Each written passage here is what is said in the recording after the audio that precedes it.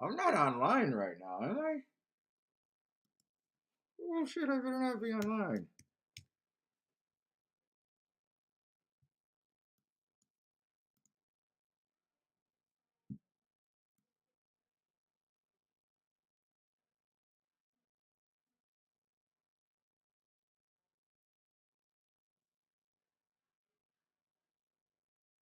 Am I online right now?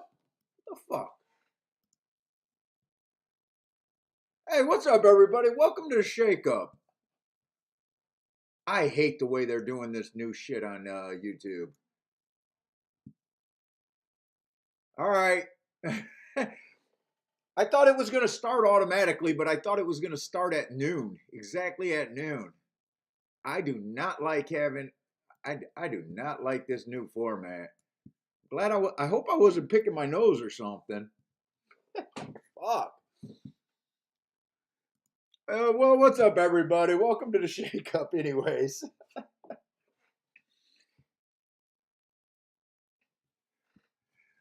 What's up? Who's here? John's here. What's up, John? Mr. Clutch? Let's see. Let me tweet this out now that I'm here. Fuck, I still want to go downstairs and grab a drink real quick.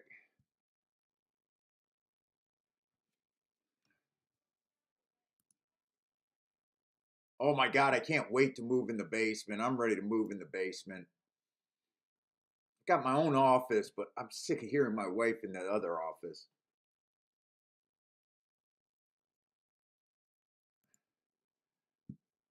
Let's see. Let's get set up. Dude, I got Gulfstream today. I am not crazy about Gulfstream today.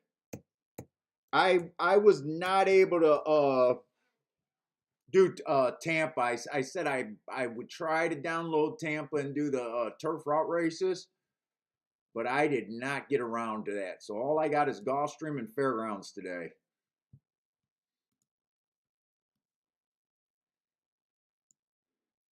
Hey, what's up, Charles? I'll be right back. I'm gonna run and grab a drink real quick.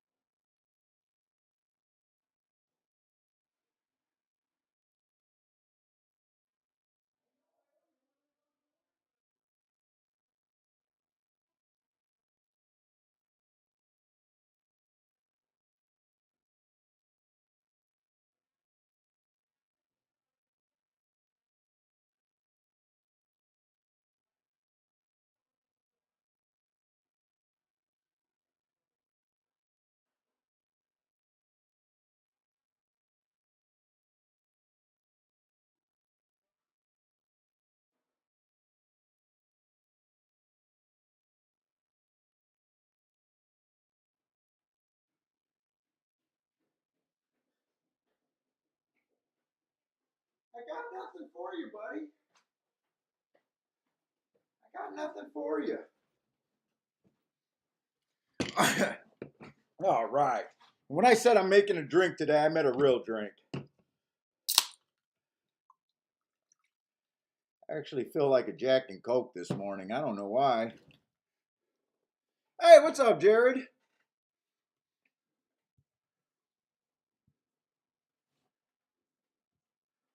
Let's see, we got 31 minutes for Gulfstream. Probably about 2 hours for Fairgrounds.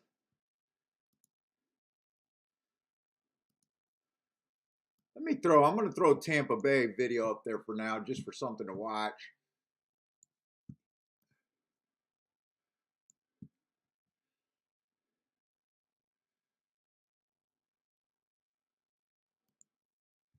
Jared's saying he handicapped everything today. He has winners, winners, winners, winners.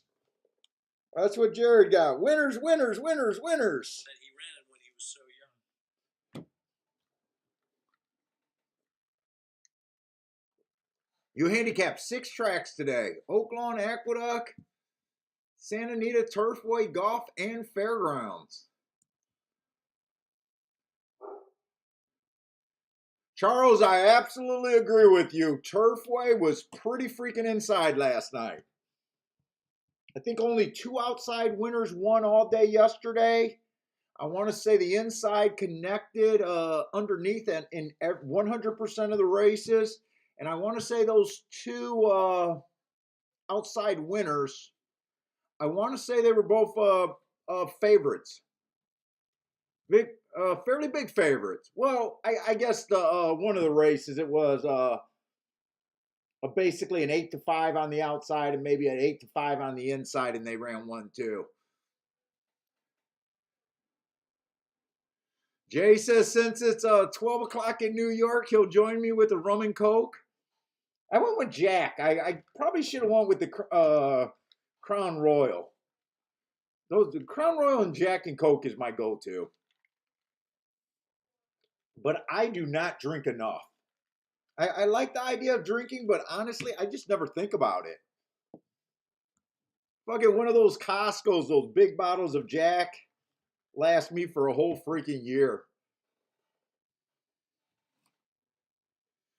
Jared hit a 26-1 at Yonkers.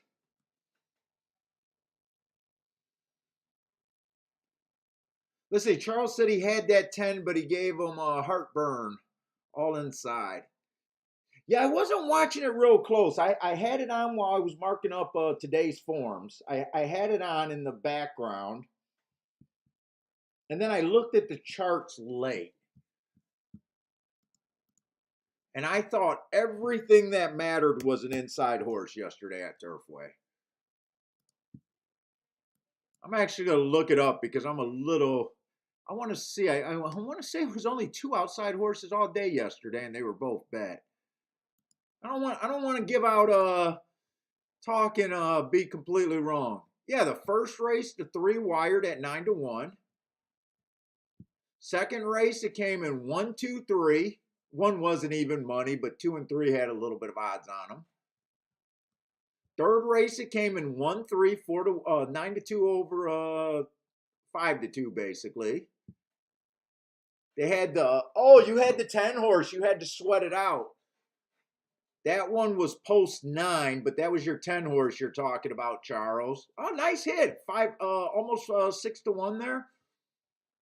The 1 ran second. The 1 was the favorite. He ran second.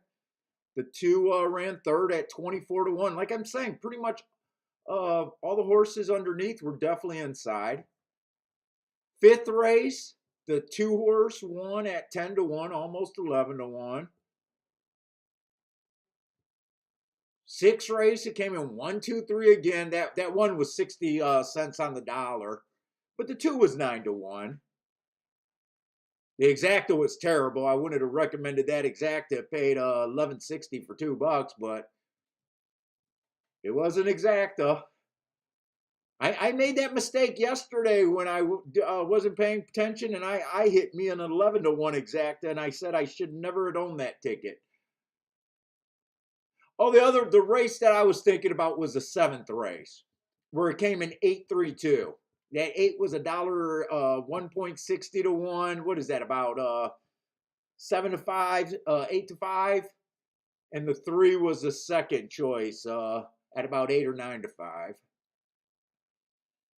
And then the last race, they finished out with a $4 or with a 4 horse in the 3 hole. Yeah, I'd say that was pretty damn inside. Hey, what's up, Elliot? Elliot says Aqueduct was all bombs yesterday.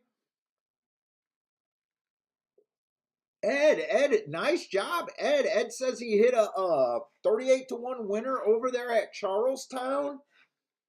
Kaboom is right. Nice job, Ed.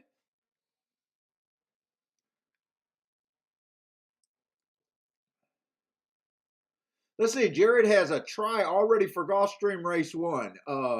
6245 in race one. Wait a minute. He got different. Wait a minute. I'm going to go with his second pick where he has the exact and the try. He has 246 in the exacta and 245. Oh, the his try is the exact same. Okay, I see what he did. Yeah, yesterday. Oh, by the way, yesterday, so we went off early. Or not early. We went off at the. There was two more races at fairgrounds when we left. I didn't care about the turf race, but the last race was a dirt race. I didn't play it. When I cut off, I was done. If I would have played it, I would have stayed on. Uh, that race came in 1-2 or 2-1. I don't remember. They were basically a cunt hair apart. I watched that race when I was getting Bentley ready for the walk. So that makes me go a long ways and really liking the call yesterday at Fairgrounds inside, thinking it's gonna probably still be good today. But I think they were both 2-1 or 5-2. So what did we hit at Fairgrounds? I hit that 3-horse at 7-2. I didn't play that many races at Fairgrounds. I had that $11 exacta that I shouldn't have owned. I should have had that ticket, but I had that ticket. I ended up losing that race just to win bet and losing like 50 cents for every 12 bucks I bet on the exacta. Not a bet I recommend, but mistakes happen. Oh, and then we went out. I went out with that 4-3 exacta, singled the 4 on top, and used a couple. I think 2 or 3 horses underneath. Got my worst combination home, and I think that one paid like 15, 16-1. That's right. I knew we were decent at Fairgrounds. Had our big hit at Gulfstream. What's up, Grandma? Grandma needs a little shaky this Friday. Grandma's a true sharp. She said her 2 big days not enough. How many of you guys haven't had even one day like Grandma has so far this year? And Grandma's saying she has not had enough. that's a shark.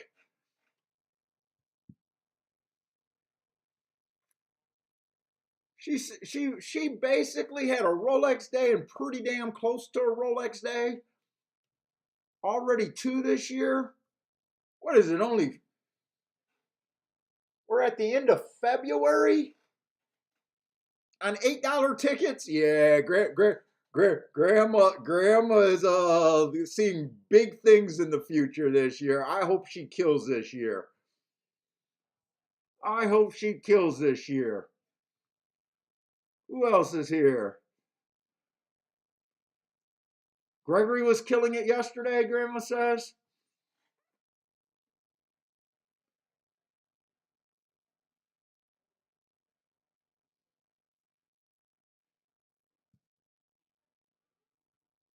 Ed L's here. What's up, Ed L?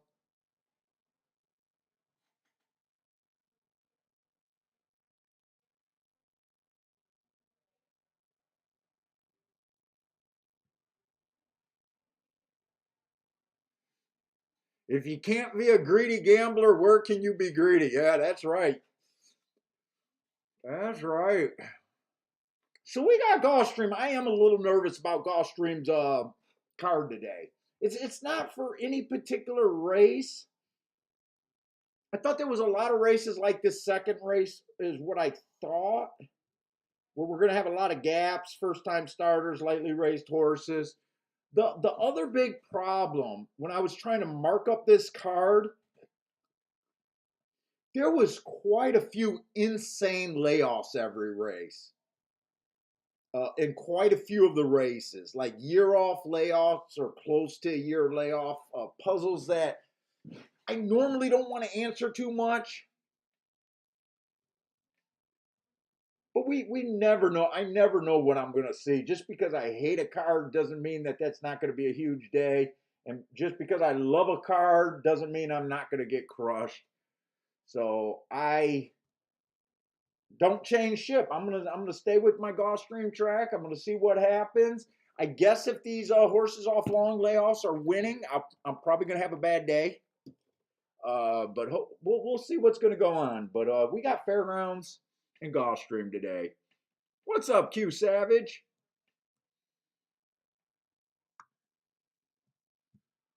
Let me just map out these races right now. I'd like to see a few more dirt races today and Tapeta routes. If I can see a few Tapeta routes and a few dirt. I don't want to see a lot of these. I don't want to see a lot of poly sprints. Ooh, a turf route. We want to see a lot of turf route, or I'm sorry, turf sprints. We want to see a lot of turf sprints. Ooh, another dirt race. Okay, that might be a good sequence. Lightly raced horses, but who knows? We might still like it. Another Tapeta sprint.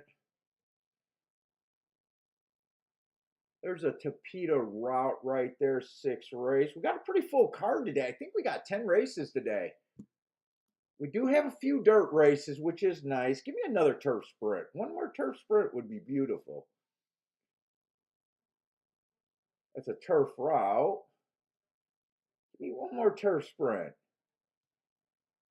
If you guys are new to the channel, man, I build profiles. I'm a big bias player. Uh, Basically, I'm just scrolling through today looking to see races that are on my strongest profile. That's all I'm doing. If you guys are really new to the show, I do all my marks the night before, morning of, but I do not go through races looking for winners. I do that now. I need to see that odds board. I look for value. I make adjustments. I don't believe in just picking horses the night before saying that's what I like and no matter what, sticking to them. This game's about adjustments, finding value, and making adjustments by that. So I have no idea what we're going to do today. What's up, Attila? Boulder's here. What's up, Boulder?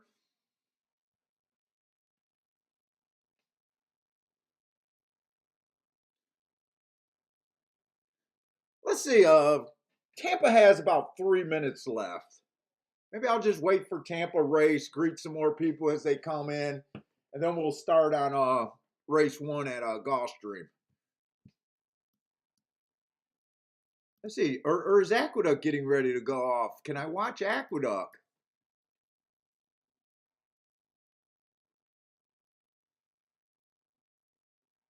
No, Aqueduct's still 37 minutes away, so Tampa's going to be the first race to go off. Zero contrast. Good morning, good afternoon. What's up, man?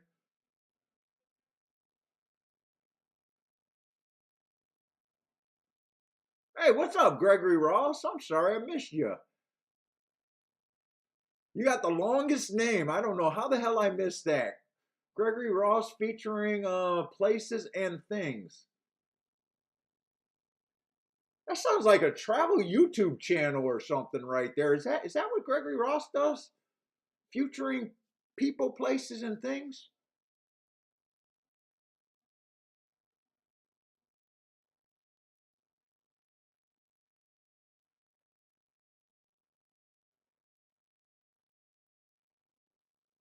Bender, what's up, Bender?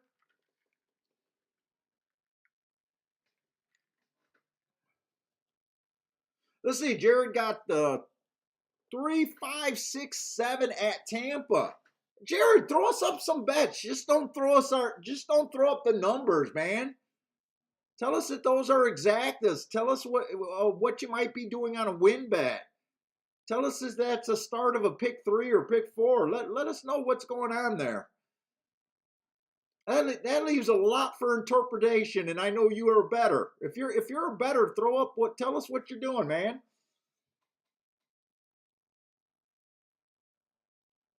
Jared wants to come back on. Is that coming back live with me?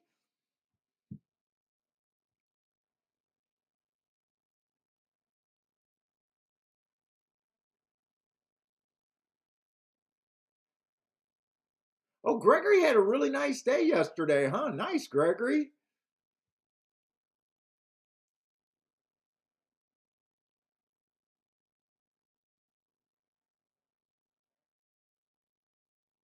Okay, so Jared likes those four horses, 1, 5, 6, 7, and a try. Yeah, Jared, just help us out, man. When you put up a bunch of numbers, just kind of tell us close to what you're going for. You don't got to give us everything, but if that's a try box or an exacta box, just kind of let us know. I think people will give you less crap if you let us know first. And then he did the 5, 6, 7 in the exacta.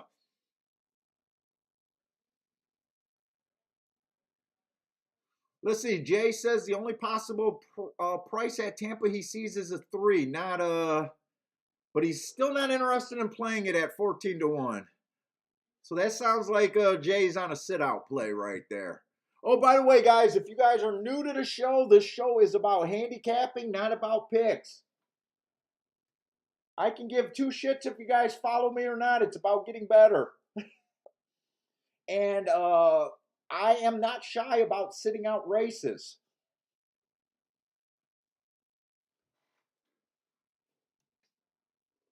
Being able to sit out races and use your handicapping to decide when there's not value, when you agree with the odds, is a real skill in this game, and will make a difference of you being a winner or loser.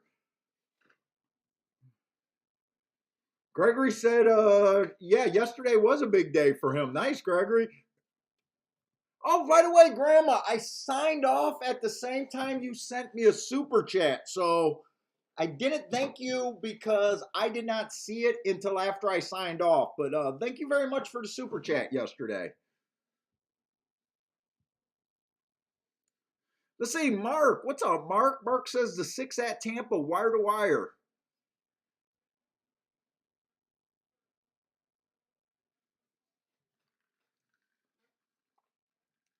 Nice price on your 6, 5-1. Nice price there.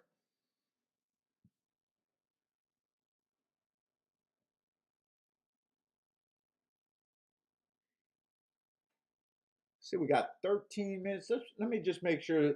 Is this a double race or what? First race is going to be on the dirt. On the dirt.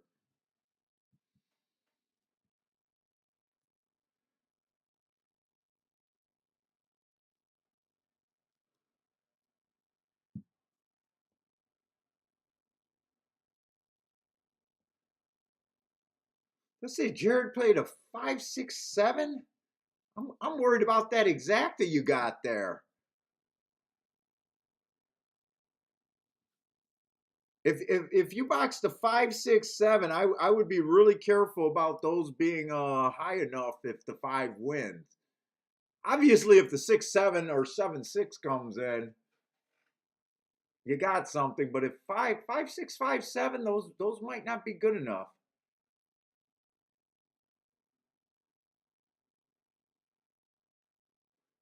Although the par mutual system does reward the brave, it does reward the brave.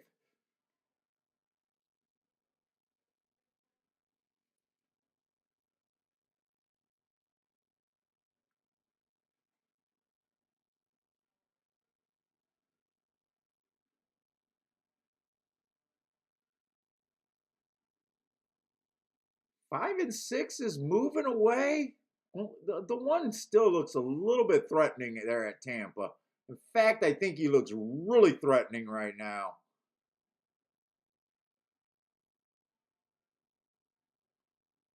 I think he looks like he's going to beat the 5 here unless the 5 can re-rally, but it looks like this is the 1's race.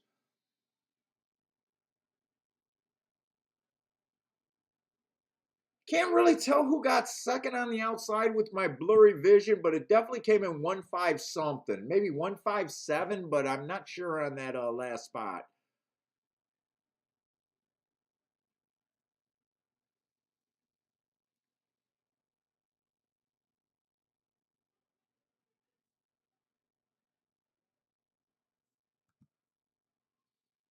Let's see, Jared to hit his try. He needs that to be the 7 that got third. I'm not sure who got third there. Was that the 7? It could have been. I'm just not sure. I think it was the 4 by a nose. I think the 4 got up there, but I think it's between the 4 and the 7 for third. Hey, what's up, Aram?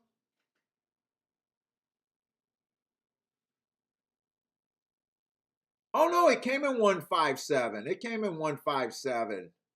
Ooh, my vision is bad. I thought third place was between the 4 and the 7. It was between the 7 and the 6. Between the 7 and the 6. All right, let's get started at Gulfstream.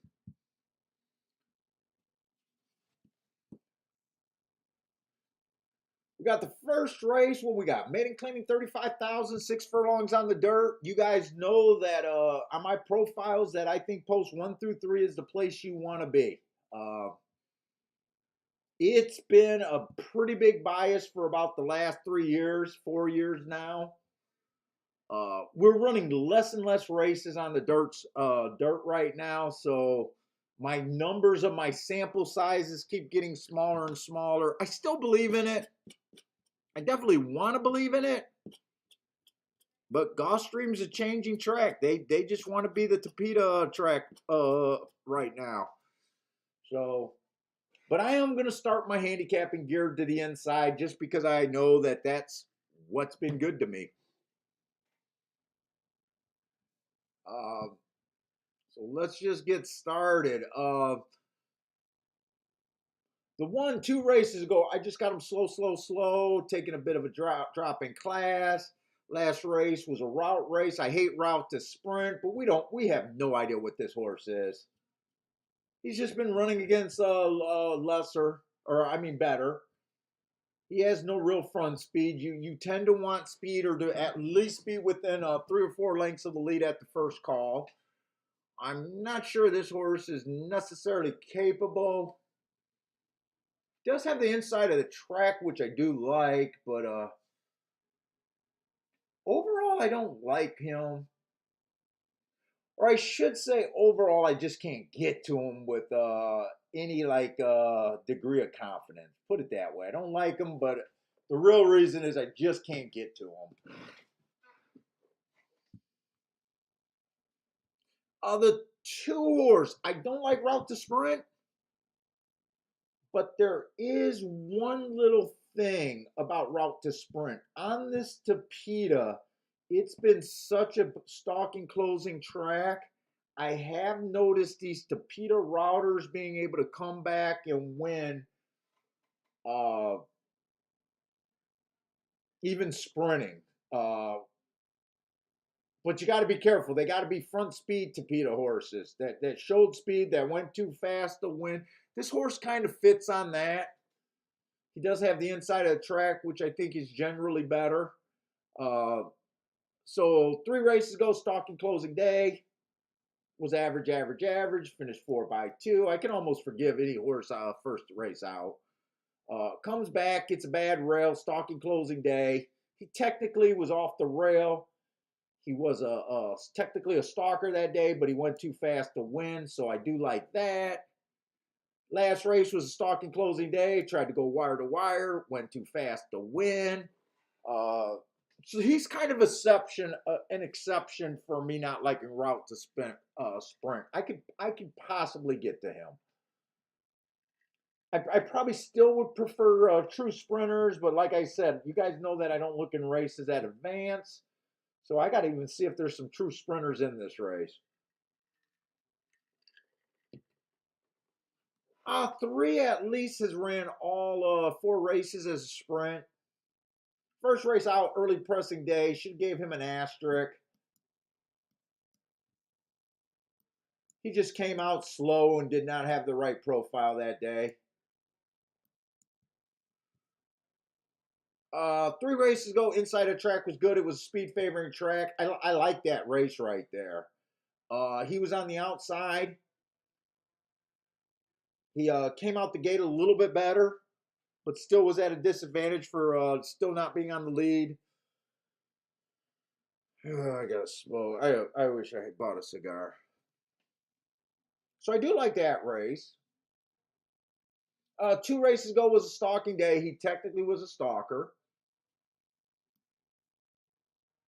I don't think that's a terrible race. He was one tick slower than the fastest winner at the first call before getting tired.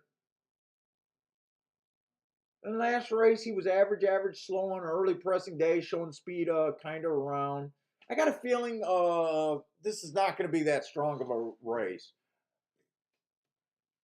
Floor's a first-time starter. I just don't believe in any factors handicapping first-time starters. So I tend to ignore them unless I think they're getting confirmed bias is the only way that I catch a first-time starter. So I tend to ignore them, and when they beat me, I don't bitch.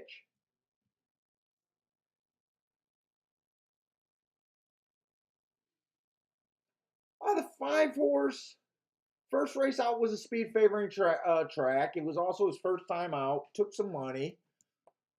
Dropping in all of these horses are basically dropping recently. So he does have an excuse that race. He then goes to a route.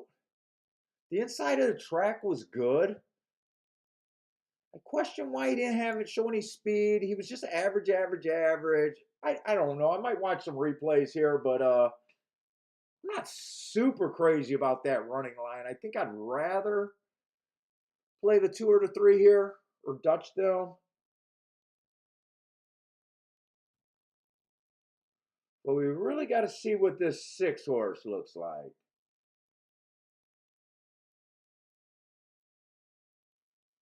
Four races ago, the rail was bad.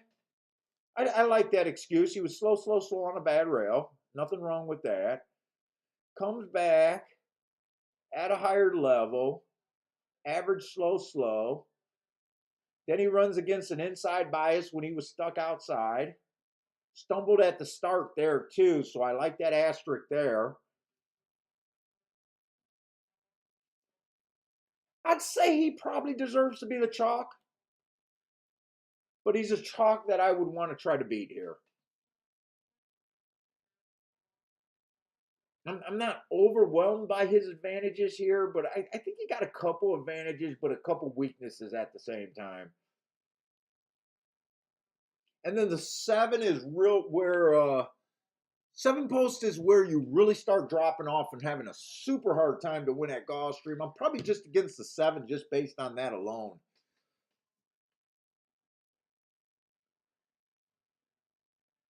So my real contenders, I just got the 2, the 3, and the 6. I'm okay with the 6 being favorite, but to me, I'd want to beat them. Let me see. Let me see what I want to do here.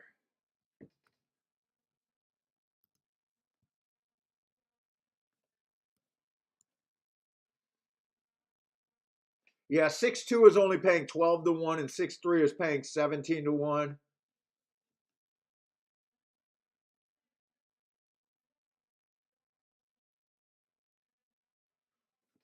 I got time to look at a replay or two.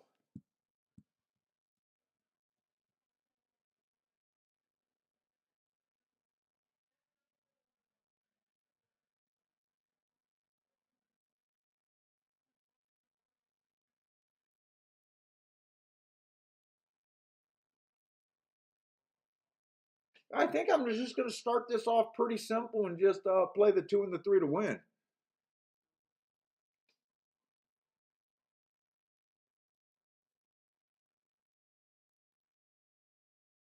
The only exact I would be interested in a 6-2-3 box, but if the 6 wins, those aren't paying good enough. 2-3-3-2 is what I would want there.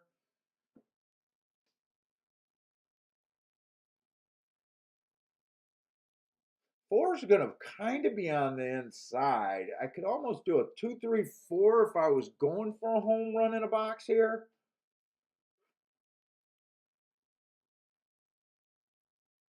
But I don't feel like I need to do that on the first race of the day.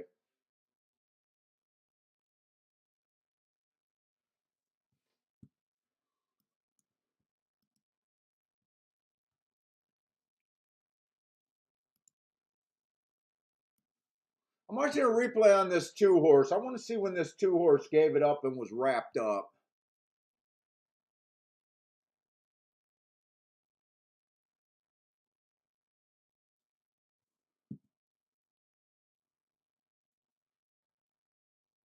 That's a real good marked race for me. I normally don't like route to sprint, but I think I can do this here. That was a stalking closing day. He went too fast to win.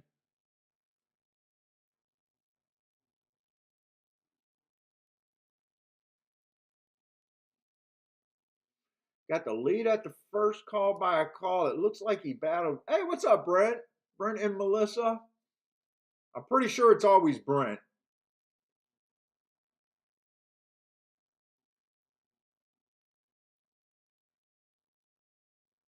Let's see.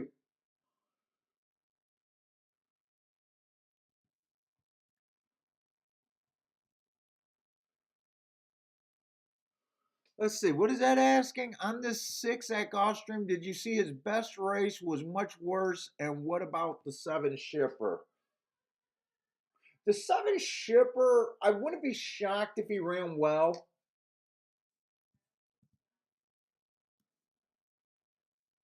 I think he's a decent price. They tend to overbet these New York horses a lot over here at Gulfstream.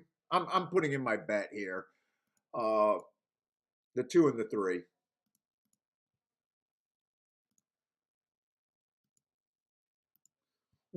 I just know that once you get outside the 6 hole, starting at the 7 hole, it really gets hard to win at Gulfstream.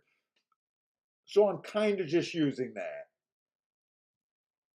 If he won, I'm willing to accept that he beats me here. I don't think he has great speed. He's lightly raced, so it's hard to tell. He did have excuses first race out. So you got to make decisions, and I'm just using that as my decisions at the outside post. Normally, you don't want anything to do with the 7 hole on out. And this being the first race of the day, I mean, the track could be fine. It could be running fair. It could be favoring the outside. You never know. I just tend to go to the strongest profile and what the track has been doing the most. And their post 1 through 3 is winning a solid 40% of all the races on the dirt there. So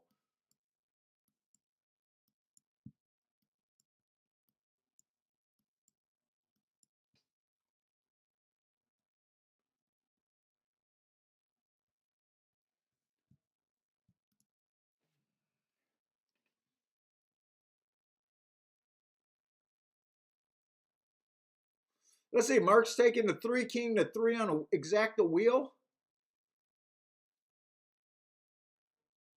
I like that because I just want 2 or 3 to win.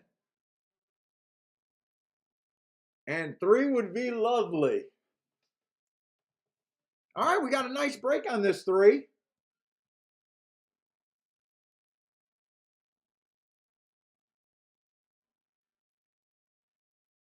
Hey, what's up, PDT?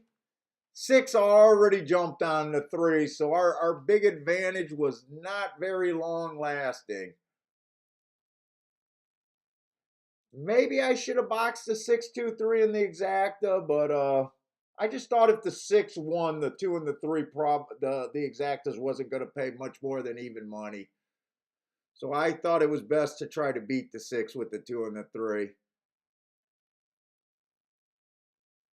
but they're not going to beat this horse.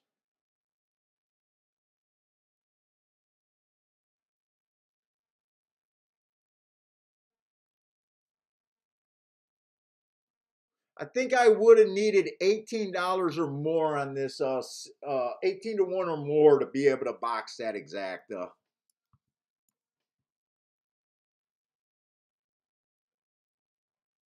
And it's paying 9, so it's paying half of what I would need. So 1 to 2 wins. 2 ran well in defeat, but I'm always going to play to where I think the better ticket is, not necessarily who I think will win a race.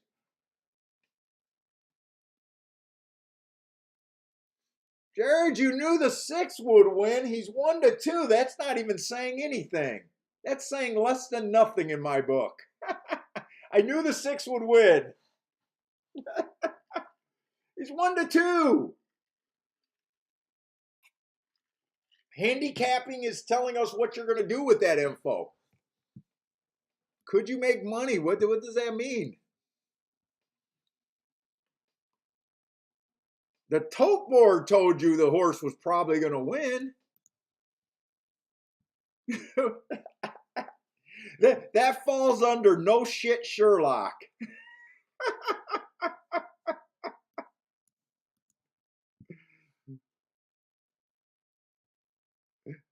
That's what that falls under. No shit Sherlock. No, I don't care that you said he would win before the race. I mean, you're talking about a 1 to 2. It's not saying anything.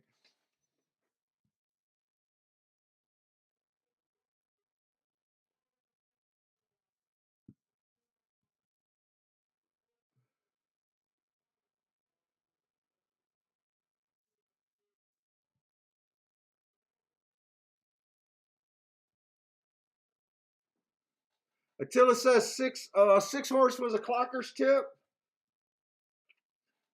I mean, 6 was no doubt. We said he deserved to be chalk. You know, we're trying to get around 1 to 2s and just trying to make things happen at a bigger price or sitting out that race. Those are the only 2 options in my book. I can't hoot and holler about connecting on a $6 or $9 exacta. Hey, what's up, Steve?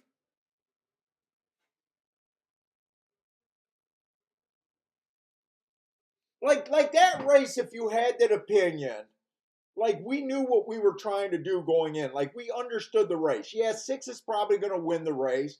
It's probably going to be 6 on top of the 2 and 3. You know, the next question is, could you really play it at the price you were given? And I thought it wasn't worth. I didn't think the payout was worth the risk. I chose to beat him. To me, that's the right move. The other right move is just to pure sit out. I know there's some guys that are going to argue you take the free money, but I always believe that these horses hurt you more when they lose than help you when they win. And I'd rather pass or take different shots on these to hit, you know, 200 to 1, 100 to 1 doubles, or, like we did yesterday. You gotta, you're playing with the long term thing. And yeah, for short term, yeah, the host looks like a moron trying to beat the 6 there. But we know that this is a long term game.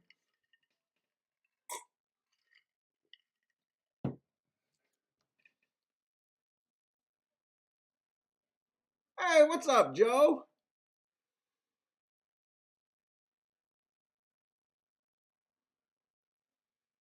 Let's see. Joe says I knew a $600 exacta would pay 500, and I still. Wait a minute, I don't get that. I knew a $600 exacta would pay 500, and I still somehow win money. I'm not sure. I'm not sure I get that comment right there. Yeah, I'm not sure I get that comment, Joe.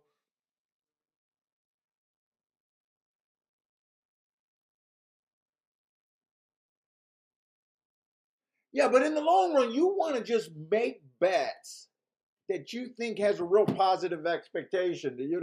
So many people think this game is about picking winners. It's more about getting paid on your bets than anything.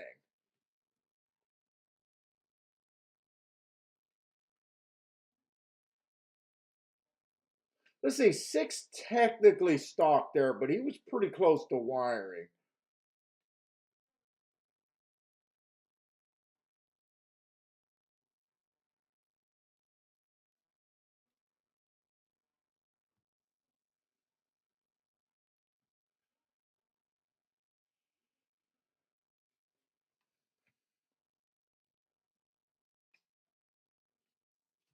Hey, what's up, Lloyd?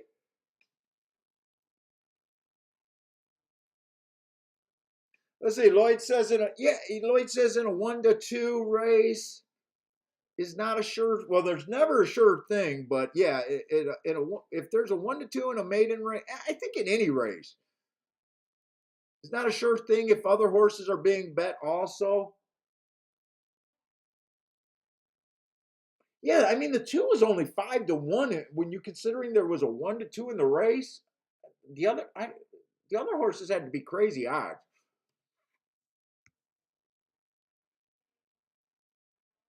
Hey, what's up? Get Carried is here. What's up, my man? King of the Pick Fours.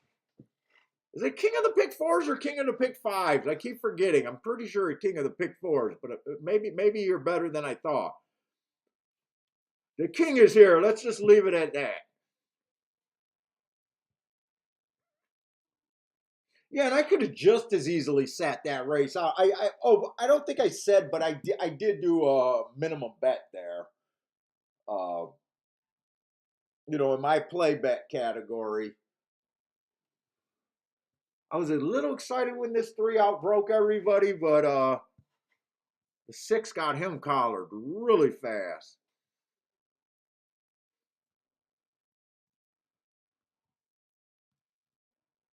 So we'll see how it goes today. Like I said, I'm not super crazy about the card today.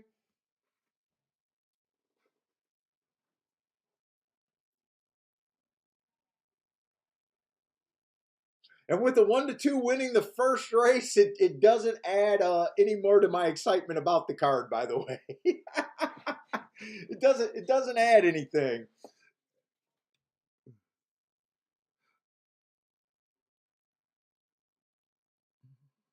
Let's see. Jared has a play over there at Tampa Bay. What is that? A pick 3? Jared gave out a pick 3 on the show.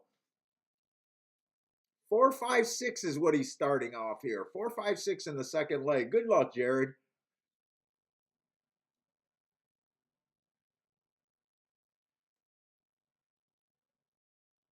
Let's see. Is this K-Phil? K-Phil 2828? Tampa Bay race 3. Oh man, I like that you came in. Try telling me the track and the bet. Trifecta key box 4 over the 1, 6, 9, 10, 18. Oh, he even gave us the price. K Phil, man, that's I like that. That's nice and clean with everything there. Good luck to you too.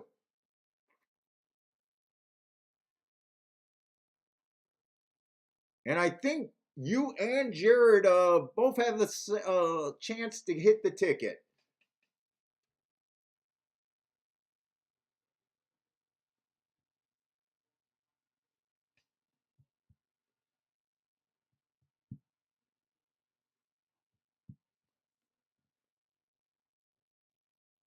I kept thinking about could I do a 3-horse box in that first race, the 2-3-6 in a box. I definitely couldn't have done that with it paying. What did it pay? 9-1.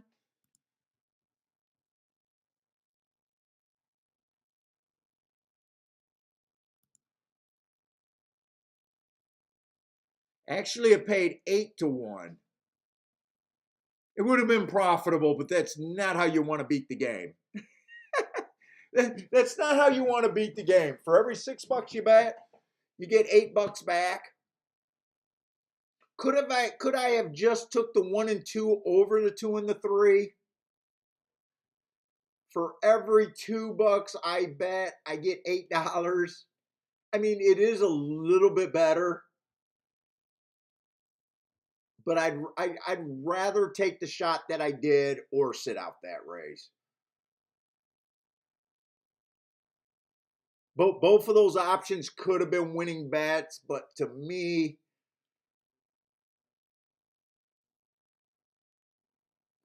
that just wasn't the right play. Different handicappers would probably argue on that, but I just feel when you take low paying combinations, yeah, when they win are okay. Unless you're a real crazy slammer, you know, they could move you on a particular day, but if you're a real crazy slammer, I think when they lose, they hurt you fucking twice as much. It's almost like that other argument that I said. You like a horse, you say he has a 50% chance to win the race. You're getting 8 to 5. By the book, that's the right play. He's an overlay. This is horse racing. There's a lot more ways to lose. Technically, it's by the book. Technically, it's the proper play. I just don't like that play. When you win that play, it doesn't move you far enough. But I can see other really good handicappers arguing the point that an overlay is an overlay. I just think there's better spots to spend your money. It's just a personal betting preference in my book, my experience. There's always like by the book, and then there's like real life, how you use something. Hey, what's up, Randall Gordon?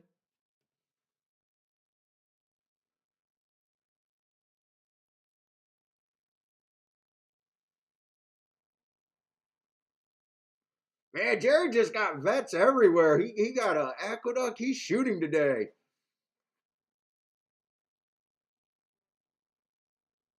Let's see. Tampa Bay's second race is off, and then I'll probably just watch this race and go right to Gulfstream.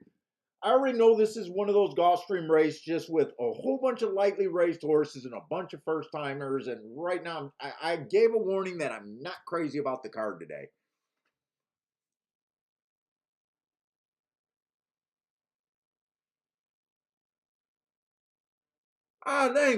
Thanks, Gregory. Dude, all this show's about is trying to get people not to trying to bring. So horse racing is such a learning curve. The learning curve in horse racing is way higher than probably any other gambling game out there. I think even poker's probably easier to get better than horse racing. Although poker can be really technical. But I think what a lot of people want, they don't. A lot of people buy these same books. We all learn. A lot of people learn from the same books, but they all put you down the exact same rabbit holes.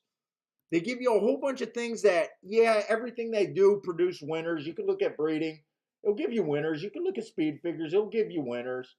You can look at every chapter in the book, it'll give you winners. But some of those winners, all winners aren't created equal. And they really do a terrible job just telling you about value and the difference of in this game, you are going to lose 75 to 80% of your bets. So you really got to get overpaid when you're right. I think that's the biggest thing we want to get across. And if we can stop a few new horse players going down some just blind rabbit holes where they get killed going down these blind habit holes and quit the game before they actually get good, to me that's helping people.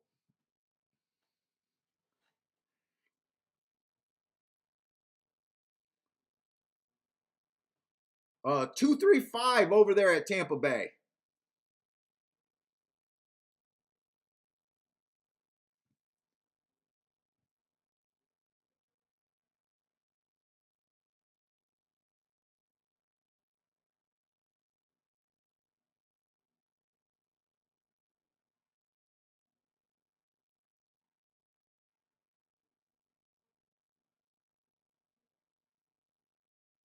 Trying to see if any of you guys had any action on this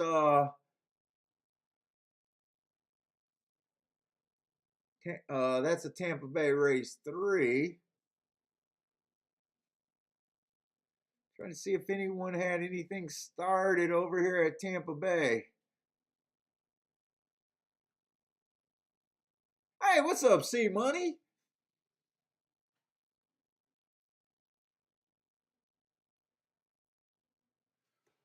All right, let's see. Let's get started over here. So right away we got let's see, we got maiden claiming 12-5 on the Tavita. Uh I like the Tapeta routes right now. I don't necessarily like the Tapeta sprints. It seems like you can win from anywhere on the track right now in the Tapeta sprints. Seems like you want to be speed or stalkers. It seems like closers are at a disadvantage. Closers, my definition is 5 lengths out or farther. But I really like to find advantages in a profile before I get really comfortable. And so I got that going against me on this race, and I got a bunch of lightly raced horses here.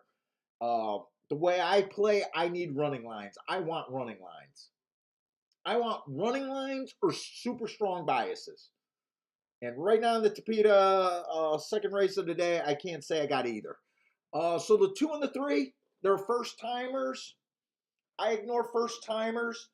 And if you guys are new to the show, I'll just tell you why. I don't believe in workouts. I don't believe in breeding. I don't believe in trainers. I don't believe in jockeys. And if I don't believe in those things, it's almost impossible to come up with opinions on first time starters. So I can't fake the funk.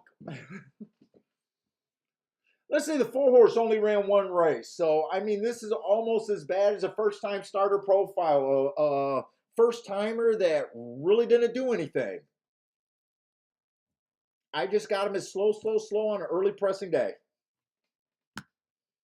The 3-horse, exact same thing. Slow on an early pressing day. I will say both of those, was that the same race? No. They also looked like they chased the pace on one of the slower races of the day. Because when I say something's slower than the slowest race of the day, you want to see that horse, how many lengths he was behind that pace. If he was 1 or 2 lengths behind, you can guarantee that that was one of the slower races of the day. But you got to kind of know what type of horses you were. Just knowing that would tell you that if the horse was a off the pace horse, he probably had a hard time cutting into the lead. But with only 1 race sample, we don't know what he is. He could be a front runner and couldn't get to the slowest pace of the day. That makes that race shit.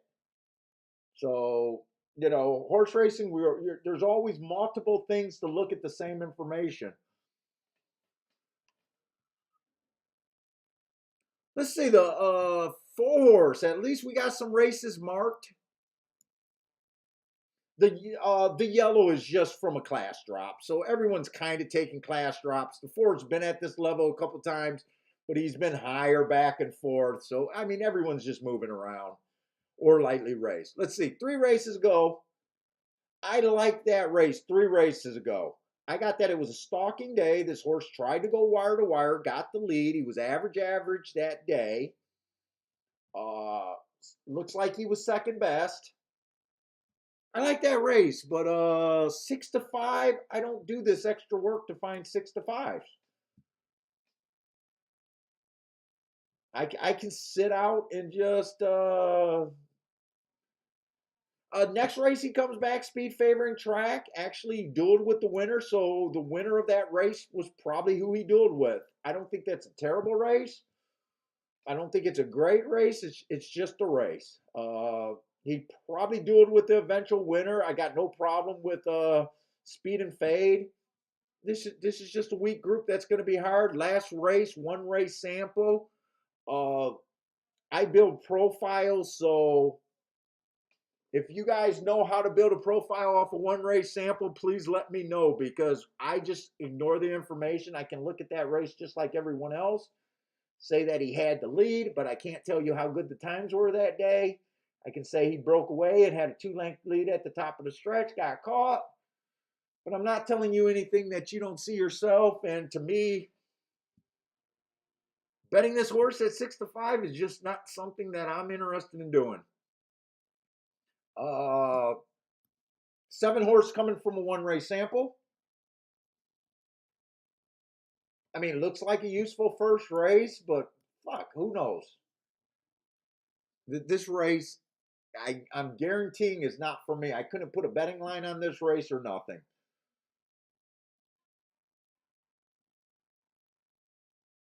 8 might be a little bit interesting. He could possibly take a step forward from his last race. I had that it was an inside speed favoring day. He was outside and he had no speed. So I think he was at a disadvantage. I can see him taking a step forward, but we're good at seeing the improvement of horses, but we don't know. Does he improve a few points? Does he improve 10 points? There's no way to say that. I just feel like he can improve off of that race, which does put him in contention. Uh, 9 horse has a bunch of excuses. The Tapeta, like I said, you can run from anywhere, so we're not worried about the inside necessarily here. 4 races ago, this horse ran on a bad rail, asterisk. So I think there's an excuse on that race. I love when I give a horse an asterisk and he comes back and he improves.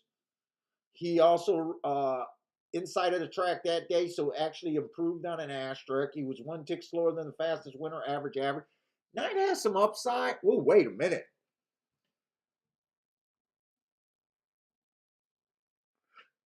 There's another important lesson. Value makes bad races that you don't want to play all of a sudden acceptable. I was not interested in this race, barely interested in this race, but I got this 9 horse with an excuse every race at 21-1 in a weak field. I don't understand this field, but I do understand 21-1, and that's what I'm always trying to get to. So I like his race 3 races ago. I like his race 4 races ago. Uh, that route race on the Tapeta, he went too fast to win. Hearts are an excuse. And then last race at a higher level, I'm interested in this 9 in a race that I don't like. He's the horse that I can get to. And I don't have to be right very often with him.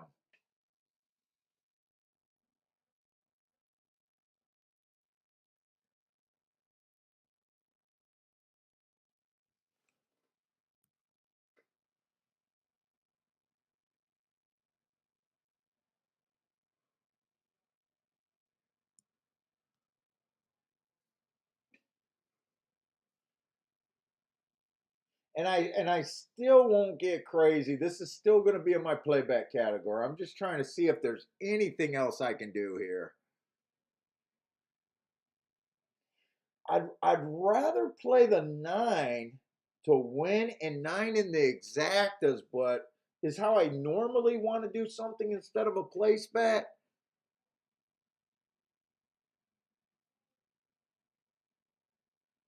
It's really hard for me to put a betting line on this race. I'm going to be conservative and say I think he should be around 10-1. You're getting over a little over double. I'd like to do a place bet here. It's almost would be. I mean, I'd rather do an exacta than a place bet here.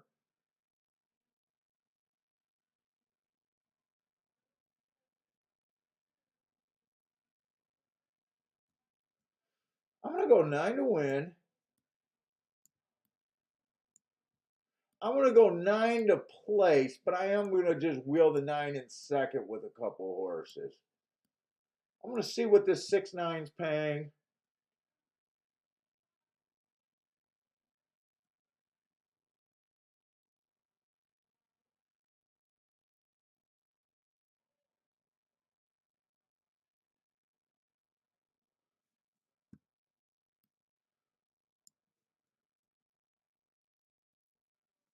Basically 5, 6, and 7 on top of the 9. 9 to win. And 9 to place. And I am going to do this in my playback category. I really wanted to sit out this race, but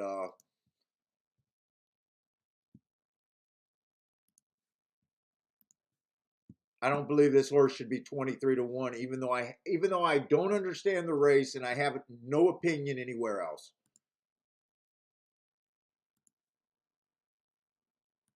This almost feels like that 38 to 1 that I had run second yesterday, that I didn't play quite properly, mostly because I was having a really good day and didn't need the race, so I was just trying to keep bets down. That's almost what this race feels like. Let's see, 5, 6, 7 on top of the 9.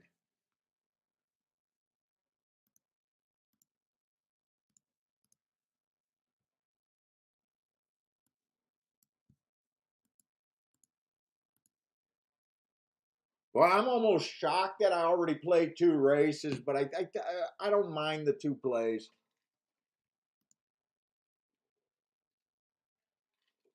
Joshua Kuhn's going to take a risk with me with this 9 horse. Now, if he gets, I like the bet as long as he's around 20 to 1 or higher. But if he drops down to 10 to 1, 11 to 1, 12 to 1, I'm not going to like the bet. Because I'm only thinking that fair value is probably about 8 to 1 or 10 to 1, somewhere around there. So, you want to get overpaid. So, we don't want to see the late money drop.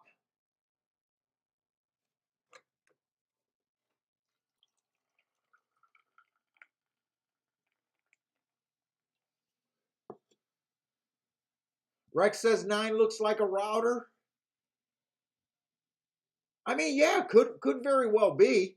But the thing that really got me interested, I do agree that route was his best race to me. But he ran against a bad rail, he ran against a good inside, and he ran against a speed favoring track. He's only ran 1, 2, 3, 4, 6 races, and I only marked up 4 races, and I think he got an excuse in every race. Now that doesn't mean he's anything. It still doesn't mean he's anything. But you gotta find reasons to get to horses that matter. What good is it for me to keep building on the favorite, keep building a case for the favorite? We decide the 6, yeah, I could see him being bet. And I can see some deficiencies in here. He's already ran a couple races at this level and missed twice, where we got a lot of lightly races horses dropping. But I just don't think that you should build cases for a 4 to 5 horse. You either like them or you don't. I'd rather dig on something that makes a difference in a day instead of, you see some of these guys, they'll just keep going. We got Ortiz, we got front speed, we got class, we got the speed figures, we got. And then at the end of the year, they're not any better than you are off.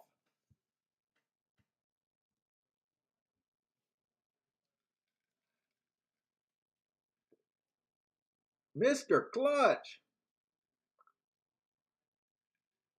taking Paco at 14 to 1 on the 3. Who was the 3? 3 was one of the horses that only ran 1 race. Oh no, 3 was a first time starter. 4 and 5 were the horses that I was thinking.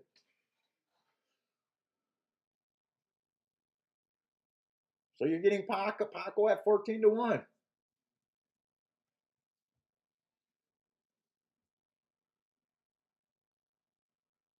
Let's see, Just Mark. What's up, Just Mark? Like the 2 7-11 in a box. Rex has the 10 6 5, and I can see we're all over the place. Ren is due like the 2 6 9. Everyone's all over the place. Clutch is on the 3. Rex got the 6 there.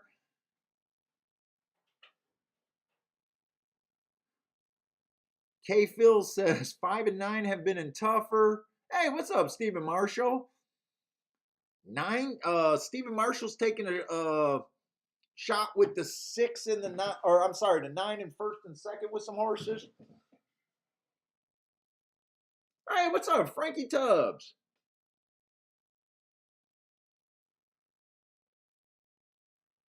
Frank, Frank, is that Vallis? We got two Franks. Well, we got a Frank and a Frankie Tubbs. Okay, so Frank likes to tend to win place and show. 6 got the lead. No real surprise there. You're going to be holding your breath at even money for the 6 to win. Did my 9 come out interested or not? I'd like to at least see the 9 interested here. He doesn't look extremely interested.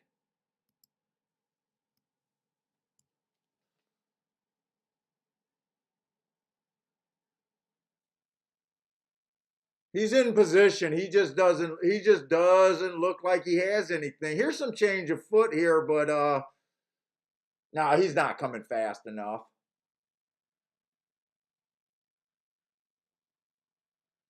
He's not coming fast enough. He might get third. No, probably fourth. Six ran away and hid. The Chalk Boys get to breathe another day.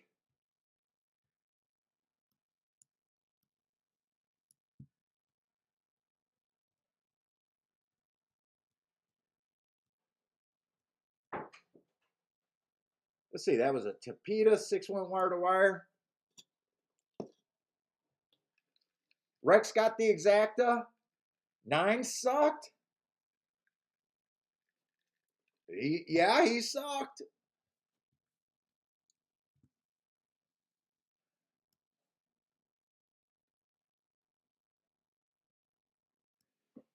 And 9 went down to 15 to 1. I'm not as happy. It doesn't really matter that he got bet down. To me, the bet would have been better if he stayed above 20 to 1. But we know they're betting things down and stuff.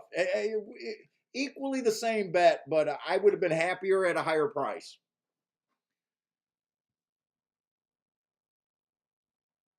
Joe's calling out. Yeah, it does look like chalk stream so far today, right? I gave the warning that I do not like this card.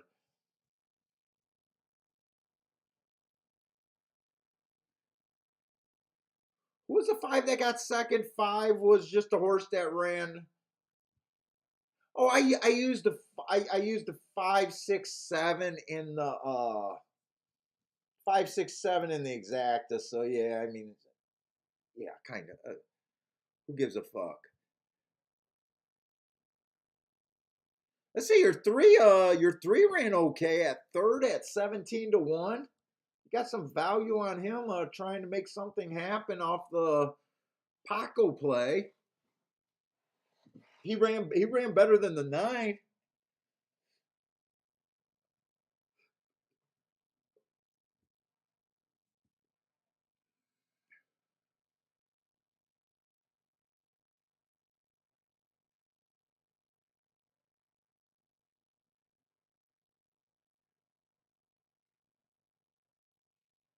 Let's see. Never.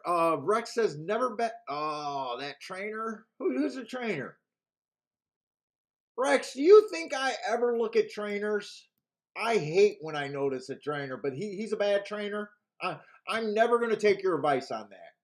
I'll never take your advice on that. But he's a bad trainer, huh? I can't look at things that I really don't believe in.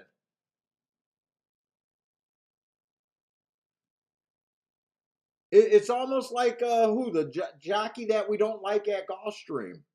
I'm still gonna use them. I've been warned. I've been warned by you guys, but I'll still use them if I like them.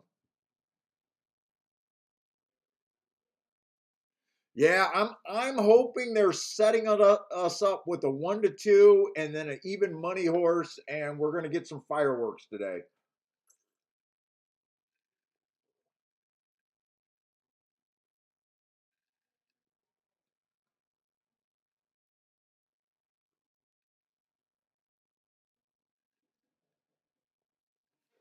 Where's my jacket? Let me grab my jacket. I'm a little chilly again.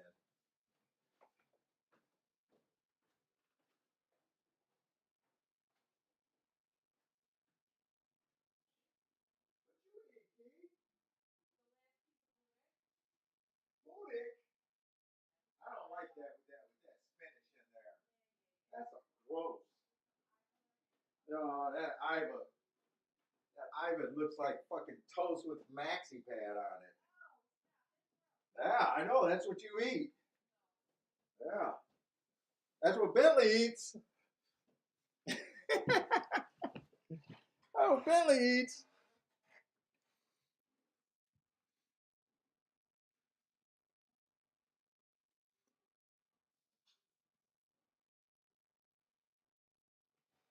Let's see. Lowest form of capping, Paul says? What's the lowest form of capping? I got to find that.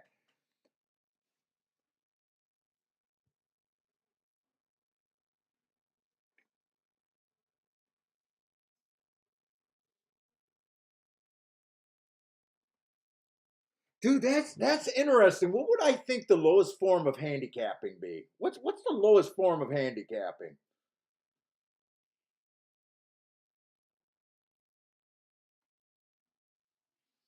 I think it's my old dude at the track that I used to sit near on an old day. We had oh, what would be the lowest form of handicapping?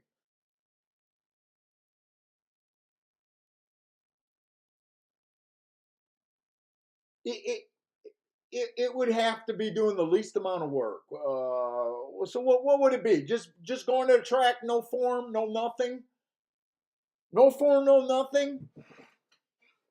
Basically betting ABC tickets just because that's where the board's at. That I guess that would be what I would consider the lowest form of handicapping. Not even now. Some of you handicappers actually do that with your selections. You think you're handicapping, but the lowest form would probably just be someone walking in the track and just betting the low price shit right off the board.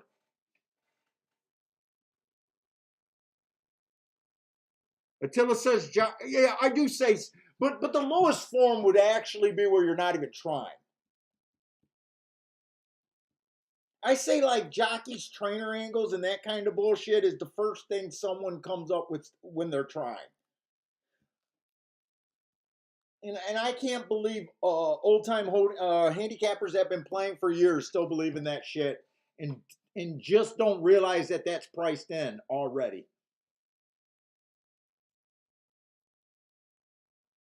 Like there's no way that you get to see Irad and no one else gets to see Irad on the horse.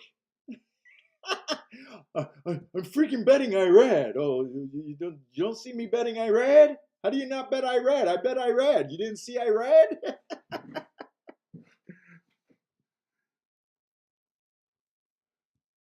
Yeah, he's good. He's a leading jockey. That's what your buddy said 10 minutes after he'd been at the track his first day there. Who's the best jockey? Who's the best trainer?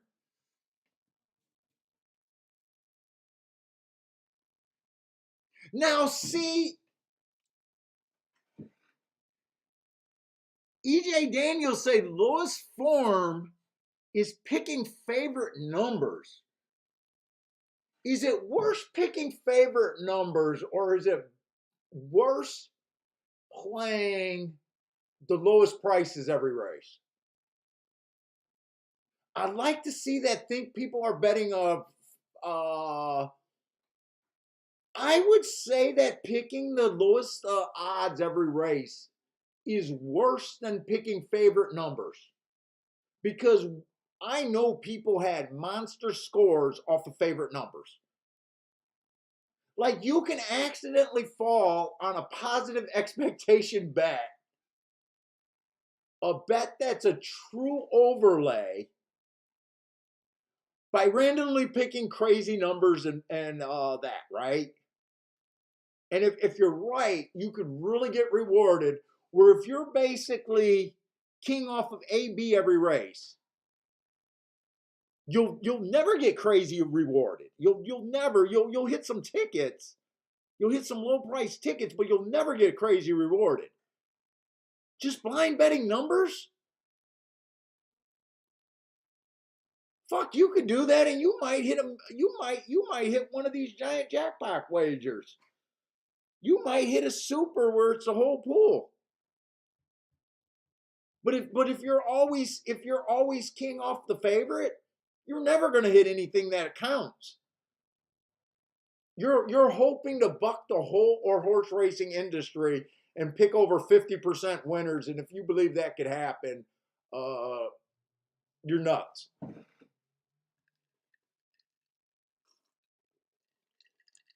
Hey, what's up? Not today. Yeah, so it is a terrible way to bet. I will say it's a terrible way to bet, but you can accidentally land on something huge that way.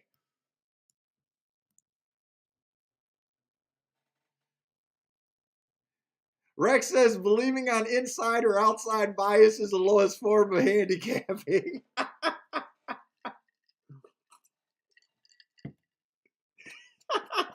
So Rex, sometimes it feels that way. Sometimes it feels that way. Sometimes I'm as confused as everyone else out there.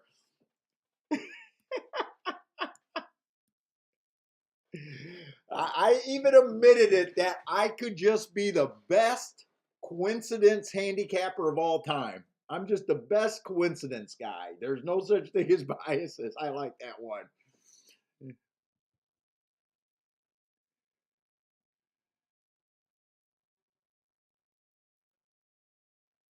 Daniels says his buddy swears 5-2 comes in all the time, plays every race regardless. Oh my God.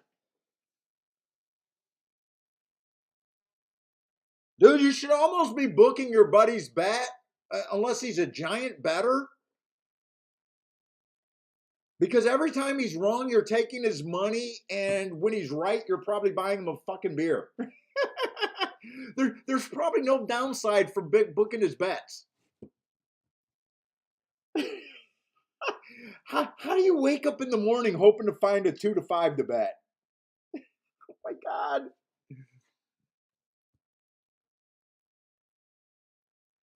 See, Money says the worst form of handicapping is tape following his picks.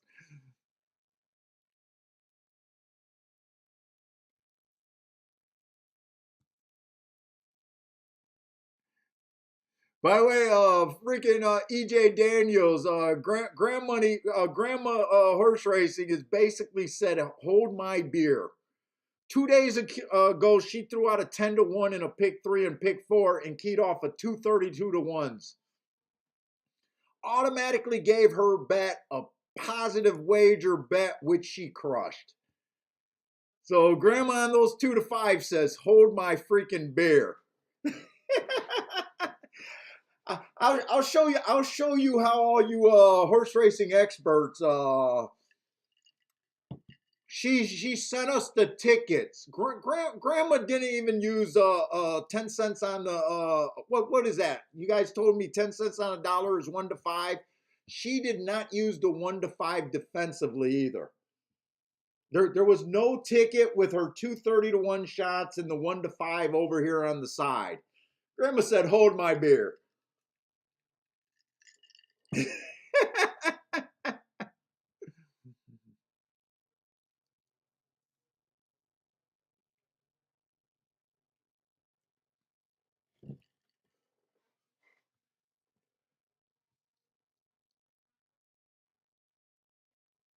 All right, let's take a look because this is a turf sprint. This might be my best chance at Gulfstream. I'm nervous about the card, and part of the reason was because of 2 races we had already with no real upside.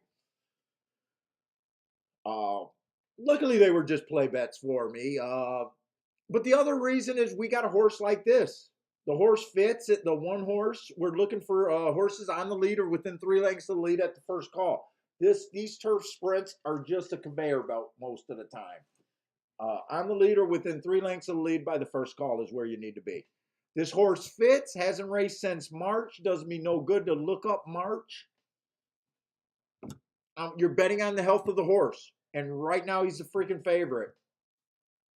I think he's a terrible bet at 3-2, but I just thought that the two favorites were bad bets.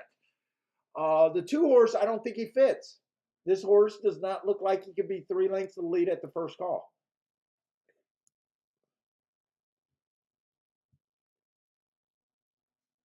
This Tampa horse, at least he got some front speed. If the one's not right,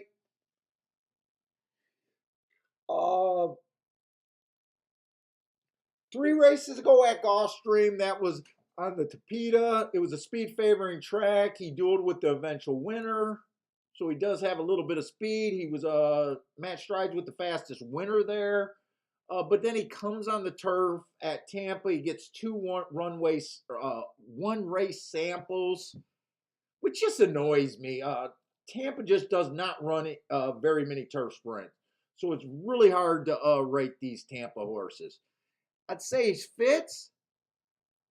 Let's see how much other speed, because at 30-1, I'm not scared to play him. But let's see what other speed is in this race. The 4 does look like he fits stalking.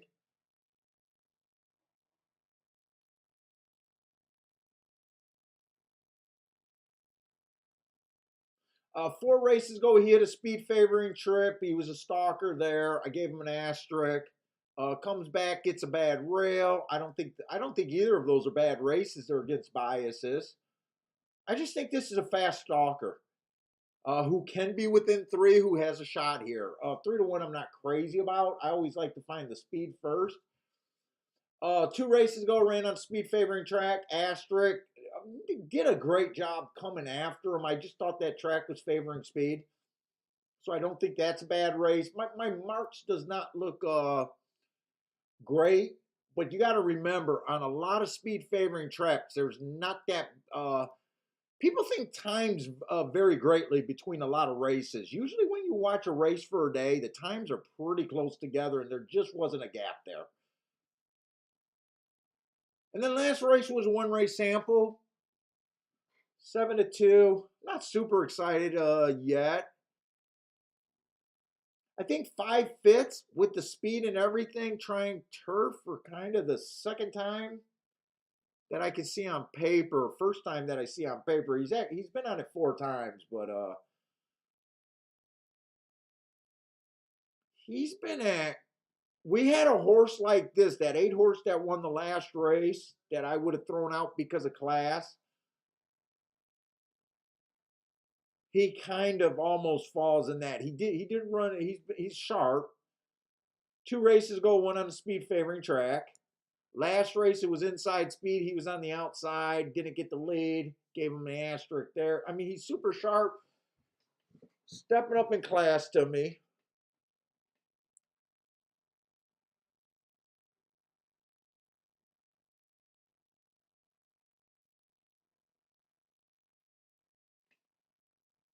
He just ran with the 6 horse and was faster early than the 6.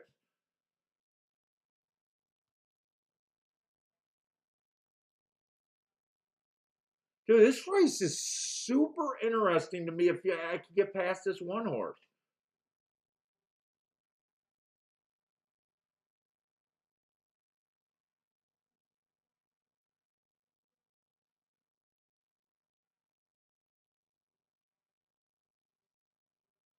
Oh, 20 and oh no, that's at Tampa, not at Gulfstream. I thought that was at Tampa. 20-4 is dude, I kind of like the 3. I can see the 4. I can see the 5 under the super circumstances. 6 kind of fits. I think everyone kind of fits.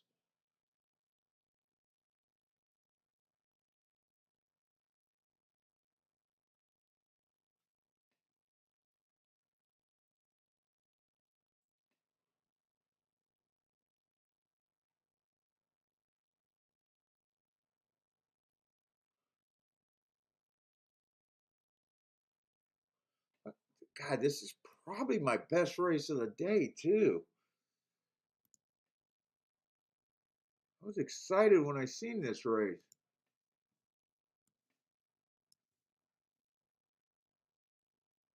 Trying to watch some replays real quick. Want to see what happened to this 6 horse because some days he got speed, and last race he was farther back. He just rated. Nothing really happened there. Does he quicken? He doesn't really do anything. It was an inside speed favoring day. One went wire to wire.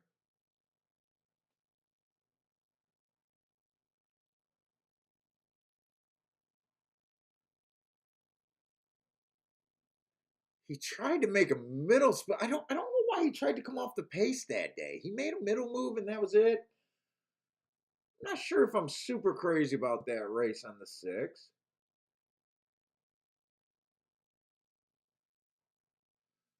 The 7 was in that race. He chased the 1 horse. It was an inside speed favoring day.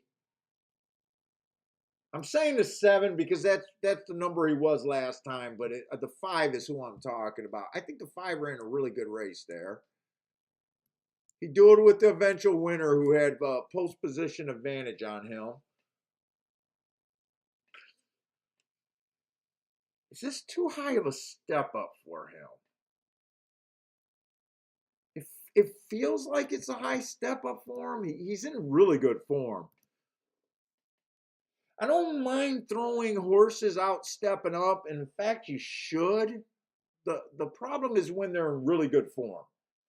And I think he's in good form because he ran a really nice race against the bias last race. So I think he's in really good form and just not okay form.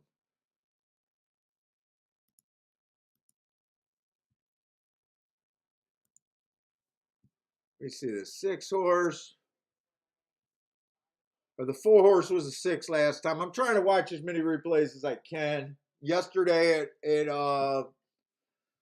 was the difference in that basically $100 exacta that a lot of us hit.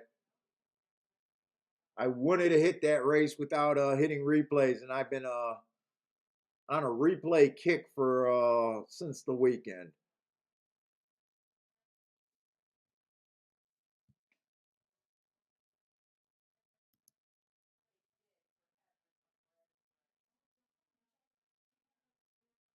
Four got a really nice break. I think four is going to be tough here. Four can let some horses get in front of him, but I still think he's going to be tough.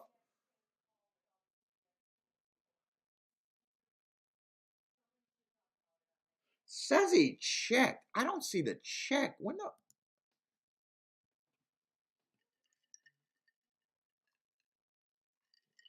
he got the lead. When did he check? Only the 8 gets in front of him. When is this check? I keep looking at the wrong horse. It's a 6 I'm supposed to be looking at.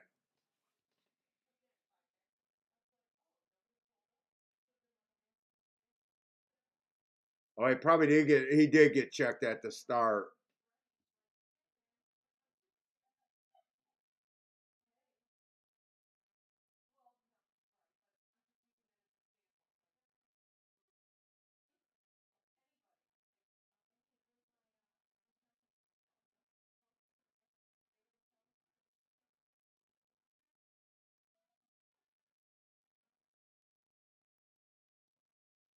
I think he was checked quite a few times. Let's see, we got 0 minutes. I'm still trying to decide if I want to do anything here.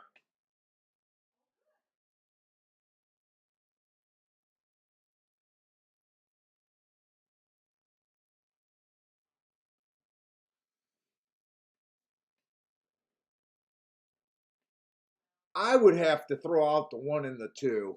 I would have to throw out the 2. I think I'd want to. Let's even see what I'm thinking about. 3, 4.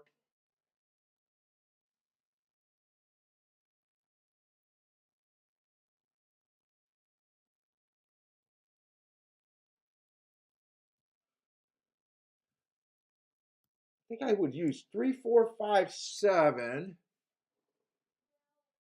3, 4, 5, 7. Who was the 8?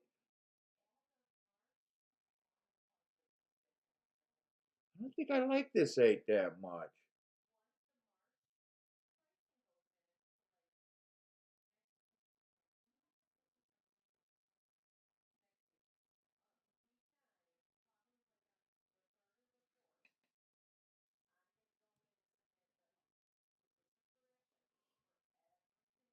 Who do I feel like I want to key off of though?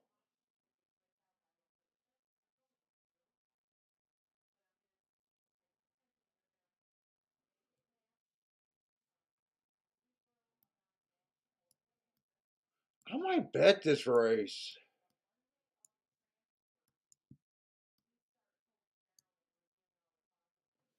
No, no, no, not 3, 4 to win.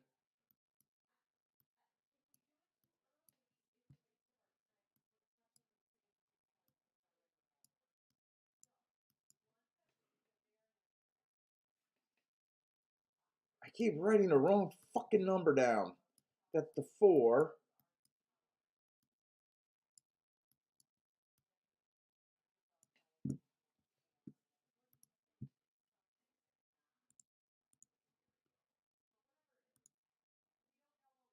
3 and 5 to win. I don't know if I'm going to get all of this down.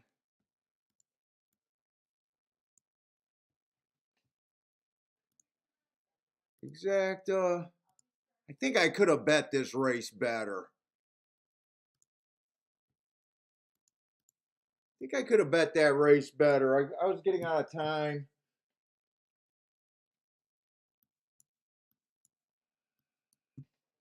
3 and 5 to win.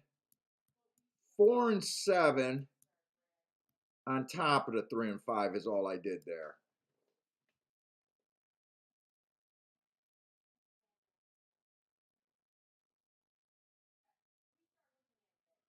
I think I could have been more aggressive, and I think I would have been more aggressive if I didn't play the 2 play bets already. I gotta walk. My 3's in the lead, and my 5's right there. Come on, let's get this home.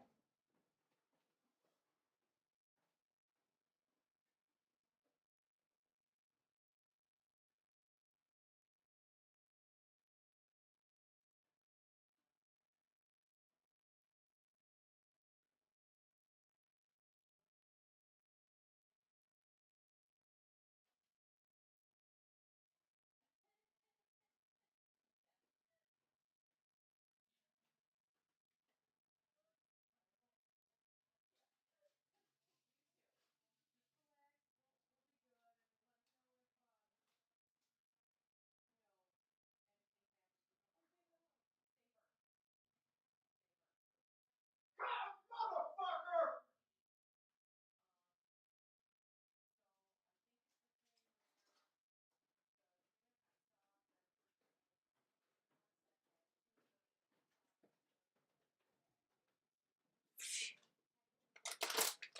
I thought I had that 4-3 exacta. I thought I had that 4-3 exacta.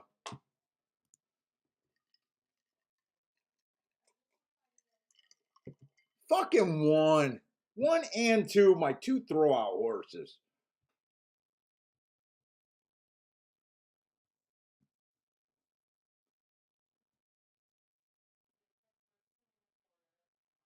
How do you get so tired so close to the wire?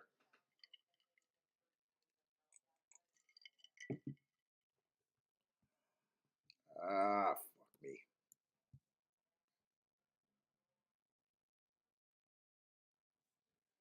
Man, 3, I think, ran a pretty decent race. It's just disappointing that he couldn't hold on, and we just got this chalk festival, and I'm just trying to make something happen.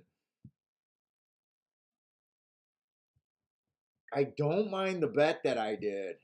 I really don't mind the bet that I did.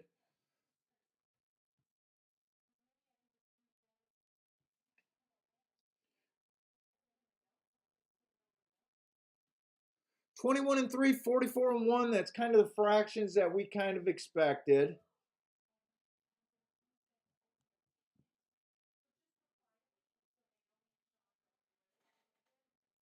I probably didn't have to use the 5 at all, but I just wanted to use them.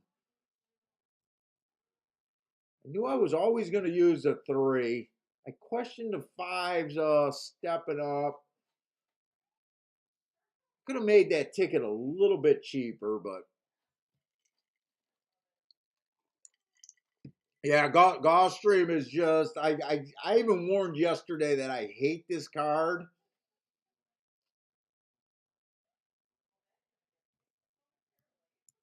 4 came off the pace. I'm wondering how far 4 came off the pace.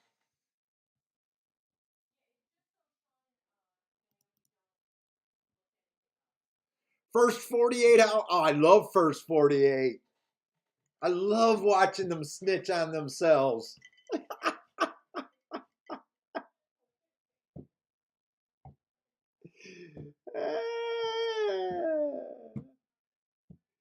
I love watching people take risk for nothing.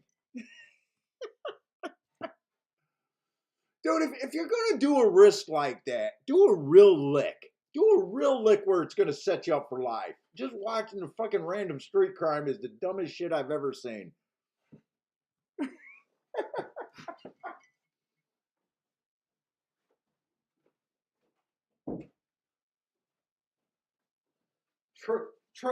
Trading my life away for almost nothing. First 48.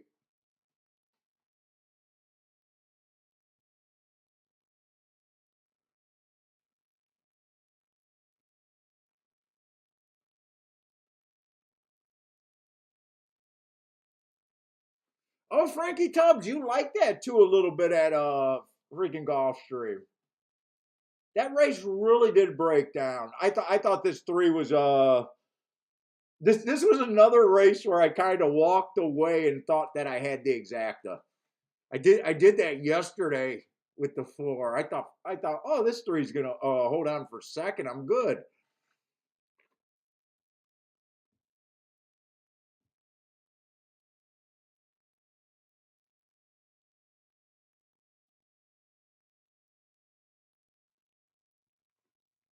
Hey, what's up, Elliot?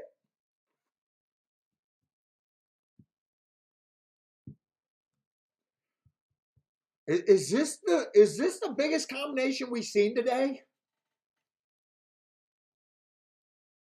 An exacta paying $20 for $2. It's been pretty rough at Gulfstream today.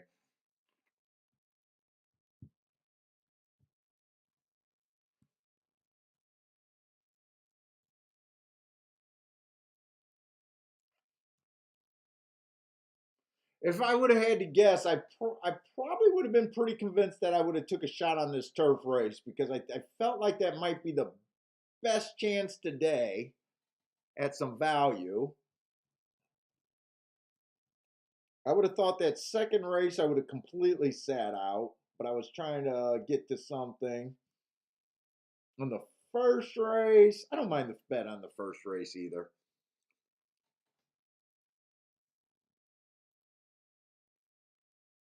Chalk City. Is this going to be a Tampa? When is Tampa? Is Tampa on the turf today? They're probably on the turf today. Did they run a turf route yet? Third race was a turf route.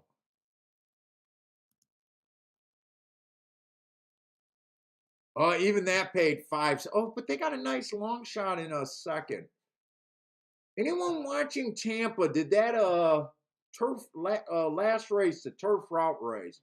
Did that 6 come off the pace?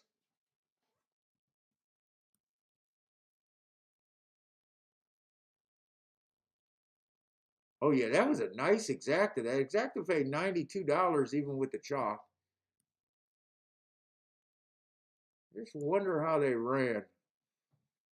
I was trying to do that, but I had too much work to do last night. I was up till 11:30 marking this shit up, and I still had stuff to coming. Joe says Paul Longshots is coming in today. Hope you find it. Me too. But you know what?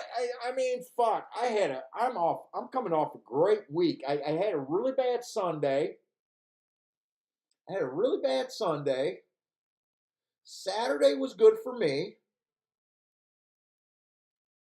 I played a rare Monday and Tuesday. Both of those were very good for me, and yesterday was very good for me. So I got nothing to complain about. Oh yeah, Wednesday was good for me. Wednesday I got that bailed out nice hit with Bender in the last race. That's right. Wednesday was good for me.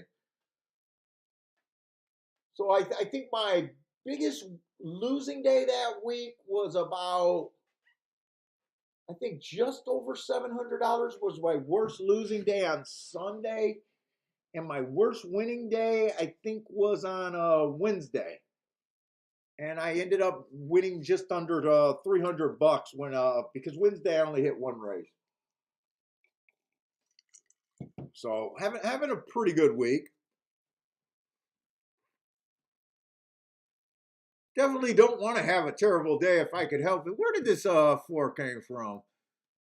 So four was always in position. So that's what I wanted. I knew the four came from behind.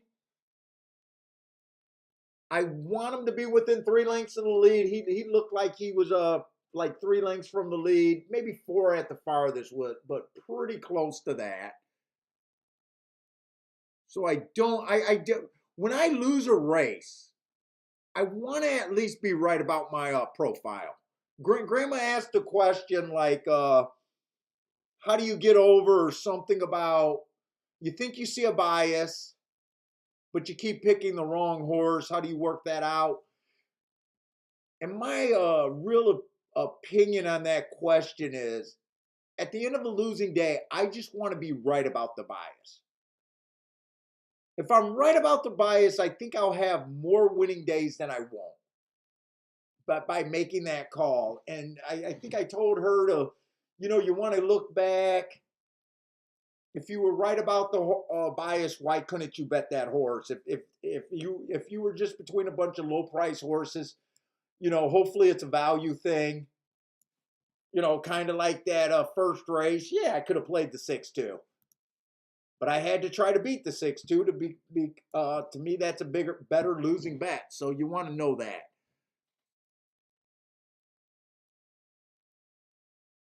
So I don't mind the four winning. I don't mind the one or two coming off the pace. They were no threat to win, but they can close and come in second.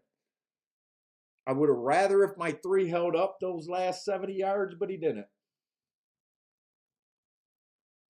And we got another lightly raced horse. Lightly raced horse, lightly raced race. I probably didn't even have to tell you that if you guys handicapped this card before me today, and you're a fan of the show, you probably would have said, "Ooh, Paul's not going to like this card that much today."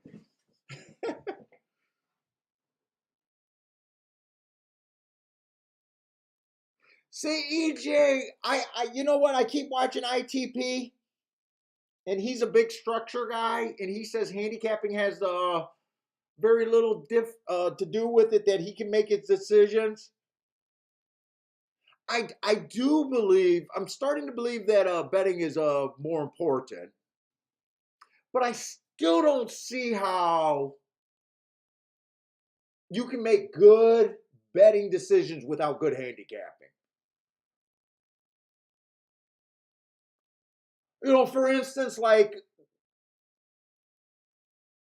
the races we break down, it takes a lot of work to even decide a lot of times how much I like a chalk or dislike a chalk.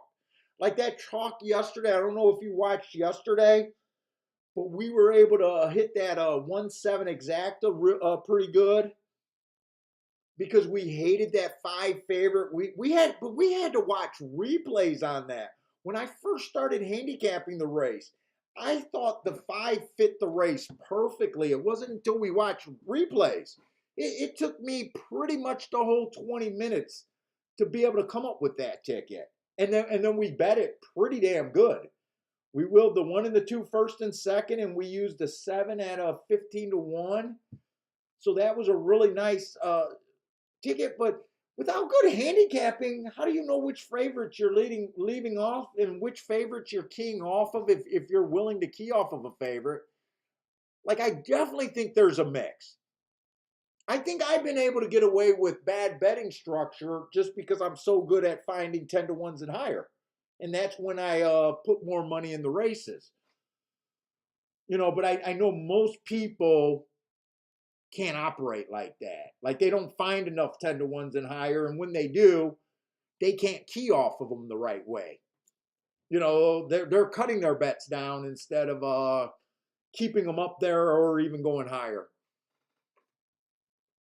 I'm not always sure about because I got to go really deep into finding a lot of plays.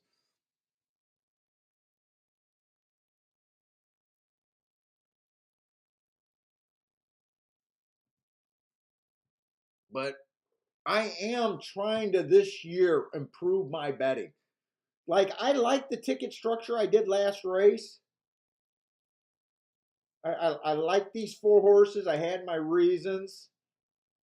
The three, when I bet the three, he was 40 to 1. He got bet down to 25 to 1 in the gate. The five, I probably didn't have to pay for him. That was probably the weakest part of that ticket, but he still was 10 to 1.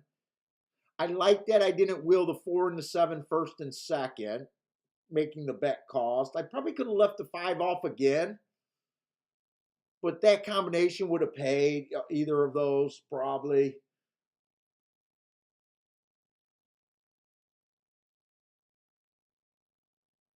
I had the right winner. The 3 was there until the last, I don't know, 70 yards or whatever. The bet had a chance, and the bet had a chance to pay. Those are the kind of the bets you want to make. Like, if you hit this race, if you hit the win bet on the 3, paycheck. If you backdoor this exacta with the 3, with the 4 to 7 winning, probably a paycheck. If the 5 runs second to those horses, or smaller paycheck, but still in the good category.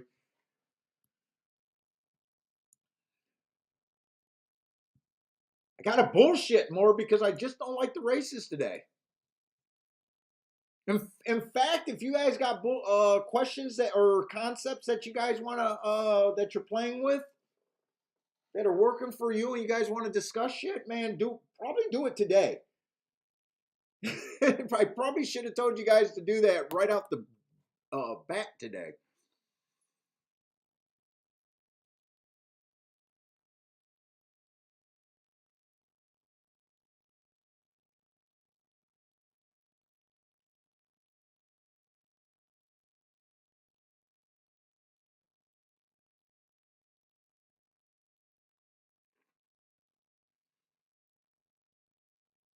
Keto diet is good. I don't know what the keto. I see the keto diet, but I'm not sure what it is. Is that all natural shit? Living like you're a caveman, the keto diet, nuts and berries, everything raw veggies. Ugh, that sounds disgusting. Oh, Damien, thank you very much for the super chat, man. I do appreciate it. Let's see, we got the 4th race. It's going to be on the dirt.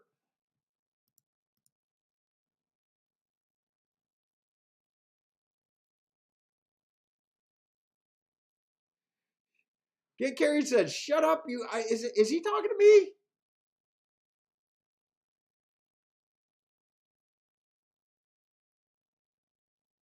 You are bored. Go to bed. I'm bored looking at this card, but I'm not sure he's talking about me yet. I'm still trying to keep a positive attitude about this card.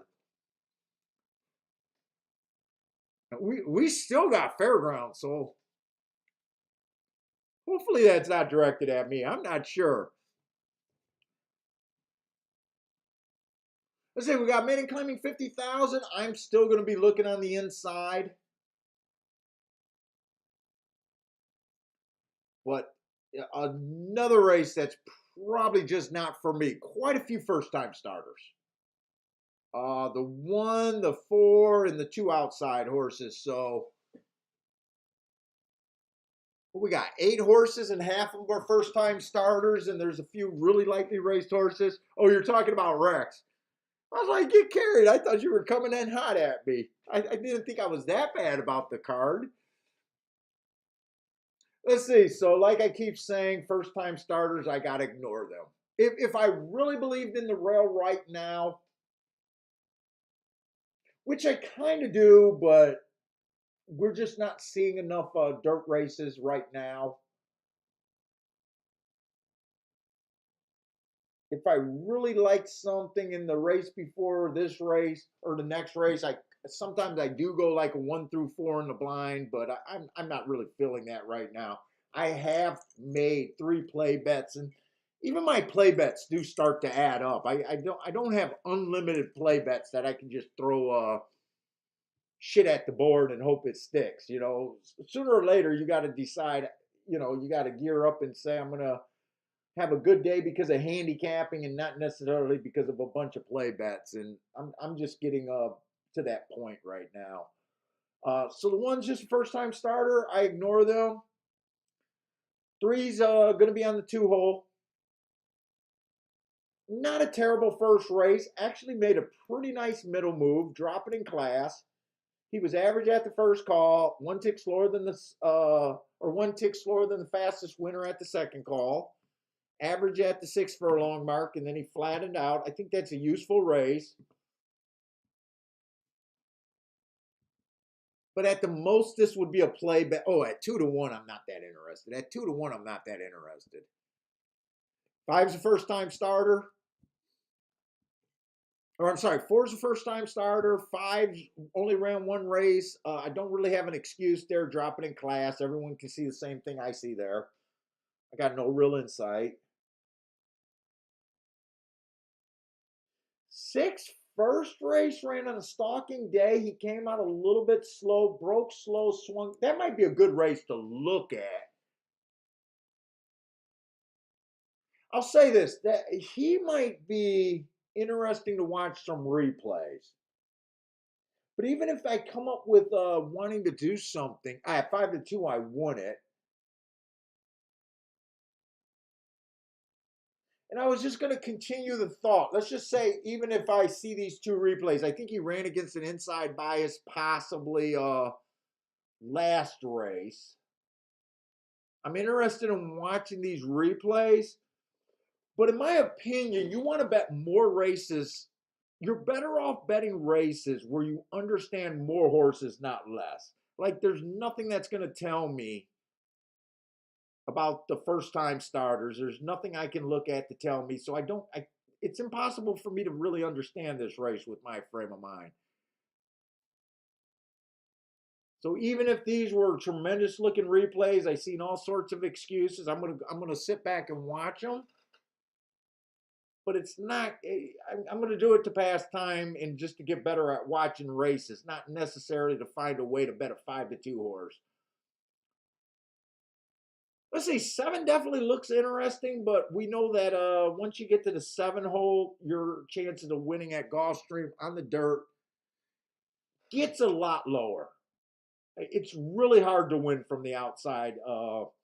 You got to catch the rare day, which happens when the outside is the place to be. It does happen. Or you got to kind of be much the best, or you got to get to the inside super easy and super quick. Uh,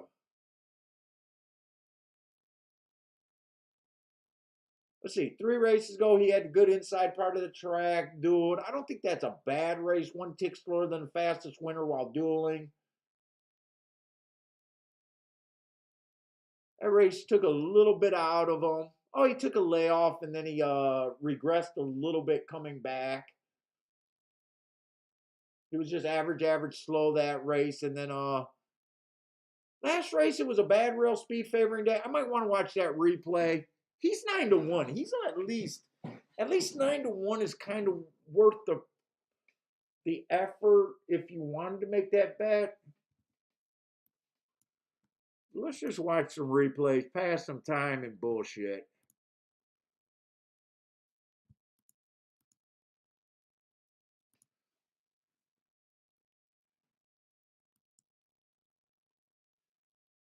So I'm going to watch the replay on the 7 horse first. He was in the 1 hole. I thought that was a bad rail speed favoring day.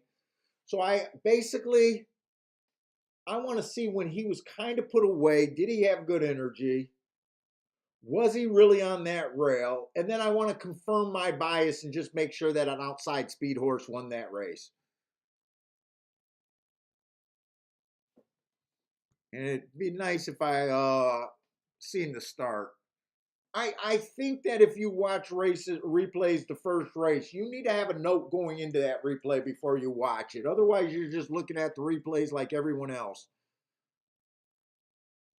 So me thinking that rail was bad is actually an opinion. And Hot Peppers was the 5 horse. He was a chalk. He did go wire to wire. Actually, there was 2 horses at 3-2 that race.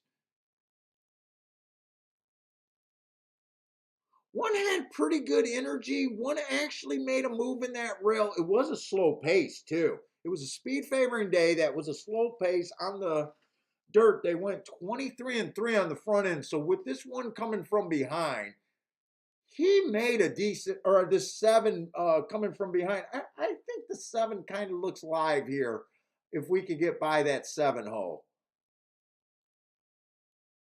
He rallied up that rail. It was a slow pace, 23-3, 46-3. I think that was a useful race on this 7.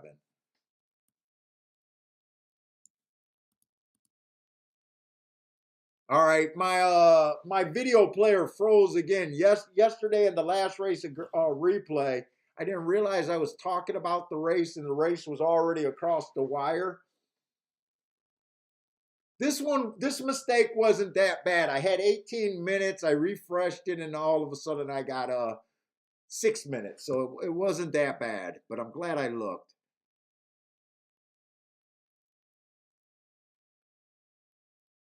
Let's see. Bender says someone called it inside at Aqueduct today, looking like a great call.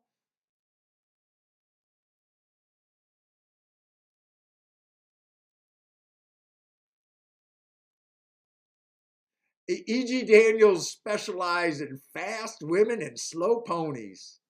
Ooh, I love fast women. What did I tell my wife someday? I was looking at a chick and I was going, ah.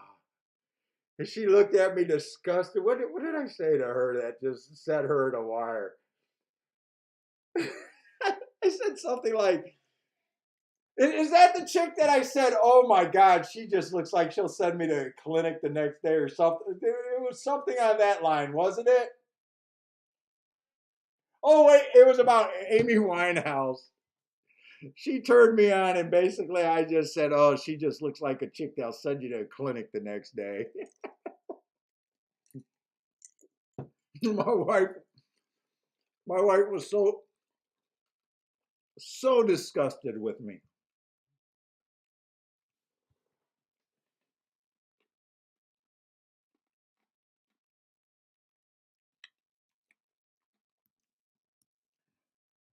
Let's see. So I did like the replay on the 7. I'm just 6-1. He's getting. I thought 9-1 was definitely on the tempting side for taking that 7 hole in a race that I will admit you're never going to understand. The other horse I wanted to watch the replay on was the 6 horse. And when I say I don't understand, or you could never understand a race, everybody handicapping different. You know your handicapping style. If you're better with first time starters, good handicappers can differ a lot on what races they think is playable and not playable. There's no right or wrong. It's what you do in the long run in those races, kind of deal. So don't if this is your play of the day and you're good at these races, don't feel like I'm just saying, you've got to be crap, because people are better at things than other people. So I don't want to come across that way. I just know for me, this is not really the most playable thing in my style of doing things.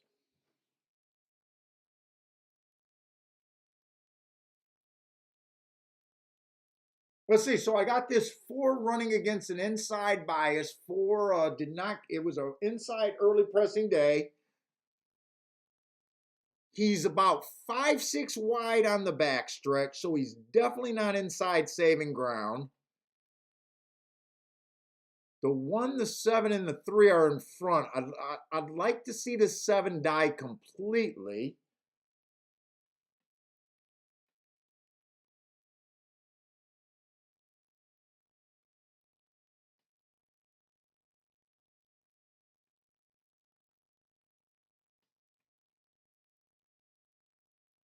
If I'm right about the inside bias, this 6 is really, he's the widest horse on the track. I think the 1's going to end up winning at 6-1. It does look like the 7, who was dueling with the 1, is completely dead. The 6 is, I'm kind of impressed with what the 6 did. I'm just watching that race to confirm anything. I love that note. The 1 went wire to wire while dueling on the inside. That correlates with that note. And let me watch his replay 2 races back. So I'm kind of impressed with. I think watching replays, there's nothing to make me say that the 6 and the 7 aren't at least a bit intriguing to me. I think they ran visually good replays.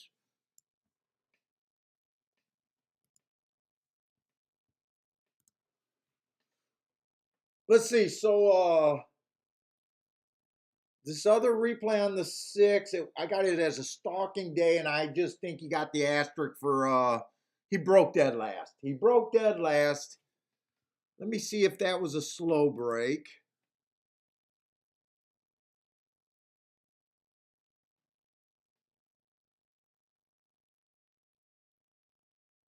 It looks like he just broke slow. Looks like he broke slow.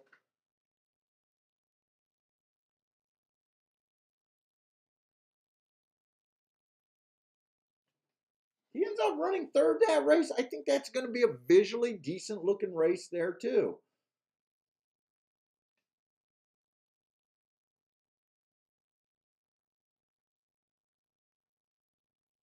Let's see, who was the horse that ended up winning? AB something?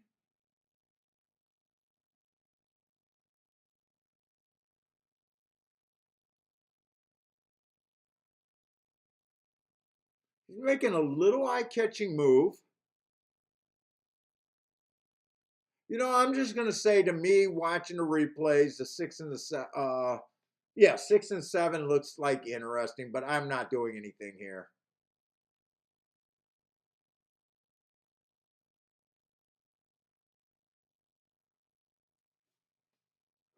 You know what? I got that labeled as a stalking day, but the 9 did come from dead last. I got a feeling there was a few races that day.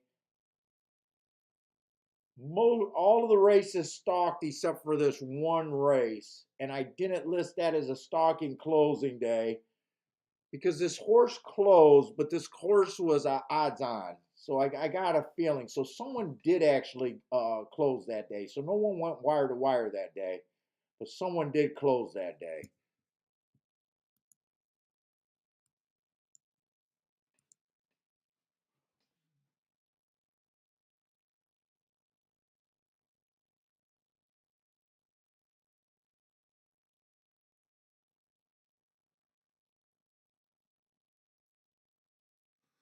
Let's see. Stephen Marshall's taking a little stand on a blind inside call at Aqueduct. Good luck on that.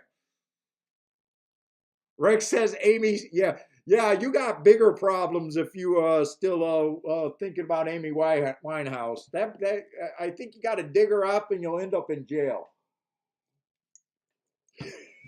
She's a little stiff right now. God, I love her voice though. I'm a fan. I absolutely love her voice. I like that Valerie song.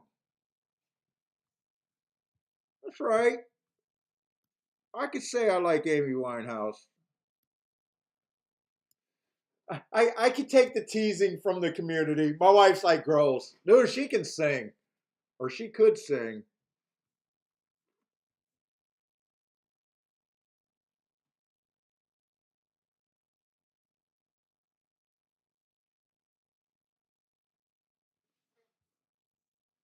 Oh, you know what? Seven's going to be in the six hole because there was a scratch here.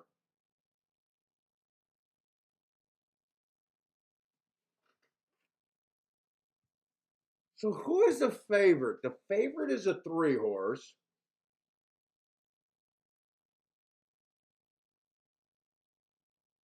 And I don't think that was a bad first time out on him. Probably hit the gate.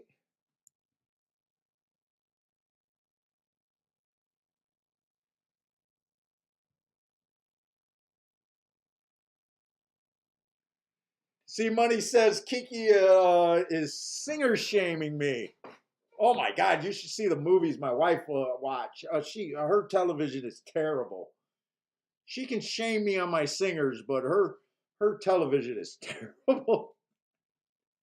We can't even sit on the same floor in the evenings because of our TV viewing is so different.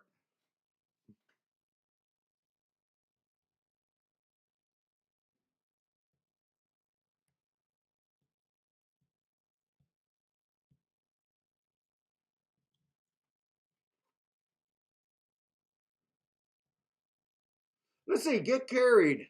Hey guys, help me out with the track that you guys are betting if you guys throw up plays. I love to see plays, but just give me a hand with the track here. Let's see. Gregory likes the 3/8 1 in the exact at Gulfstream. Let's see. I got to see you guys. You guys got some more picks here, but I got to look for just the people that gave me track. Let's see. Frankie Tubbs added. He likes the 7 at Gulfstream.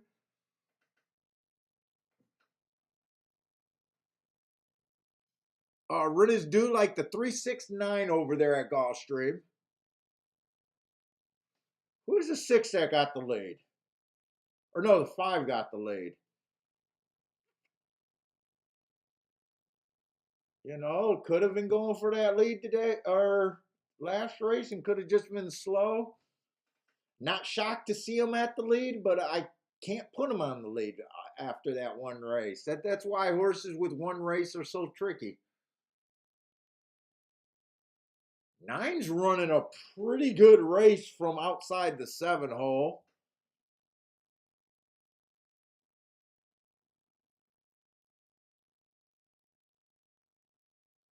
So 7 has no excuse if 9 can run this good. Seven has no excuse if 9 can run this good.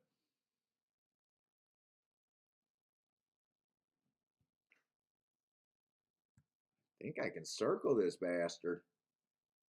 I believe in magic.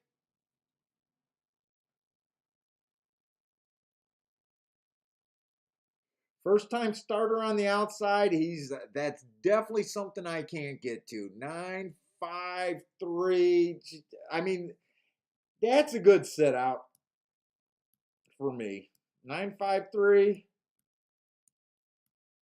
I think someone Get Carried had a boom. I thought someone had a boom there. Get Carried had the 4 and the 9. Rennes Du played the exacta. Maybe he could have played the win ticket, or maybe he did, hoping he did there. He did see the 9.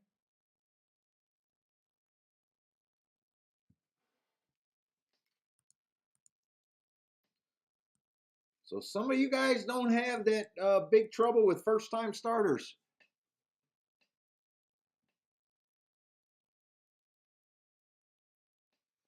What's the price? I think 9 went off at about 8-1, so definitely a nice price there.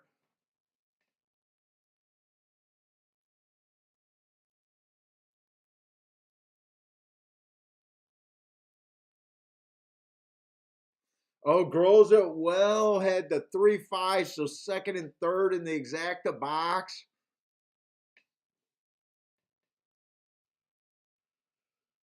Let's see. In a weak field, Lightly raced maidens. I mean, you guys know that I believe in the inside of the track. I'm willing to say when it's not inside, but right now a race like that does not tell me anything.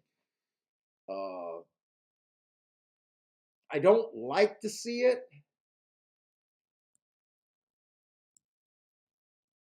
I don't think I got that many dirt races left today, especially a sprint. So I don't think I have to worry about the biases for the dirt sprints right now. At maiden claiming 50,000 at the championship meet. I mean, you never know if this horse can turn out to be something special and he just bucked the bias, or you don't know if the tracks. I mean, the track on the weekends have been favoring the outside. It's just so tough to say right now at Gulfstream.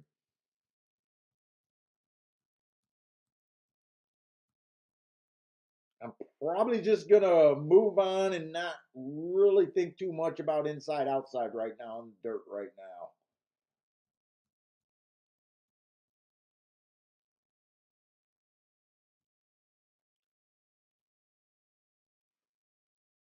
Let's see, Turfway. Tampa, they're going into a route on the turf route. So I'm interested in watching that race. Was supposed to have the form and handicap those turf race. I'd be looking for off the pace there. I just want to watch that race and hope that's right. And I did not know that Fairgrounds already ran its first race. And why did I sit there all that time talking about a race that we knew I was sitting out at? Please tell me Fairgrounds just doesn't pay that much and it's not inside. Well, it's you guys aren't going to tell me what I want to hear because it comes in 4-1. I don't know if there was any scratches at Fairgrounds. Oh, I think I did get the scratches. It comes in 4-1, so to me that's inside. It was a dirt race, so I know I'd be looking at inside. 4 I got running against the bias last race. He ran against the inside track and the speed bias. I'm not going to look at this and like try to redboard and said, oh yeah, I would have been there.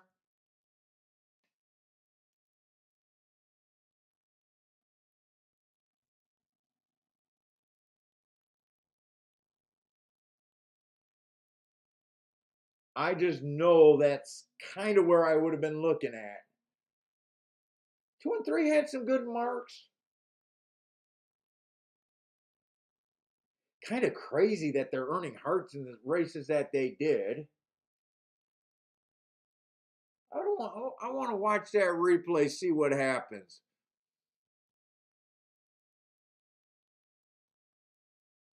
But I think that goes good going forward. Let's see. 4 was always up there. 4 dueled. 1 was in good position. 4 was up front end. Jesus Christ, kind of hard putting this 4 on the front end. Dueling with the 5. Oh, but no one has any speed. I might have put 6 on the lead just because he's ran some. Well, he ran some routes and was nowhere. Wow, that's a pretty paceless race. Horse got some triangles and some hearts. Oh, I might have thought 3 might have been close. Where was the 3? Why was the 3 so far back?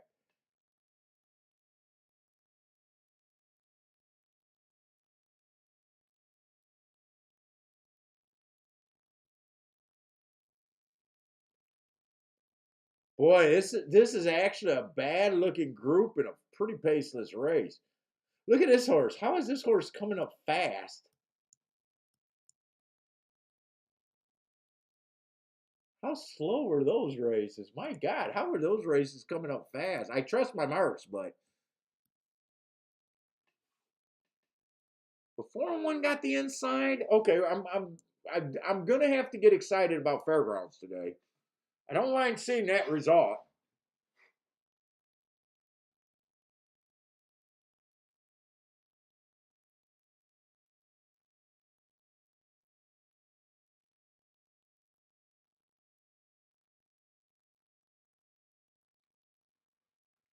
I mean, one showed the least of all of those horses. Did one get a rail trip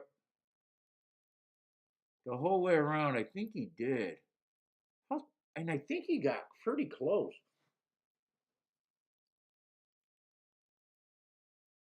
Boy, that's a bad looking group.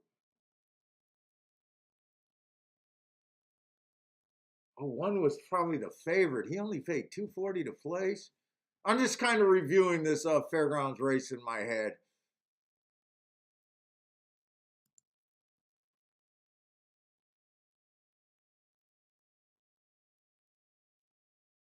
Yeah, Ed, I'm playing Fairgrounds today, and I got more hope for Fairgrounds than I do Gulfstream right now.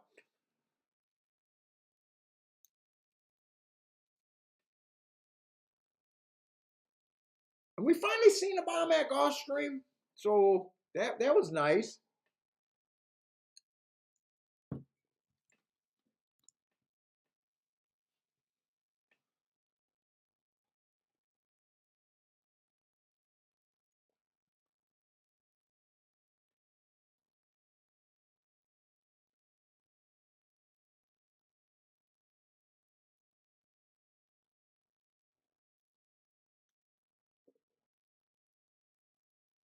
All right.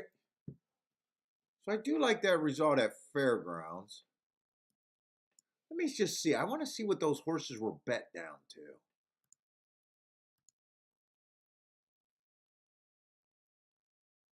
You know, the one was bet down to 4-5. The 2 and the 3 were both to 7-2, and the 4 was 7-1. That almost looks like a race where I would have said the only thing that makes that ticket really good is the 4 getting first or second. I've been doing that a lot lately, and that's been working. All right, so Tampa Bay, I just want to watch this race just because it's a turf route race, and I just believe that the speed is dead.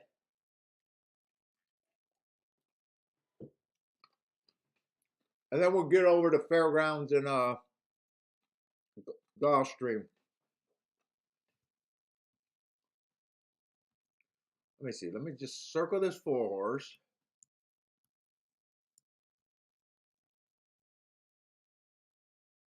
The second race at Fairgrounds is a turf sprint. I'm really not interested in these turf sprints.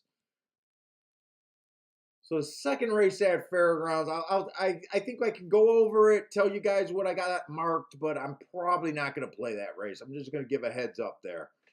I'm glad I looked at so I didn't so I know I can fully focus on Gulfstream here.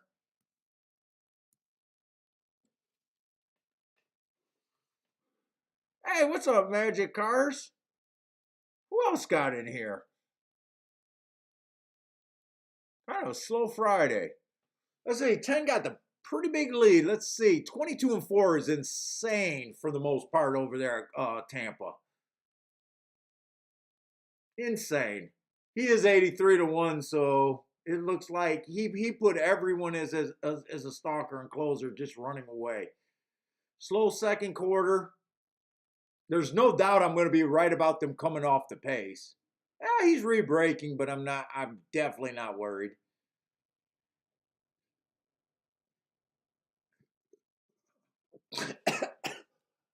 I guess that's not saying much when you got an 83-1 on the lead and he's running against what you consider the bias. But I think even if he was 4-5, I wouldn't have been worried. 4 is a horse just getting first run. But I think they're going to come from farther back than the 4 even. I don't even think you want first run in this race.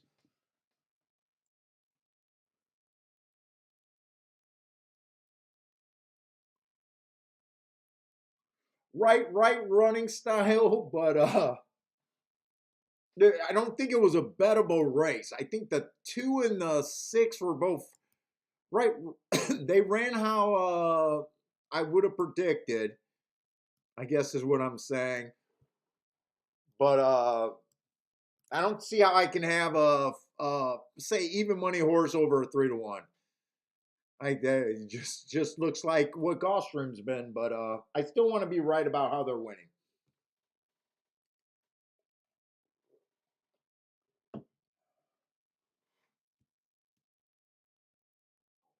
And hopefully Gulfstream and Fairgrounds isn't on top of each other.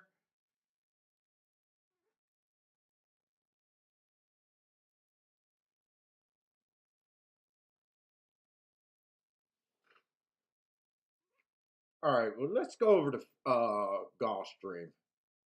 Our first Tapeta route race. So this is about the time yesterday when I finally hit something special, and it was a Tapeta route race. I've been complaining a little bit about the Tapeta sprints. I am loving the Tapeta routes. So we got a mile 16, maiden claiming 50,000.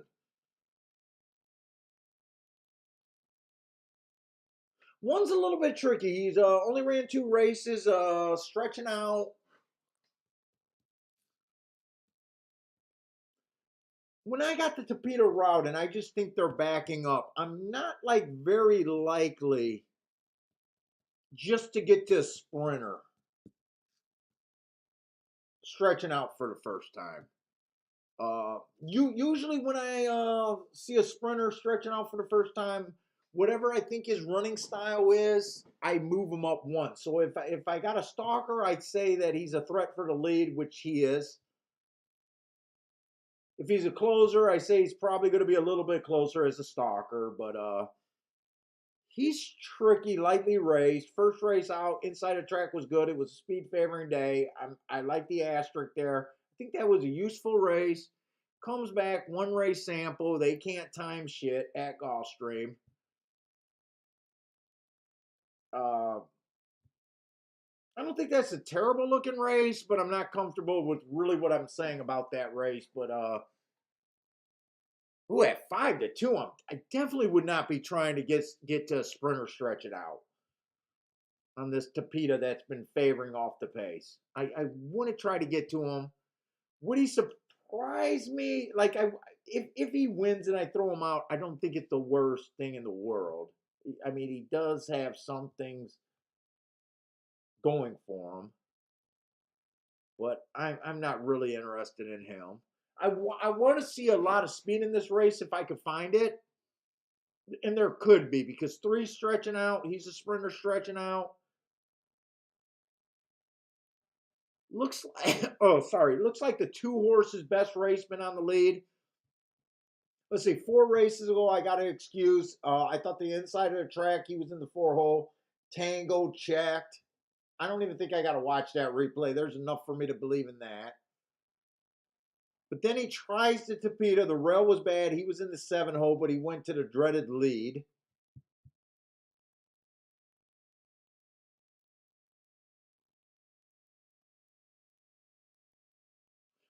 Two races ago, I got that the inside of the track was bad, so I gave him an asterisk. He also got pulled up. I think getting pulled up is almost an excuse. And then last race, stalking closing day, wrong running style, tried to go wire to wire. I like that race, but I just don't think that they're going to go wire to wire. It's always hard for me to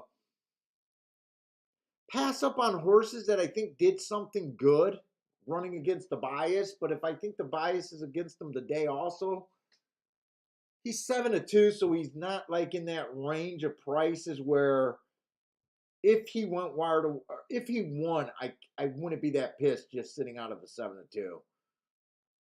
That's not gonna make my day or break my day either way, probably. Three's another sprinter stretching out. Like I said, tricky. His replay, we got some horses that I might want to watch some replay. So I'm glad Fairgrounds is not going to be right on top of me. You know, and we got another race with 2 first-time starters right there in the middle of the field. the 4 and the 5. I gotta kind of wow. I'm not. I just turned my head and look at the odds of this race.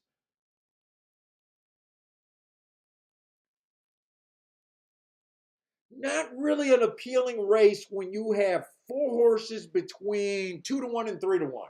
They're basically forcing you to have a super. The closer you are to the public like that, the better you got to be at better, and the better your opinion you got to be. You got to be a better. Like, because you don't want to use four horses here. If your opinion is the 1, the 2, the 4, and the 6, and they all roughly stay at these odds, it really makes it where you got to be better. There's not much between there, and there's not much upside, I guess. Let's watch some replays. I'm gonna do some replays here. Just using the time that we got to just try to improve some things that we can try to improve on. And why do I not have a? Am I in the wrong race? Did I just do the whole wrong race? I did. Forget everything I just said. I guess we looked at the next race. Did anyone call me out, or did I already bore you guys to death where you're not even listening to anything? I think I bored everyone to death where you're not even listening. Hopefully you guys are just viewing because you find me sexy, I guess. I don't know. But we're going in the 5th race, and I just did the 6th race. So let's start all over. We got 5 furlongs on the Tapeta. I think it's Speed and Stalkers. Claiming 20,000 non-winners of 2 lifetimes.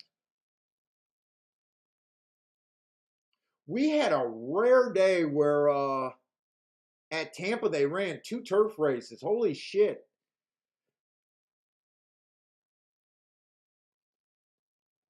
I like that last race. He went too fast to win. I do like that race. I want to see if on that turf race,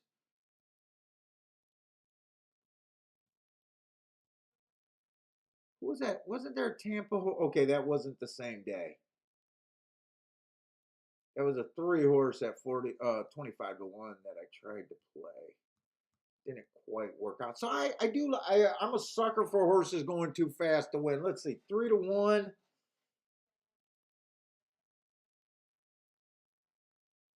Okay, the 2-horse is coming from a circuit that I'm not familiar with. I almost never played. I think I tried to play that for a week and was like done with it. I think that's Colonial Downs. Hey, thank you. But I'm in the right race now. We're in the 5th race, right? I'm in the right race now. God damn it, I got to see the horses' names. Yeah, Money and Honey. I'm in the right race now.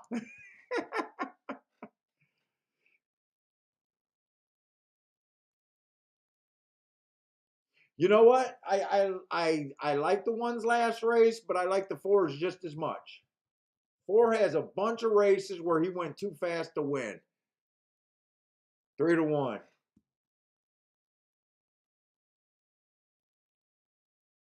4 races ago, inside the track was good, went too fast to win, like that race, comes back, went too fast to win, like that race. The only problem with him is he's went basically too fast to win multiple times. He might be leading in that area of just being a quick horse at the first 2 calls and just being he almost has the look of a quitter. I don't really believe in that quitter and shit because I think that horses you could play them at the right prices and not and every horse can win under the right scenario and everything works out. But at 5-2, I don't want to make that reach on him, but he does have great marks.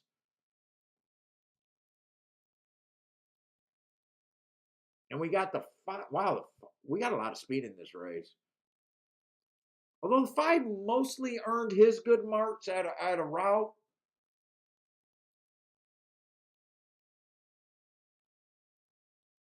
Although that race 2 races ago, he did have the good inside of the track. That's a nice race. 2 races ago. He's actually the longest shot on the board. I think he's a player. What does a 6-horse look like?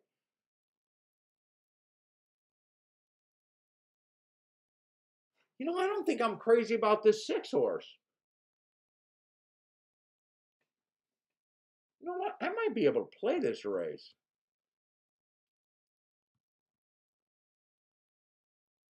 I'm not crazy about the 6. I'm not crazy about the 2. I don't have an opinion about the 2. I'm just so basically I like the 1, the 4, and the 5.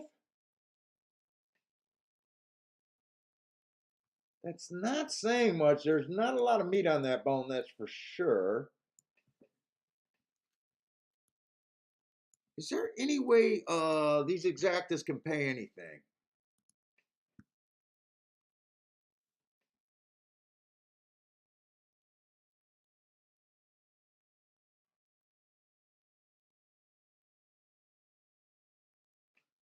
Let's see. You can't play 1-4. That's paying $8. And you can't play 4-1. That's paying $9. So you can't bet that. But if the 5 gets first or second,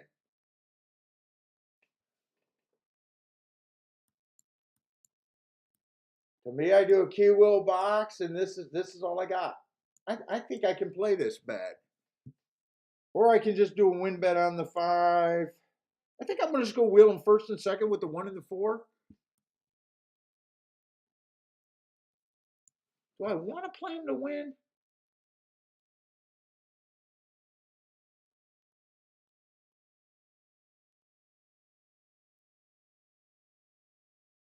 I think there's a good chance the 4 is going to quit.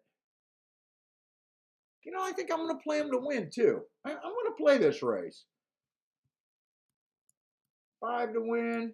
Let me just cross that off so I know that that's not my bet.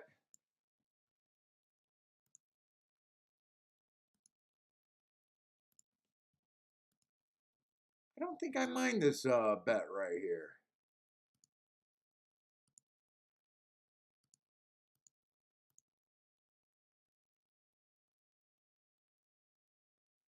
Key box, key box. And wait a minute, this is only.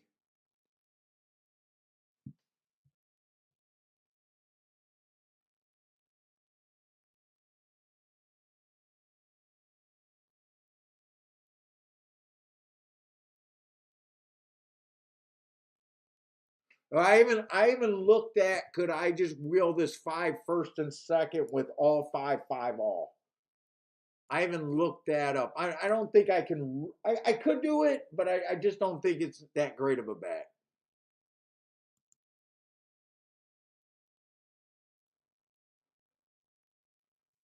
Elliott says 6 is the only closer. That's part of the reason I don't like him. I think he's more of a router too.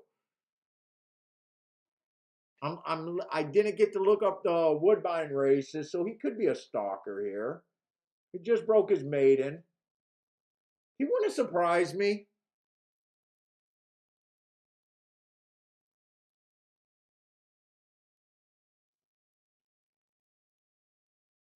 Hey, what's up, J Brum?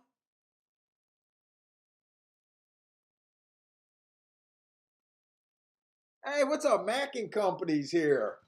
We got a few people joining a little bit late. Oh, what's up, Craig?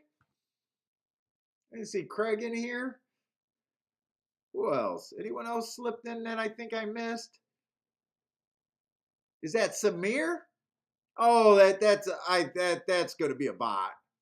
That's going to be a bot with that.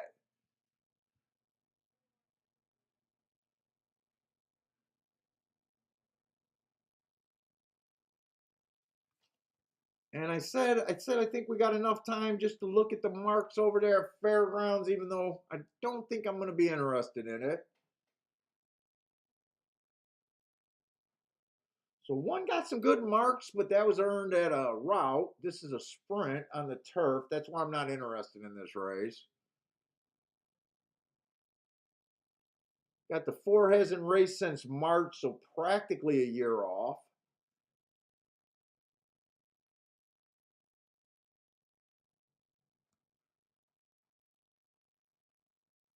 To me, the 1's the best marked horse in a weak field. 3's probably the best horse on paper, but 1's the most interesting. Let's say I just expect 4-1 to be across the track. I'm hoping 5 rates here, and 5 get first. Restroom.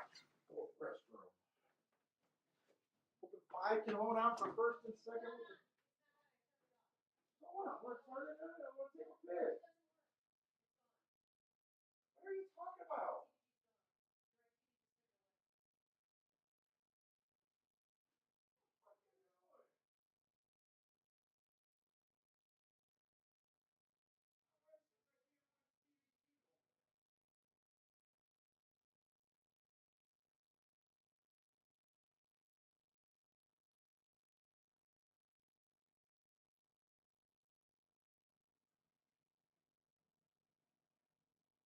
I'm gonna call you the cable Nazi now. Holy shit, you really did it? My wife's the cable Nazi now.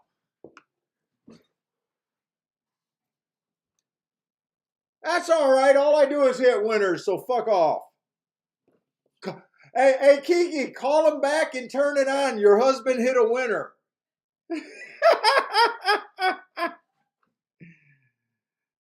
Call him back. Get TVG back on the line. Your husband was able to hit something.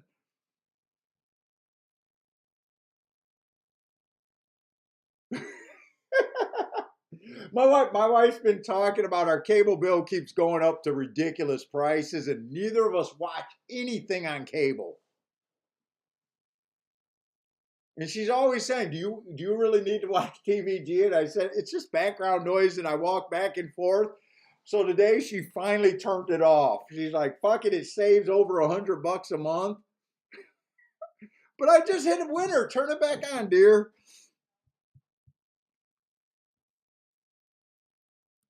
Dude, I'm just on the internet at night. So the 1 and the 4 couldn't hold up for second, but I'm gonna hit the win ticket.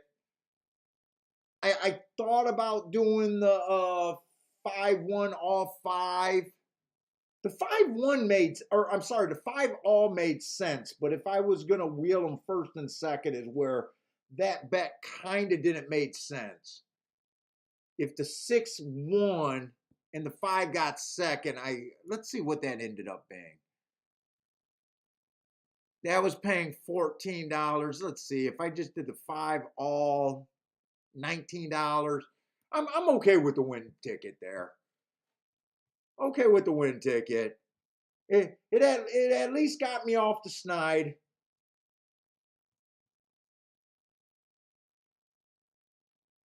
It was funny that my wife cut off the cable because of I was losing, and all of a sudden I'm winning again.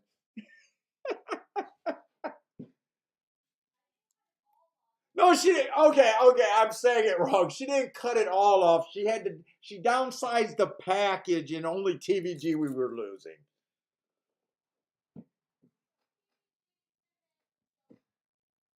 Oh, so those are the big ones, TVG, Cinemax, and so what? We still got HBO? HBO just sucks now. Though she had everything. Our cable bill, we keep doing things, it keeps reducing, and then it just gets back up to be ridiculous. And I don't watch anything. Everything I'm interested in is just on YouTube. I could see any fight I want to see. Oh, thanks. It was a. I don't know what I could have did different. Maybe I should have just bet more on the 5 to win. That was probably the best option. I thought the 4 was going to be a quitter, but I thought there was a chance that the 1 could go wire to wire. Well, we'll take it. Hopefully, you guys bet it better than I did if you guys followed along there.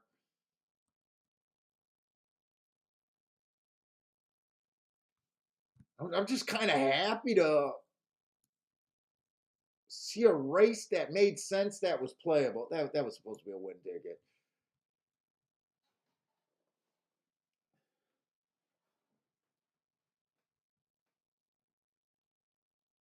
And this is part. I am keeping my eye open for these Tapeta front runners on stalking closing days to come back almost no matter what the distance. Before I had that the horse, I had the thing before that I thought the horse needed to be able to be called a sprinter at one time, which he would have qualified under that rule too. But these Tapeta horses are going to be useful going on all the other surfaces. And probably shipping to different tracks too. I do believe in that. Let's see, fairgrounds. I knew I wasn't going to bet that race. I thought the 1 looked a little bit interesting, but I did say 3 looked like the safest player in that race. But I'm not interested in turf sprints over there. And 1 did not run. Well, 1 I would have needed to run to make that ticket do anything. So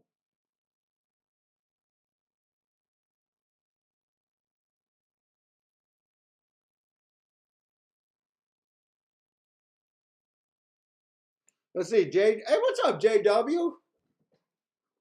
Oh, a lot of people are cutting their cable. Yeah, and we got Netflix and all that shit too. I think that's why she kept HBO, so she still has HBO on demand and some other shit.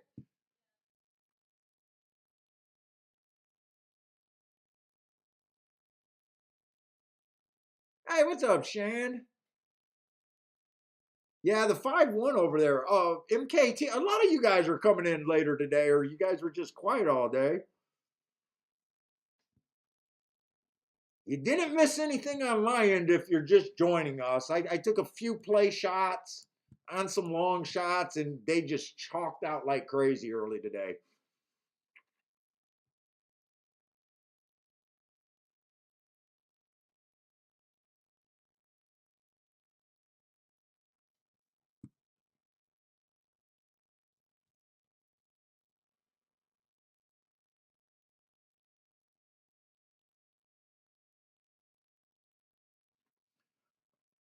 Javram says he would never have a television package for TVP when he already has TVG account.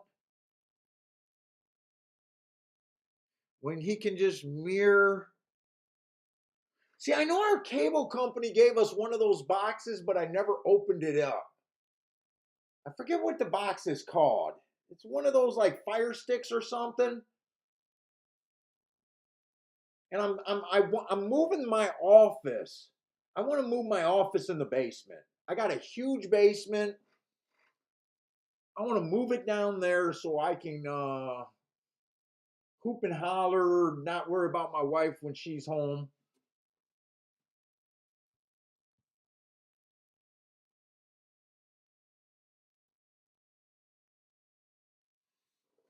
So I do got one of those fire sticks, or what? It's not a fire stick. It's the other brand, and I'm not sure if. So I got a big 60-inch TV in here that's doing nothing because I only got 2 cable feeds here, and I don't want to call a company up for that. So I'm hoping to just to stream something to that TV, take that downstairs in my TV office, and do something. I'm thinking about remodeling the basement, but I think I'm going to move down there this week. with it just an unfinished basement. I need my privacy.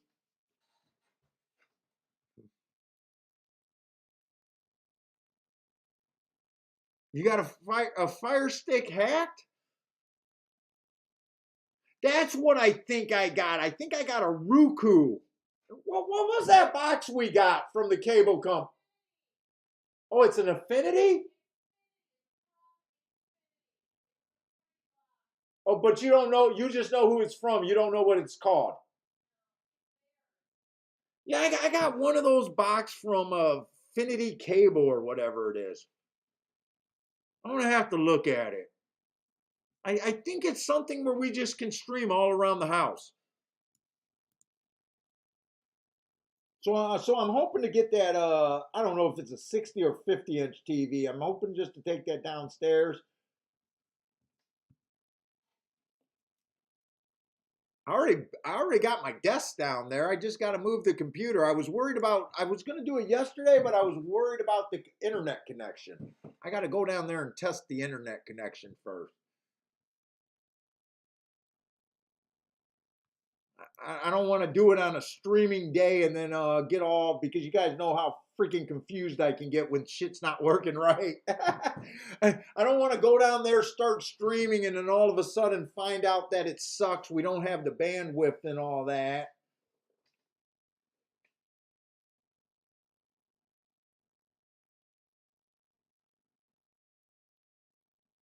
So I got to figure that stuff out.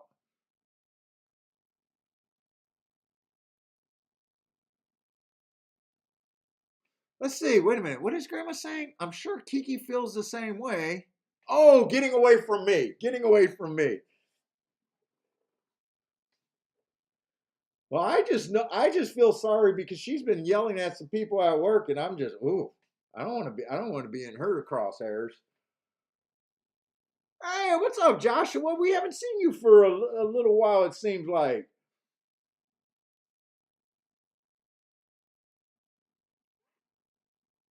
Dude, what's nice if I go downstairs? So I'm jealous that Bentley just sits in the office with Kiki. So my basement has been a construction zone. And I finally picked up the stuff, and me and Bentley's been playing down there. So I also want to move down the office down there. So, dude, he brings me his ball in this little office, and I throw it down the hallway.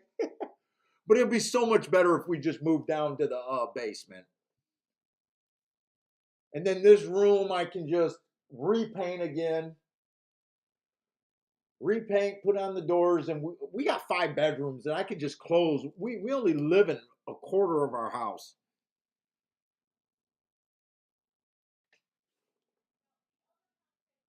Oh yeah, the other house had 5. This house has 4 bedrooms. 4 bedrooms.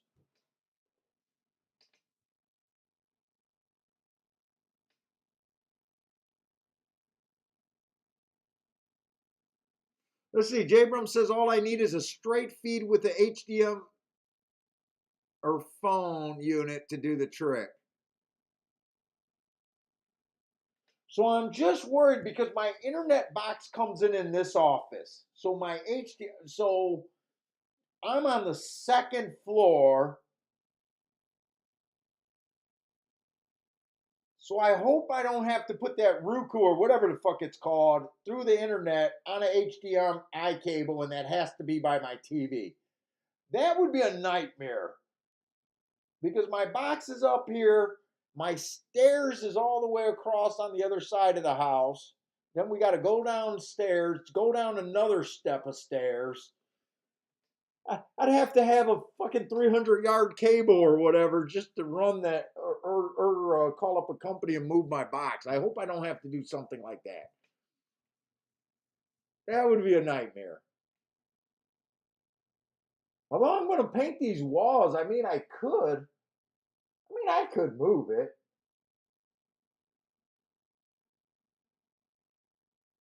I mean, I could cut up the wall, put a freaking box, and run it down in the basement. I don't want to do all that shit though.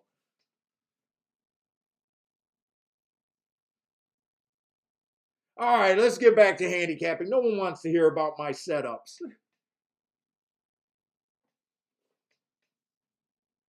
Oh, Joshua, you're always listening. You just haven't been that active lately?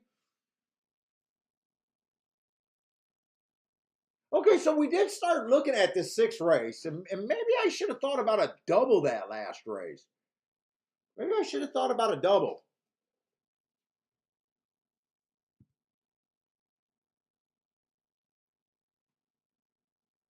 Oh my God, look at the odds this race. This was a race where I was handicapping this race, thinking about everyone was wow, this actually ends up being a better race. I mean, I definitely want to watch the replay. Oh no, I didn't know the one stretching out. Wait a minute, I gotta grasp my thought.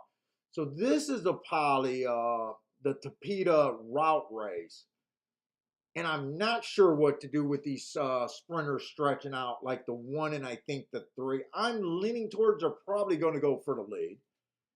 I think the two horse is going to go for the lead. Four horse is a first time starter. Five horse is a first time starter. And how did I just seen that this that he's I don't know. I hate it when I see Pletcher. I don't know why.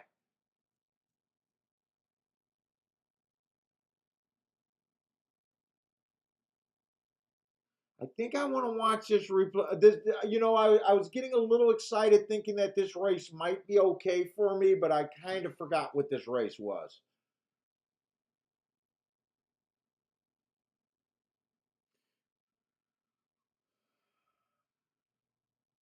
Does Pletcher usually train his horses for speed like Baffert, or is Pletcher a master of everything? I don't know.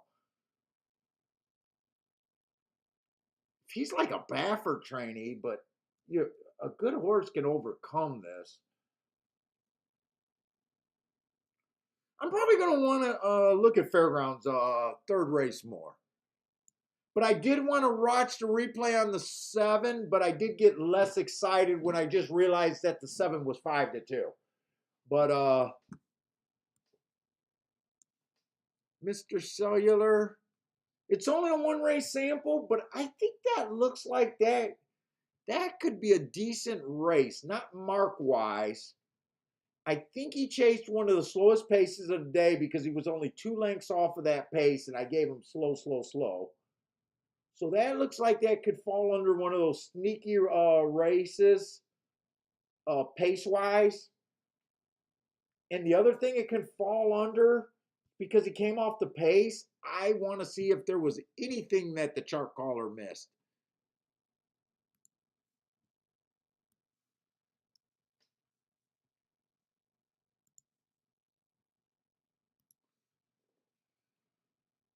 Let's see, he would have been the. I don't know. I don't know why I tell you guys what the numbers were. Maybe I should just be quiet because it probably gets to be more confusing.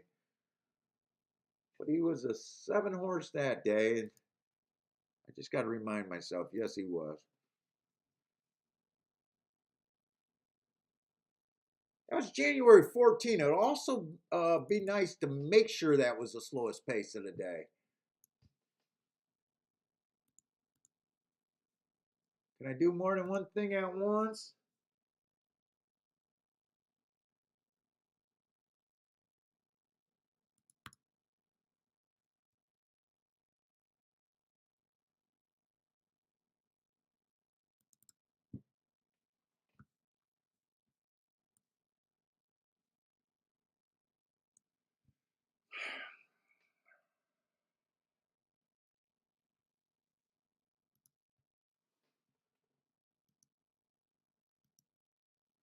All right, little disappointing with that thing.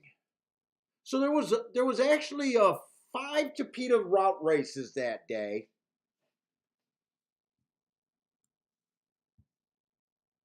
No, there was 4 Tapeta route races that day. No one went wire to wire. But Gulfstream cannot time a race. So 50% of the races they weren't timed. So looking at the marks is irrelevant. It was a stalking closing day, but times don't matter.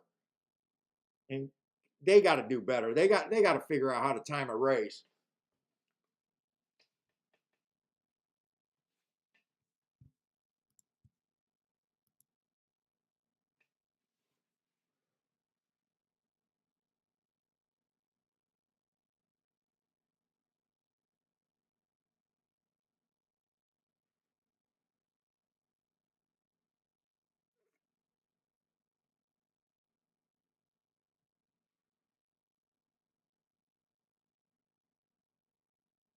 You know, they just had the Pegasus where they threw a big Pegasus party and their whole thing was about style, fashion, food, not handicapping. But you think they would have seen a few timepieces on these people's arms and go, wow, that might be a good idea. We could use a timepiece to time a race. How long have watches been around? Handicappers might like that.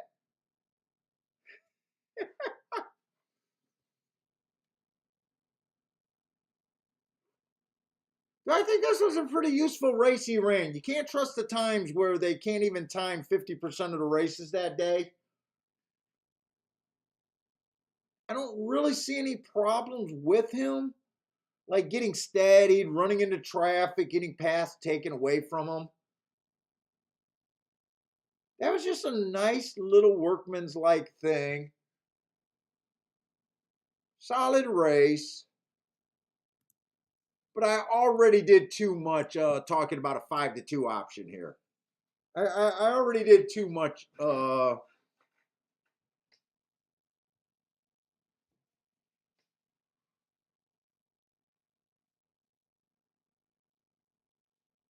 Oh, dude, I'm not touching the Ukrainian situation. I don't know enough about it.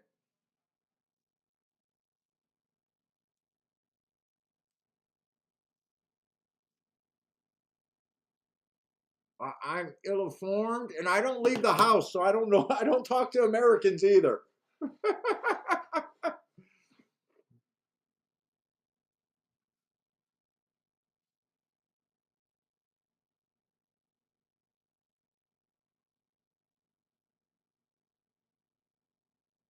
Kiki, you got some of that Slavic blood, though. Aren't you cousins? You're all cousins, right? Slavics, Ukrainians, Russian.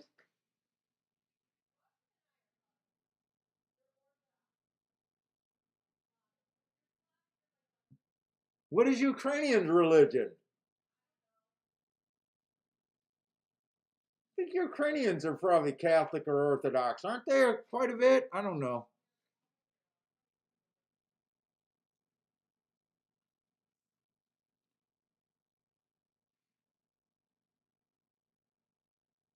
Dude, I actually was watching the news today, and the banners kept coming on gunshots in this city, gunshots in that city, and all I could say was, yeah, no shit, Sherlock, they're being invaded.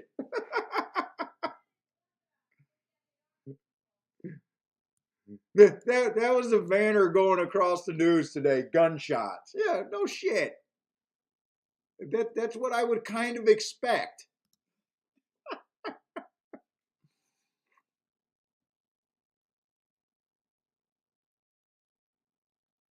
What do I think of this chalk situation at Gulfstream Park? Look, I don't believe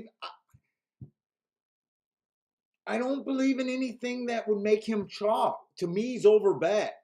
Okay, put it this way: if I was making an odds line on this, and let's just say I thought he had the best chance to win, the maximum points I give any horse is 50%.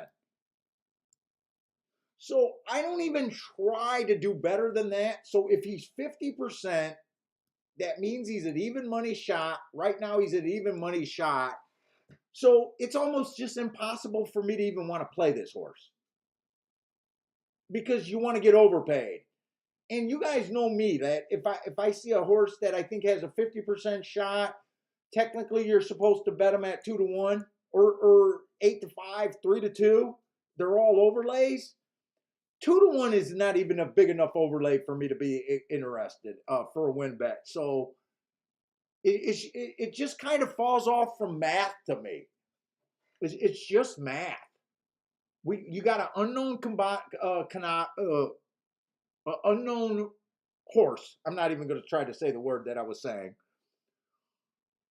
Good jockey, good trainer. Everyone can see it. What's your real upside here? That's kind of where I fall in line. Is it a bad bet? Is it a good bet? You can't say one way or another because value is in the eye of a different handicapper. If you were going across and structuring tickets,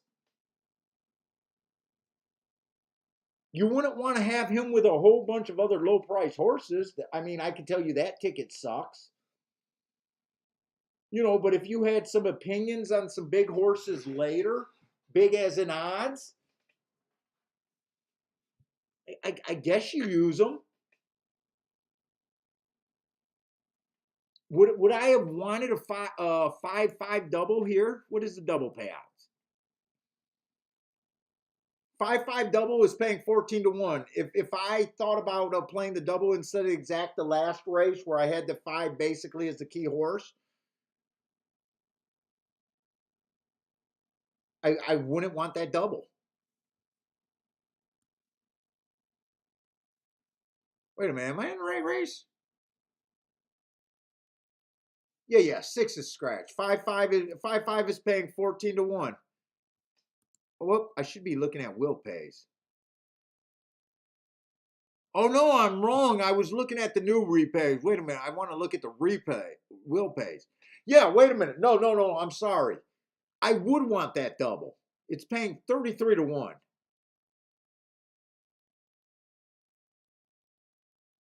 And in fact, 7's a chalk in the double pool with the 5 last race. That one's paying 22 to 1.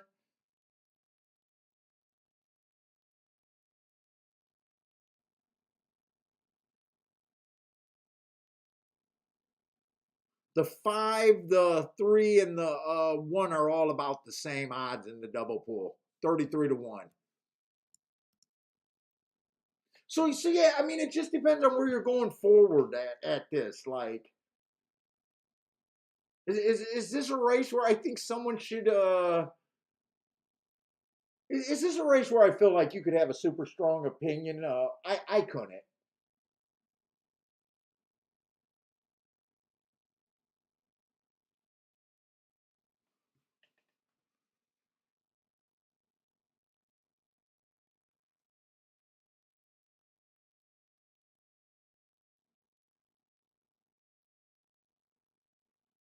Oh, as Warren Buffett uses a different system for horses. Come on, Warren Buffett. I'll be your handy. If is Warren Buffett really a freaking horse player? I'll be your handicapping boyfriend, fucking Warren Buffett. Just a handicapping boyfriend. That's not a sex thing. I'll just be your handicapping guy is what I mean.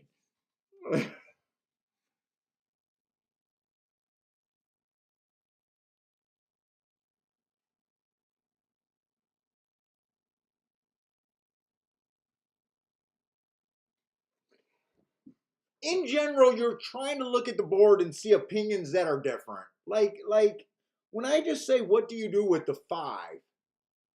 You're basically on the 5 and the 7 are falling in the same league. By the way, you're seeing the game, this particular race, just like everyone else. The par mutual system, you got to have the artistry to be different, or at least be different in enough spots. Oh, he does bet the horses. Hey, the fuck, who the? Come on, I don't believe Warren Buffett is doing all of his work. Come on, man, Warren Buffett. I need to make it to that guy.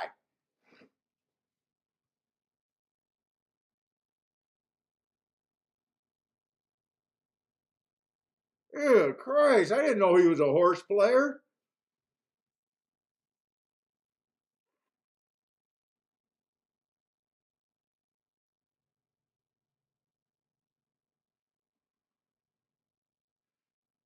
Yeah, Aaron, I'm sitting out this race. It's just not a race. Oh, I, I don't know why I'm wasting so much time in races that have no upside. I want to look at Fairgrounds' third race.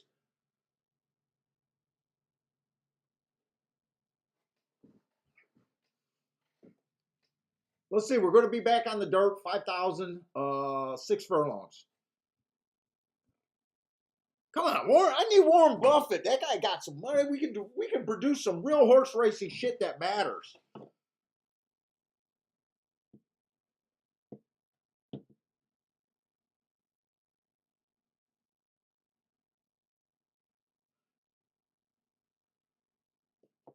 Let's produce some shit that matters. Like all these people that just want to come on a show and give you your opinion and don't even break down a race. This game is not about picks. Let's go. All right, this one horse does look really good to me. Been fast, been going too fast to win. Won 3 races out, being fastest winner of the day. Uh, won his race, last race. Inside was good. Basically the fastest winner of the day for the first 2 calls.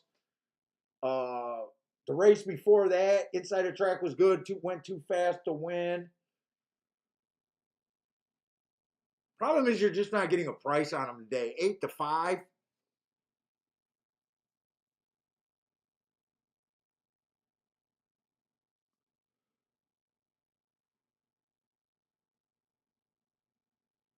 I mean, he fits. I love the marks. Is there a way to do anything here? Let's see. 2 looks okay. He's inside, but he does look like he has shown some speed. But for the most part, I think he's going to be a little off the pace. I think 1's probably faster than him.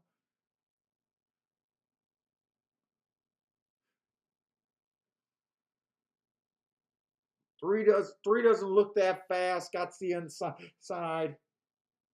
Is there anything I can do here?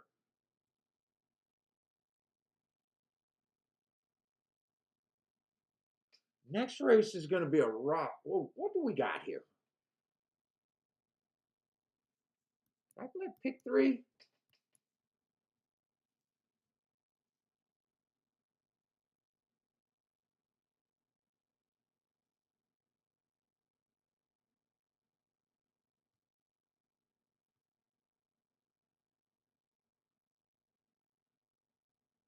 I got the scratches even.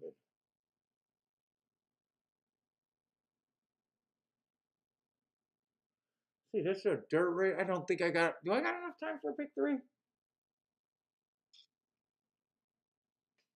I want to be inside on the dirt as of now.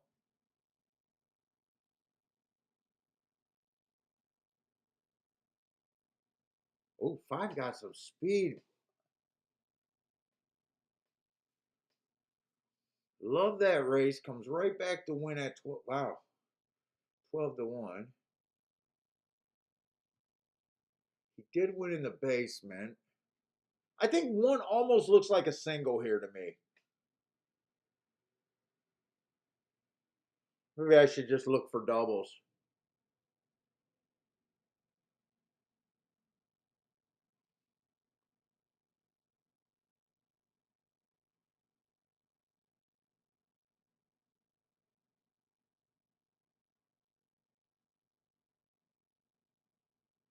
Man, there's so many hard horses in the next race, but they're not. Let's see in the double. In the double, let's see. Are we really going to get a bump in the double at 4 to 5?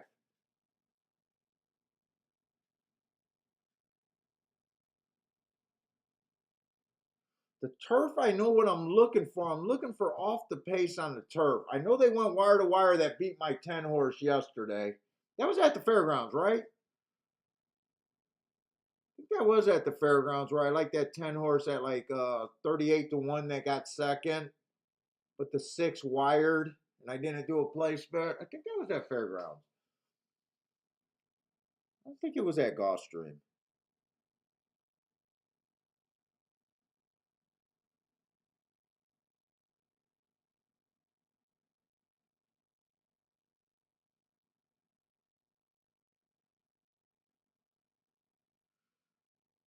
I think I want to watch some replays at Fairgrounds. I think I feel more comfortable in the exacta. But is there a possible exacta? Let's see. Gulfstream just started.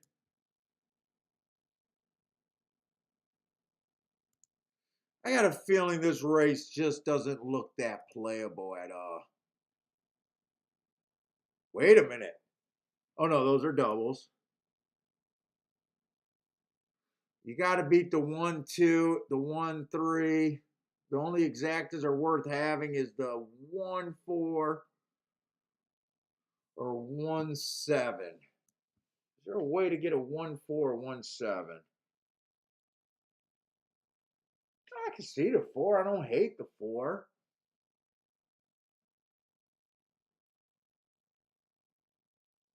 Dude, if one's that much faster, he can leave this 2 and this 3. Do I want to play it? No, they're off. They're off. They're off.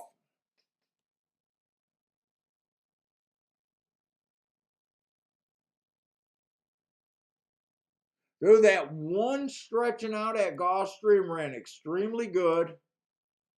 Got beat by the Pletcher favorite. I got no bet. But I think speed held up the whole. I think that was basically a speed. But there wasn't much talent, so I don't know what to think of that race. Dude, don't tell me this is going to be 1-4. Now I want to see the 1-4 get beat because okay, beat the 4. Beat the 4 for second.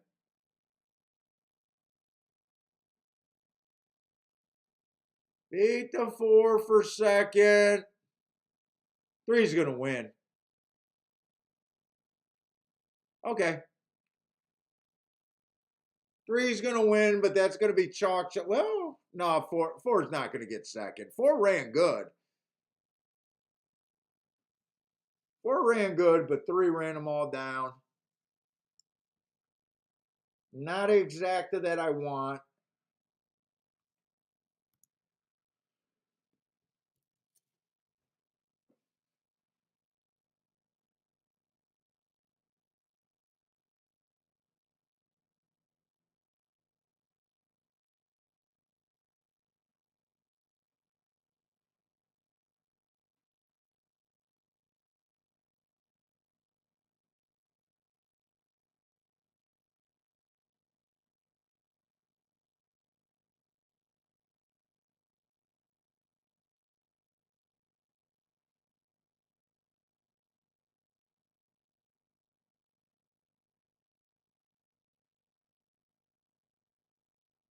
And 5 actually went up to 2-1 over there at Gulfstream.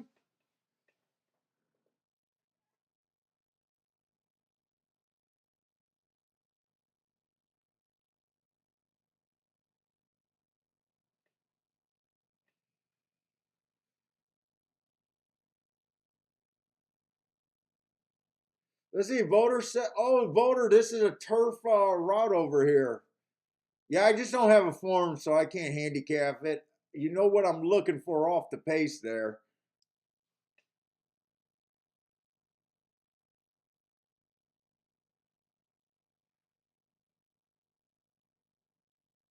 What's up, Ryan?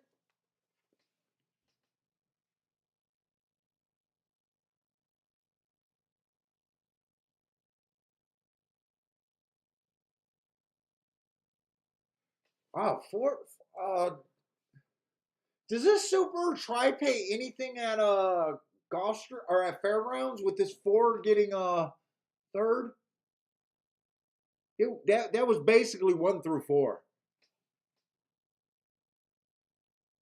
I bet the try should probably be okay.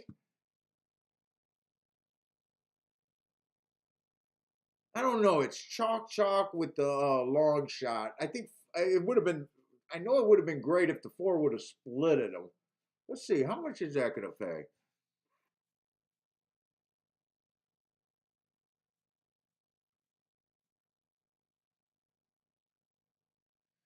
Gulfstream is just chalky as hell today. Chalky as hell. Oh, they did have an 8-1 and a 9-2. They did have the 8-1 was a non-playable race kind of for me, and we had the 9-2.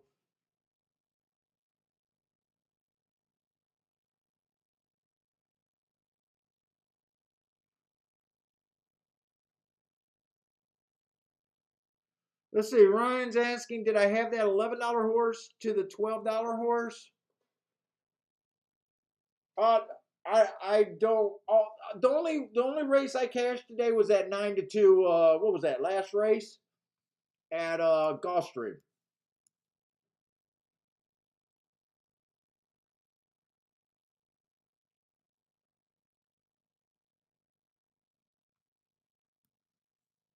I didn't hit the exact. I played the exact. I didn't play a double with them. He was just a single wheel horse. That's all I had today.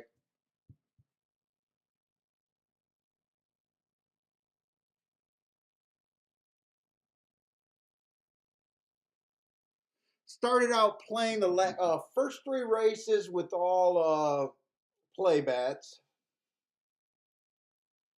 trying to beat some chalks, and it just wasn't happening early.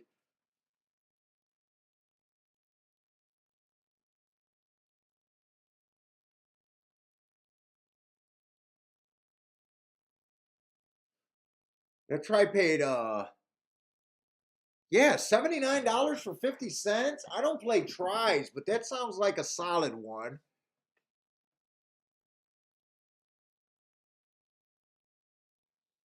I don't know about the superfecta. 10-cent superfecta paid what? 43.40. I never played superfectas for any amount of time.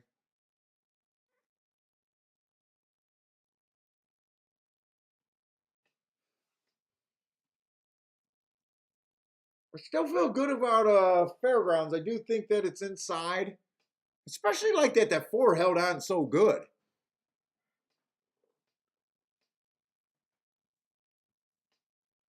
But really couldn't bet that race. I was thinking about doing a 1-4, but they were off when that finally kind of hit me. I don't think I ever had a real shot at getting that bet down, even if I thought about it, and it would have been a loser.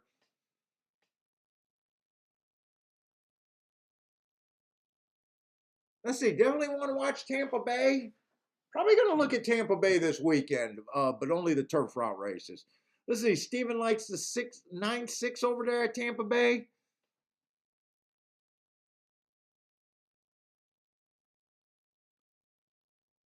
Ryan had a melt. Oh, I take it. I use meltdowns always as a negative term. When I have a meltdown, that's when I'm losing close to my maximum on a given day where I can't sleep, or definitely I'll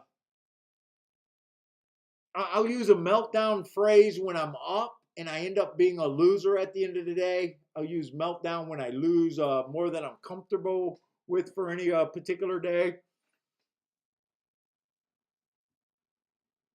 Kind of had a meltdown. It wasn't as big of a meltdown on Sunday, but I had a fairly bad day Sunday.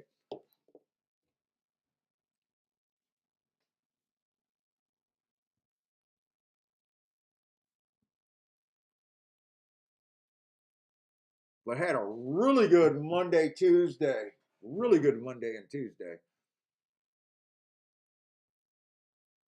And that was mostly from watching replays with the notes. And then Wednesday and yesterday was watching replays with the notes. Right? Oh yeah. Sometimes bad days, meltdown days, do take a while to get over. I'm really like trying to protect my headspace. I know you guys don't like me talking about it, but I believe that's a big part of surviving in this game. I know so many guys want to act like the money doesn't matter. I wish I felt that same way. I do not want to do something that puts me on tilt.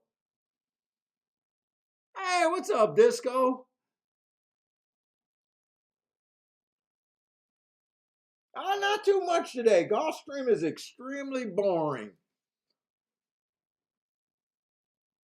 I don't know. I heard some of you guys talking that Aqueduct might be an inside bias, but I didn't see anything like else talking about is that still looking good, or did you guys get rid of that thought?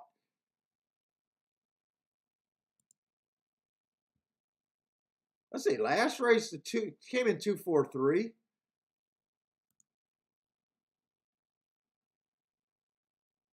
The big chalk eight at a little over 4-1. Two at $9. The two at $11. 2-3. You know what? That eight wouldn't make me get off of that inside, thinking that that was an inside bias. Really, not yet. Because I see what you guys are talking about.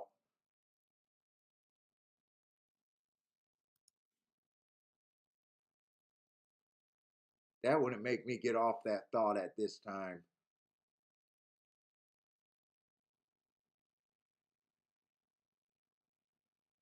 I wonder when Boulder started his blind pick three over there. I wonder if that started yet. Did he get the two down in the first leg, or did he start that at the time of the eight?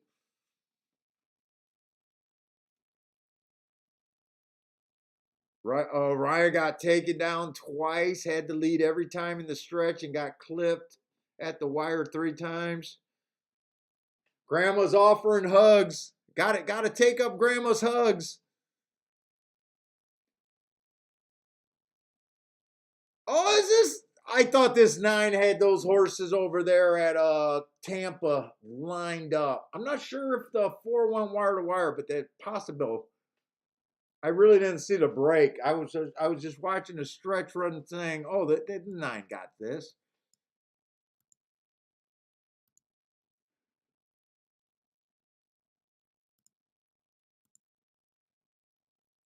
Four's 9-2. 9 was the favorite.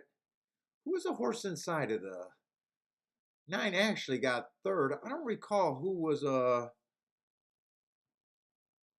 doesn't matter. I don't have a form. I'm just curious where that how that 4 won.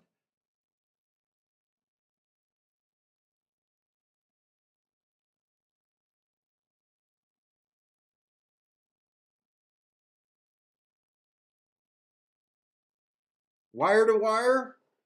That's that's definitely not what I'd be. Oh, it was the 8 that got second. Yeah, I'll tell you if I was I would not be on a wire to wire unless I thought he was an off the pace and he just accidentally went wire to wire. That does not look like a race that I could have possibly had. I know exactly what I'm looking for there. I'm either going to be right about my call or wrong. If they all come off the pace, I know I would have a shot there today. If they don't,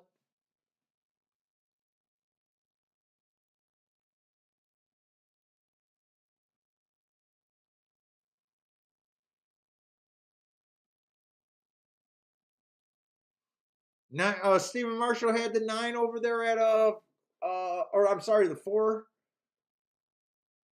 and his first leg of the pick 3. Good luck on that pick 3 then. 9-2, decent start.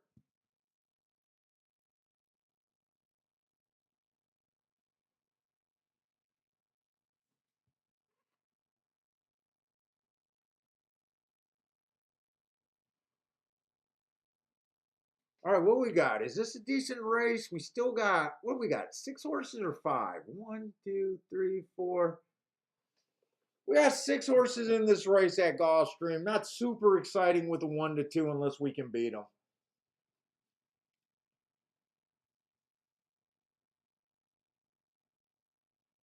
Mile on the dirt.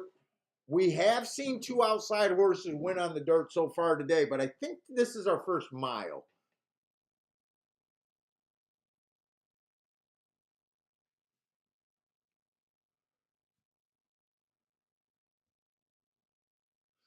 Let's see, the one horse, 4 races go inside early pressing day. I got him running against the bias that day.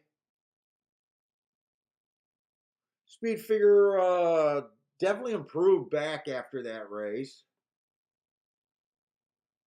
But I got him running against the bias 3 races again. But he did it. He did get in position. I still like that race.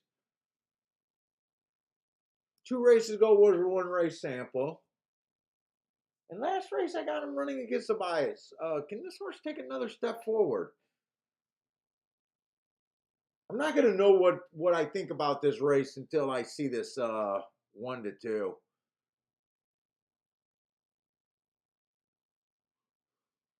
Let's see, so does that make this the 4 horse? The 4 horse is going to be in the 2 hole.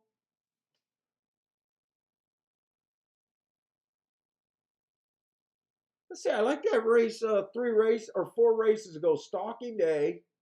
Tried to go wire to wire while going too fast to win. I do like that race.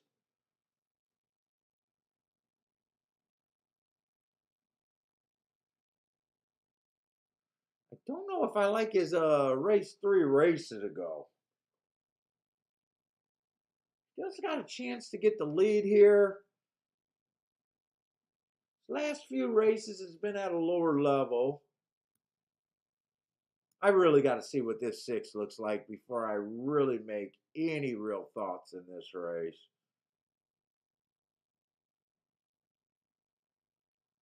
That doesn't look that bad to me at all, actually. How good does this 6 horse look? Oh, fuck. One of these.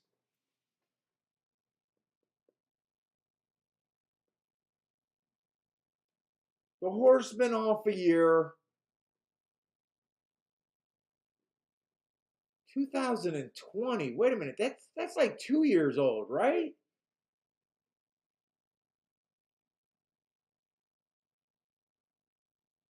I don't know what to do with this fucking horse.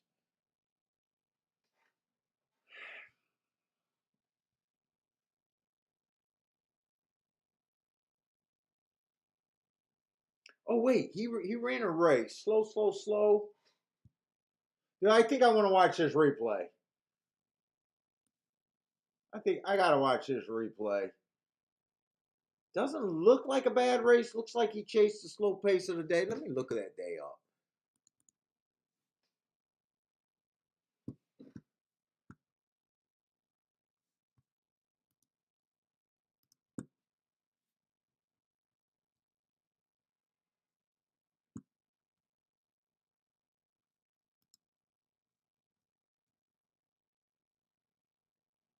Look at all this time, just work, work, work. And my wife is the only one that gets crazy vacations. Look at that. Poor me. That was on the dirt.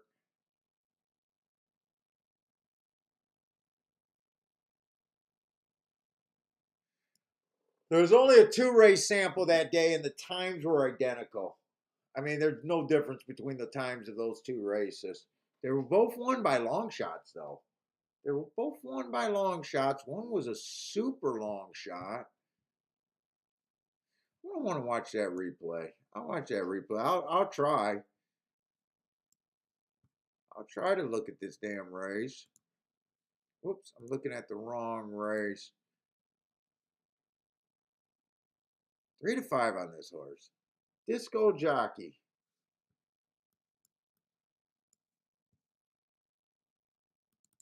Tell me this replay just looks terrible.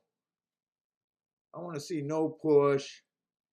I want to see him struggling every step of the way. He burnt money coming off freaking a 2-year layoff.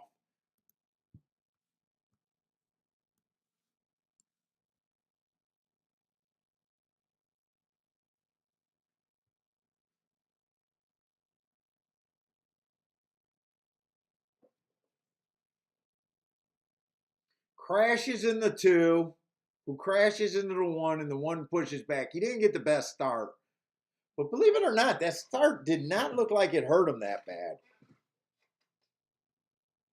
I mean, he did not get the best start, but I'm not sure that cost him that bad. Must have cost him something. It almost looks like he took a bad step in the backstretch. I got a feeling this replay is going to look kind of good. Got shuffled all the way down to last. Wall of horses. This does not look like a terrible race, in my opinion. Let's see, does he got any accelerator? He's running right next to the 1 and another horse.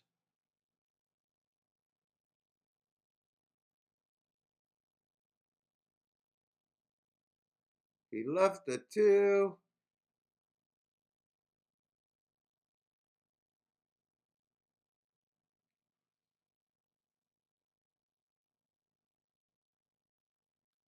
I honestly don't know what to make of that race.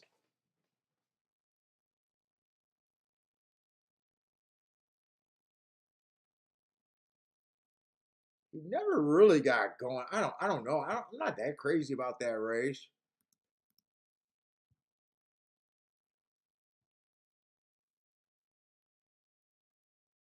He took out the 2 and the 3. It had to cost him something.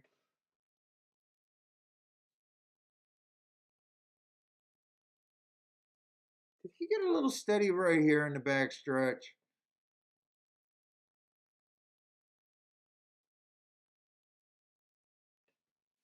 Yeah, he did. Got kind of a slow pace. Pocket 3 to 5.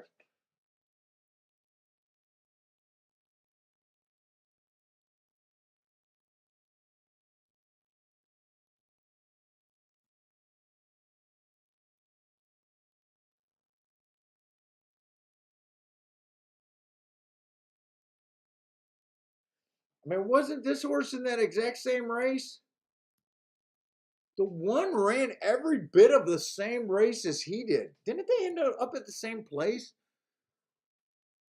Or I'm sorry, the 9. The 9 ran every bit of the step with him. Let me just make sure that was the same race.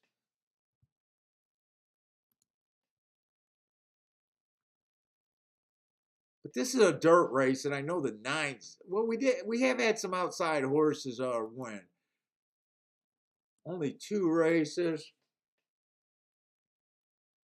Yeah, this is the exact same race. They're coming out the same race. I can just see by what happened at the start.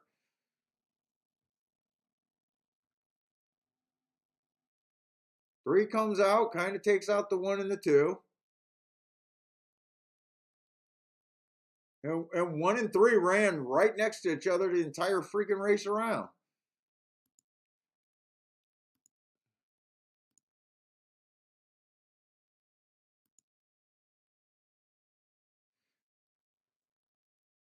I mean, they ran lockstep. I would take the 9 over the damn 6. I don't know how you say the 9 ran that much of a better race, other than if you think you're going to get a big push. But is there a better bet here? Definitely not trying to bet the 9 hole.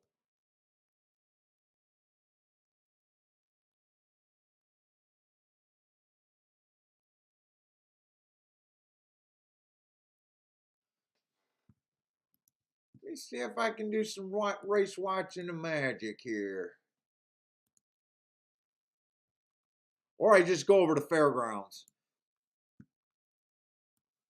I could just go over to fairgrounds. Let's see, I got the inside good on this 1 horse, so he could definitely improve. Said he was 3-4 wide the entire race. He was the widest horse on the freaking track. He was a 7 hole. Boy, if the inside of the track was good that day, he He was about 7 wide on that backstretch. Trying to show some speed. I think I like that race that the one's coming out of.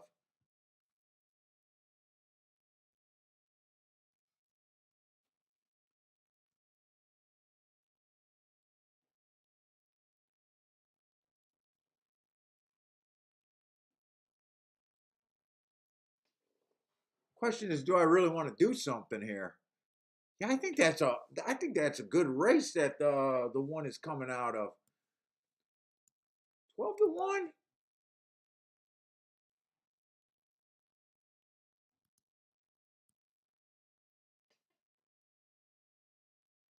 12-1 on a not much happening day to day.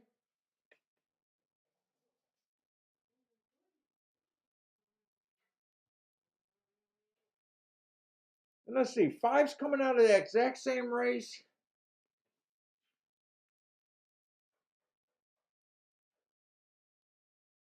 He was a 6 hole.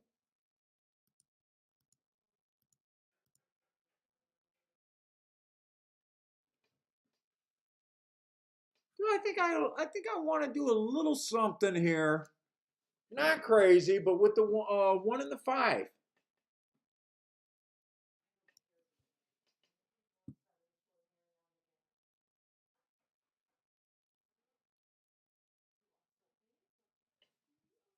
You know what? I want to go to fairgrounds, so I'm just going to Dutch those 2 horses at Gulfstream, 1 and the 5. I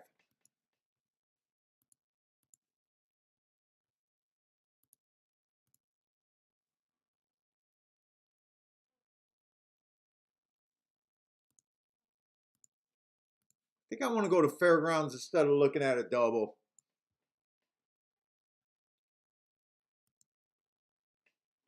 1 and a 5 there. Let's look at fairgrounds.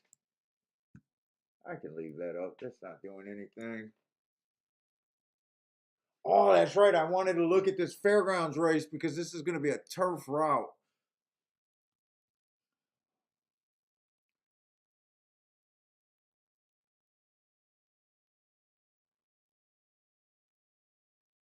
They are betting the 5 horse.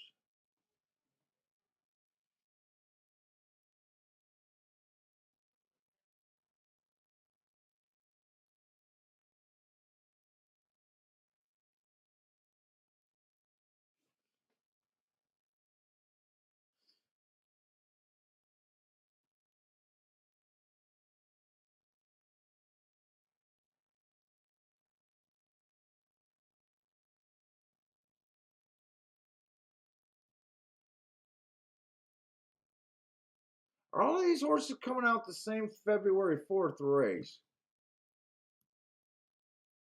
February 4th. February 4th. No, they're not.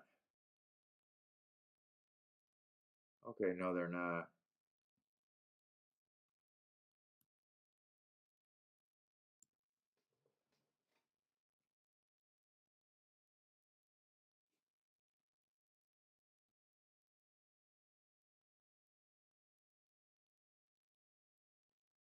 Well, I like the 4 horse a bit.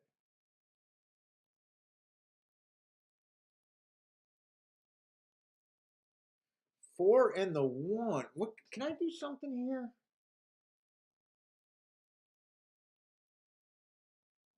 I'm not crazy about the 5. I'm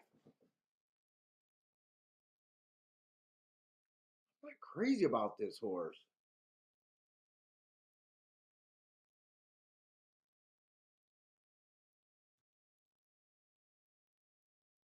I think I'm running out of time. But let's see. I like the 1.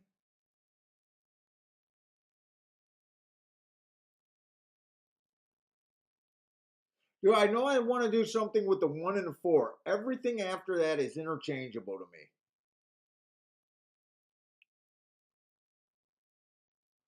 At fairgrounds.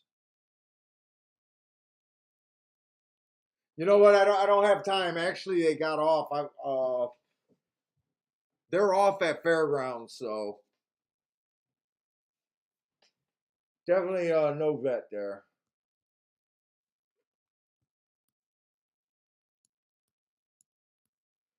Let's see. Hopefully they don't wire again. I think they're coming off the face there.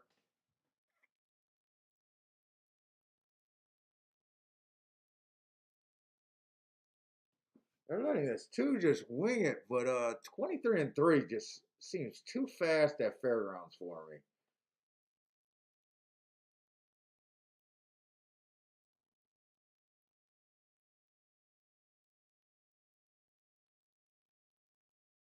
Boy, he's out there, but I think they're gonna catch him.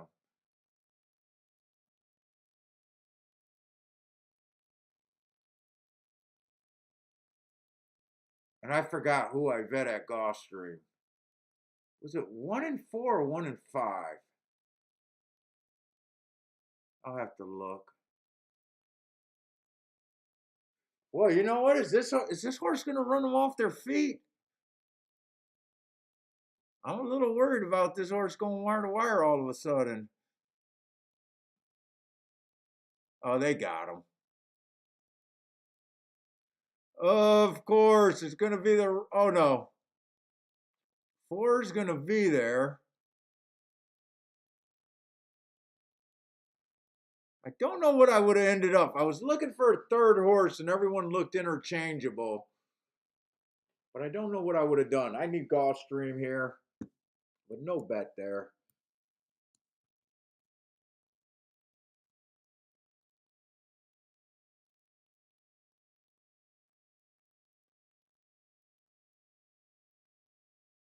Six horse. Ah, that's a 1-2.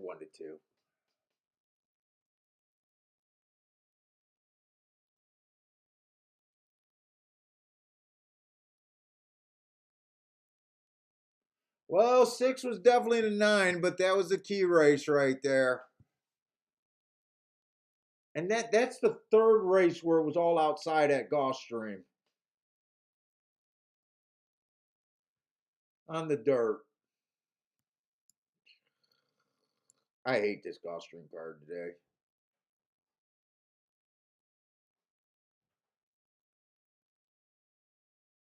6-9.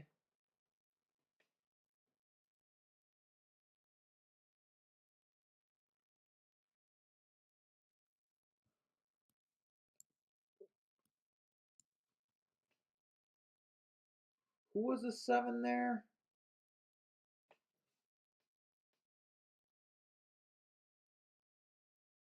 I knew I was going to use the 1 and the 4 if I had time for that bet. I knew I wasn't going to use the 5.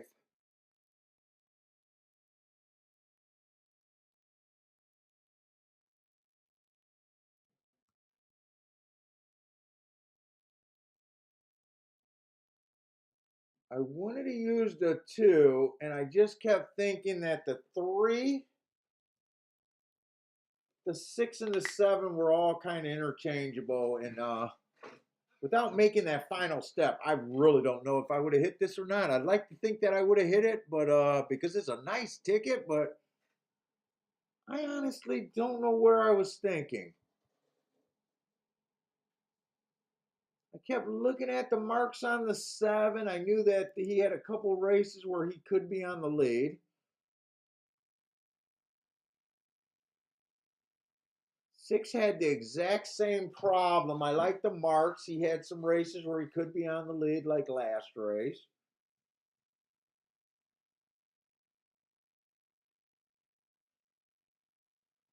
Three had some good marks, and those were all the same horse. I would have had to pick one of those horses. I was thinking about doing a 3-horse box. I would have had a 33% chance to get it right, and I'm not sure which direction I was thinking.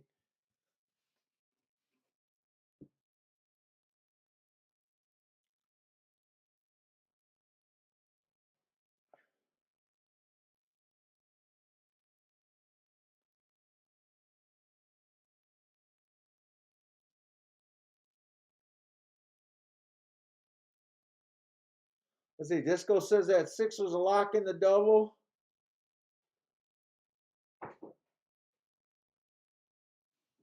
What was that double thing?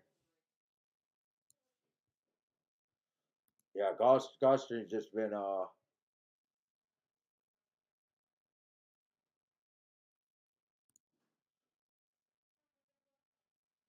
$4.70 double. Ooh.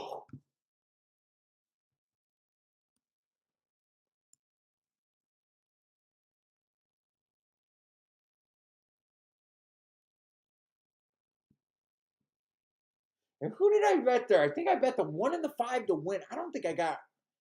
I'm not sure if I got a run out of either of my horses there. I have to watch that replay. I'm not sure if either of them really ran. The way that 1 and 9, the way the 6 won that race, I don't think there was any scenario they were going to beat him today. It's just much the best today.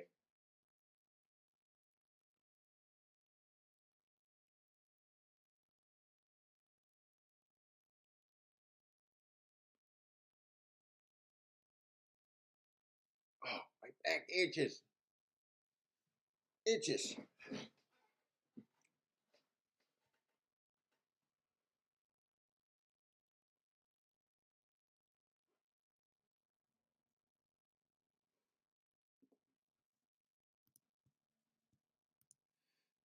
Chalk Stream, shitty park today. Yeah, it's been rough if you're trying to think outside. The only good thing about today,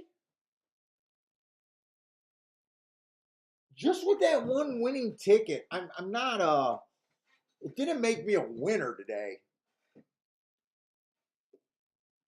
But it's definitely been a non a non thing. It's like I took a few little stabs, but I'm barely down anything.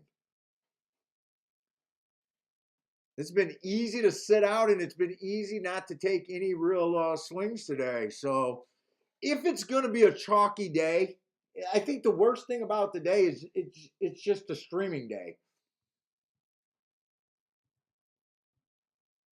Like this right now, if we were just playing this on a Skype call, that would have been the only way that would have even kept me interested. If I was by myself, there's a real good chance that I would have already just walked in the other room and watched some TV.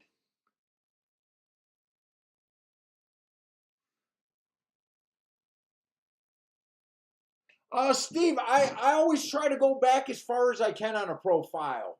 Uh, if you were going to start today on Gulfstream, if it was Gulfstream, I would definitely go back at least 2 or 3 months. 2 or 3 months is kind of all you need.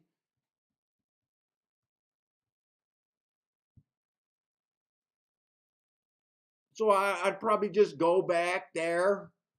Uh, in all your profiles, your data does get time sensitive. Like, let's see, what am I marking up to? So I try to mark 4 races back.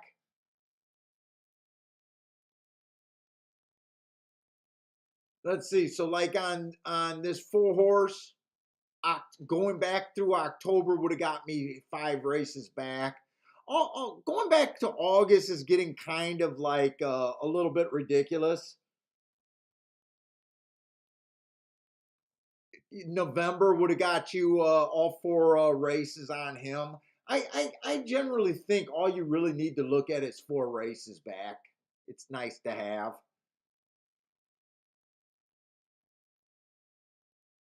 I went to September on this horse. That's getting a little ridiculous. But I think when you go back four races, you can see a lot.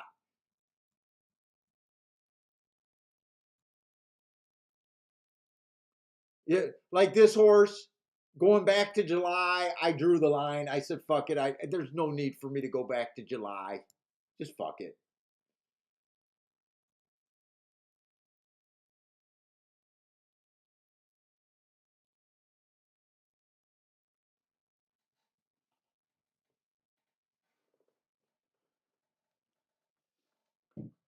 Because there's always a danger in going too far back. and horse racing is not like people want to act like horse racing is just like people athletes. We can get hurt, we can come back on the men's, and you can kind of be the same athlete, play at your same level. Horses, when horses decline, they decline, and a lot of times they never come back to what they were.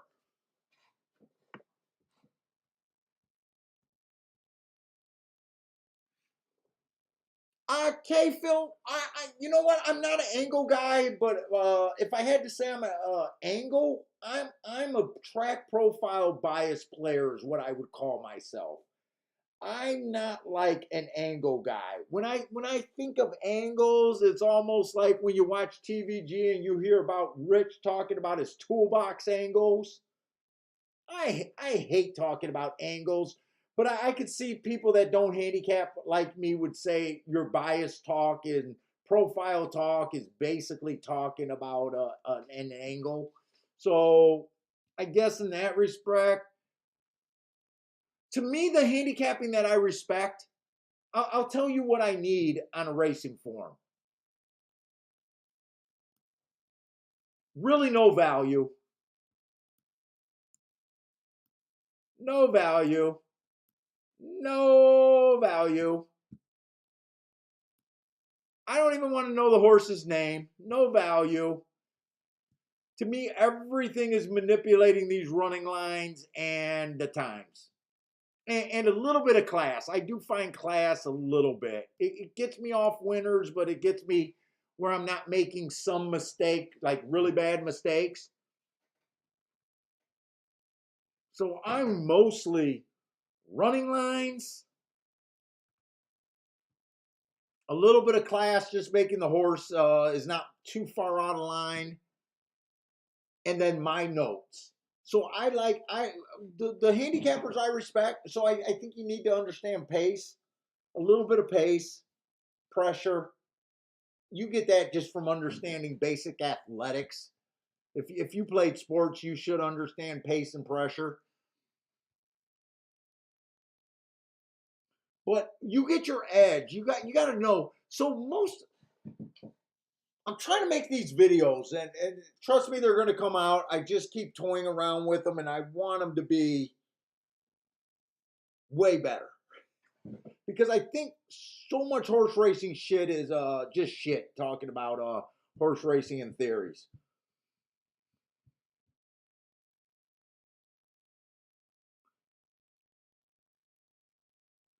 The more I think about it, the more I think that most handicappers approach this game wrong. We're always looking and always focus on picking winners.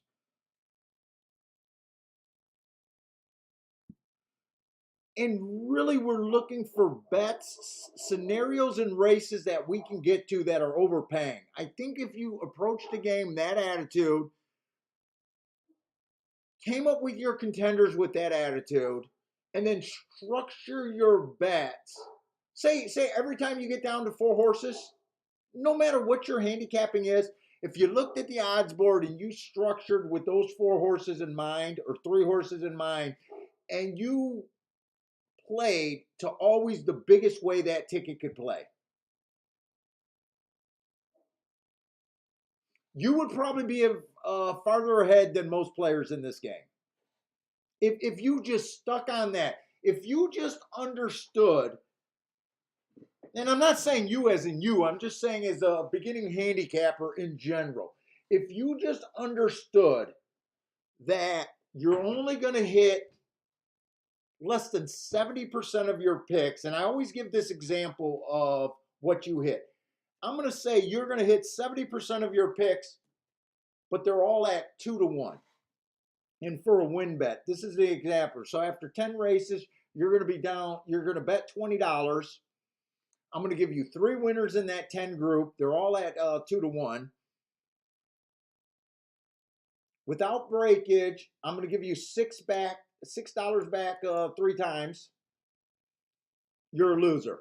You bet 20. You had a great win rate at 30%, and you're down. Get 18, 6, 12, 18 bucks back, you're down $2. To me, it's much easier betting this game is getting good at finding long shots.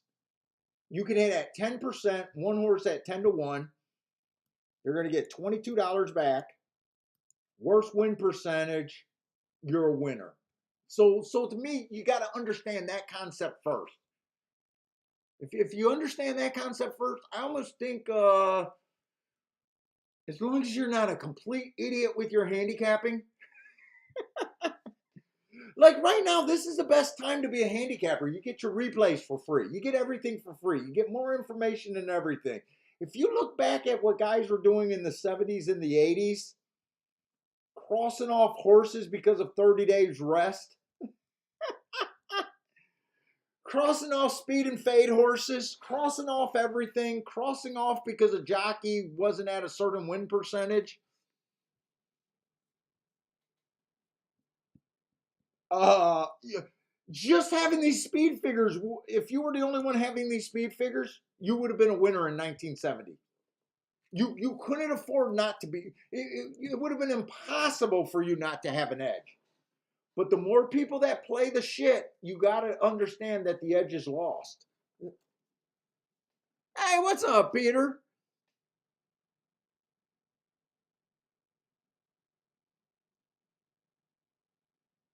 And then let's look at some handicapping. So, so the angle's such a hard thing for me to say. And just like pissing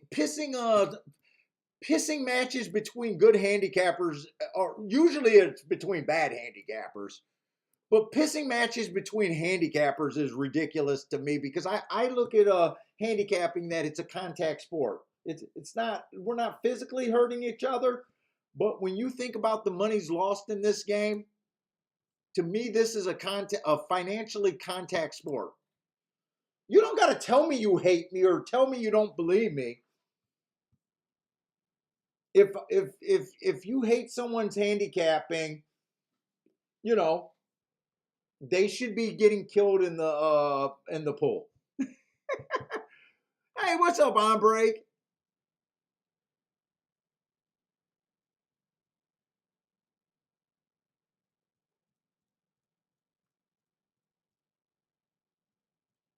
But yeah, I'm a big believer in no. So I think you need to understand class, understand pace, not how most people are understanding pace. I think you need to be a note taker. I think trip handicapping gives you the edge. I think if you believe in biases, but you can't believe in biases without notes.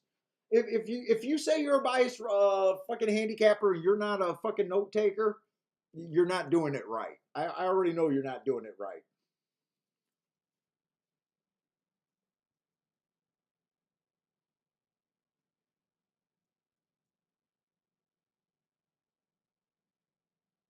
It's just like everything else, the small things is what makes the big differences.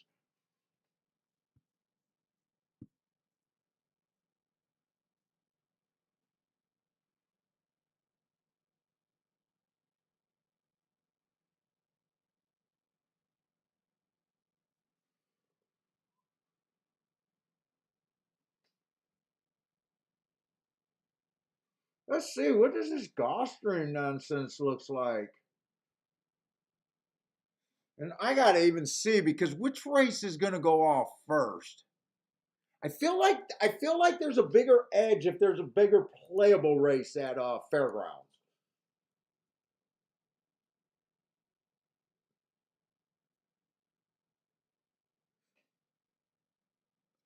God, my vision's getting worse.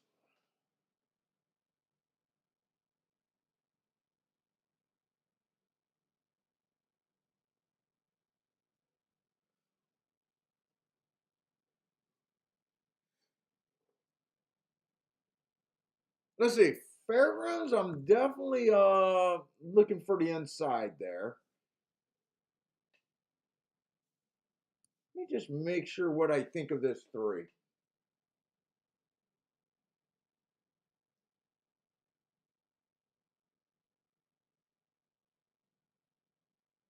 Oh my God! Did you guys see that last freaking thing with Andy and that other dude going at it? God, I would have. There's no way you could sit me across and have a man talk to me like that.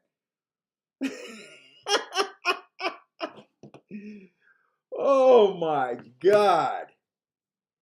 I'll do my time with a smile on my face.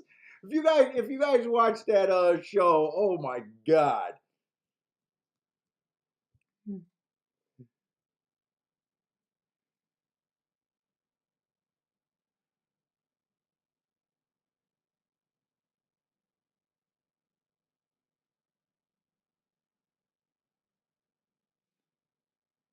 Oh yeah, okay, Phil, no problem. In fact, I don't know if you're a new viewer or not. Definitely the first time I seen your name, I think. But Phil, dude, all I ask new people is to give us a few days. Handicapping is horses is not like sports where you could easily fake being good at sports betting. You know, I have no problem telling people that I only expect to hit 20% of my bet, but I'm going to hit my 20% at a mutual that can put me over the top for a year. We all are going to hit winners, but not all of us are going to hit winners that matter. So it's definitely a little bit of harder to put on this show and uh, be convincing because at any time I'm losing 70 to 80% of my bets, and I'm telling you that that's what I'm going to lose. I got no problem with it.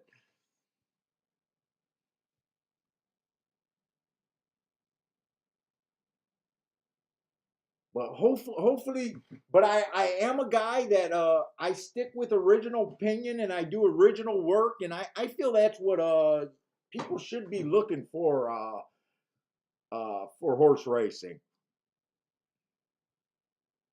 Because if you think you can survive in the par mutual following the leader, you're dead money.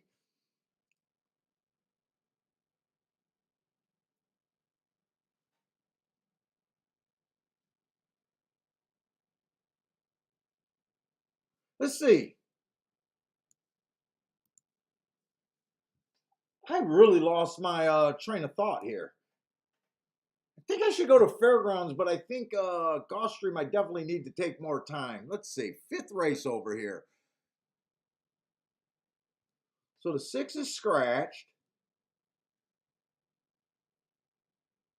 This inside has been winning like insane on the dirt. Just insane. And if that continues, just knowing that should make you a better handicapper at Fairgrounds.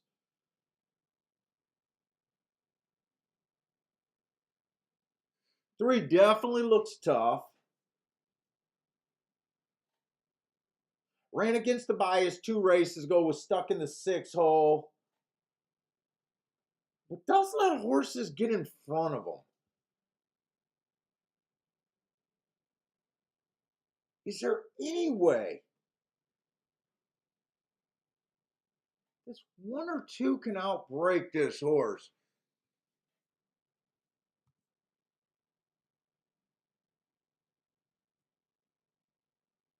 I'm mostly interested in the 1 through 4. Oh no, I did like the 5 here. That's right. I did think the 5 could 5 stepping up. 5 stepping up quite a bit. I was trying to make a case for the 5. I've got that front speed, and I think he has real front speed. I love that race 2 races ago, and to me, after earning the hearts, him running this huge speed figure for him made perfect sense. I'd like to say I caught him, but I don't remember. I don't look at horses' names, so I can't even really tell you. That looks like something I caught, but I can't be positive. I kind of want to use 1, 2, 3, and 5 here. Fuck, I can even use the 4 at that price. Can the 7 beat me? Seven's going to be on outside. Only ran one race, so yeah, it can beat me. But coming from there, from Delta Downs,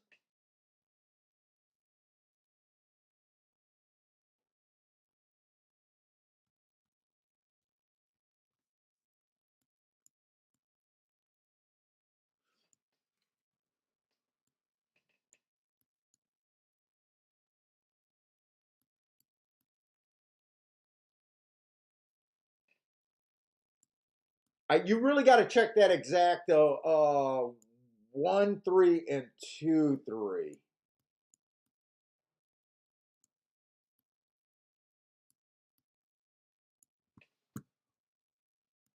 Fuck, I'm probably not going to have enough time to do Gulfstream Park, but I think I want to do this bet here.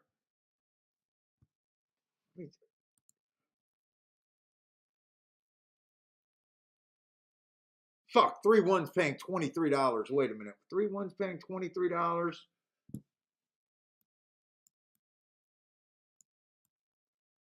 That's for $1. Can't play a 3-2. Can I play a 2-3? 2-3 still paying 36.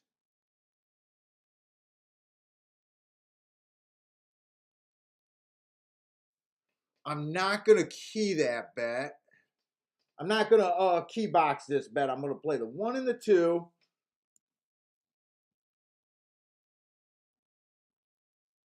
Did they just scratch the 4?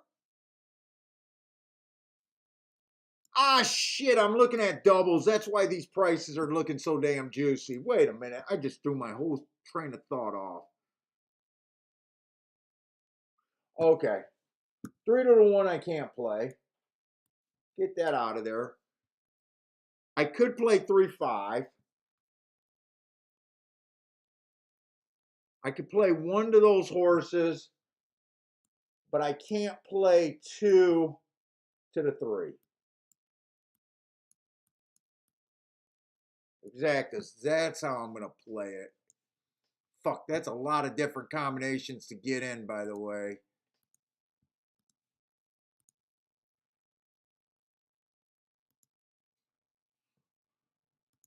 Two to the 1, 4, 5. I'm going to get all of these in? I don't know.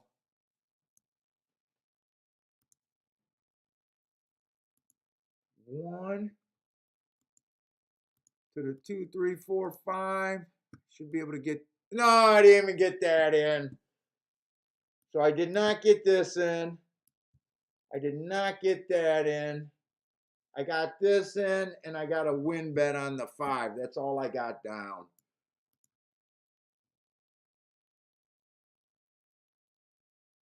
Fuck. Well, it doesn't have to win. It doesn't have to win. If none of my combinations would have won, I guess that's a good getting shut out.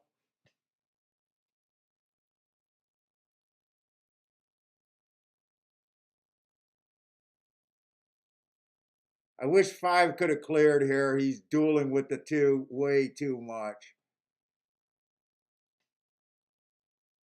3's getting the perfect trip. Come on, I need this rail to be gravy here, and I need this 3 to go away. It just does not look like the 3's ever going to go away. In fact, I need the 2 to go away and the 5 just to keep running. But that doesn't look too believable either.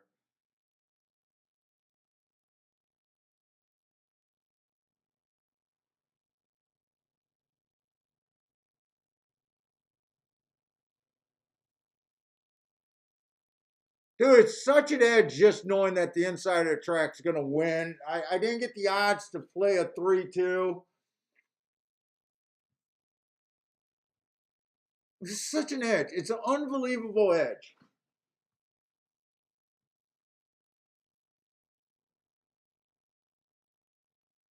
So that did save me money. It definitely saved me money.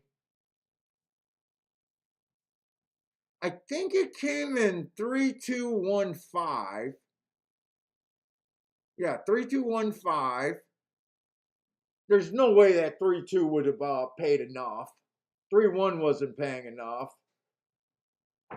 So a race with very little upside that was kind of just forced me. If I wanted to play the race because I believe in the inside there.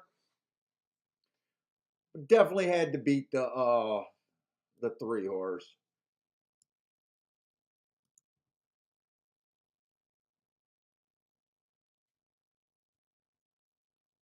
So I don't mind. I don't mind that play at all. I just don't think I'm going to have enough time at Gulfstream because this Gulfstream race I thought was going to take a little bit more time.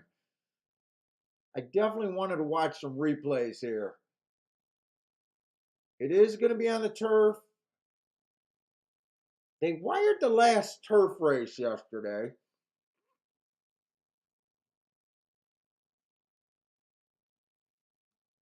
I do got the one scratched.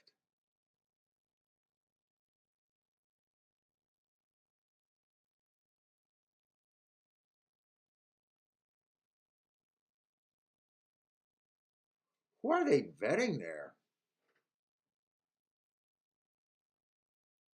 They're vetting at Turfway Park, Belmont to Turfway. Horse did very little wrong in this 6 horse. This was one of the race where we got the 7 horse hasn't raced since June with a lot of class.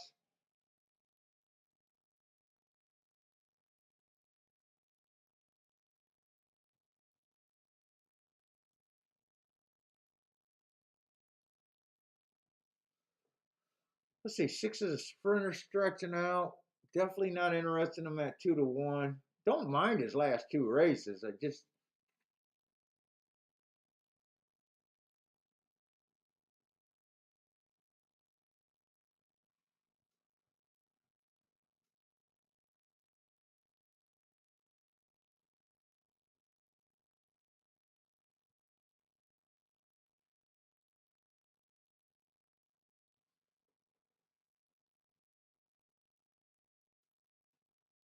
what I don't know what to do with this 6 horse. Yeah, he looks okay. I don't hate him, don't like him.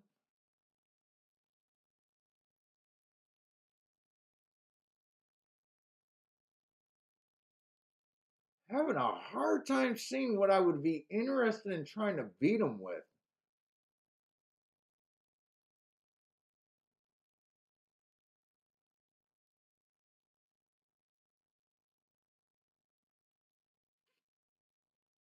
Ford looks like a nice horse coming off the pace.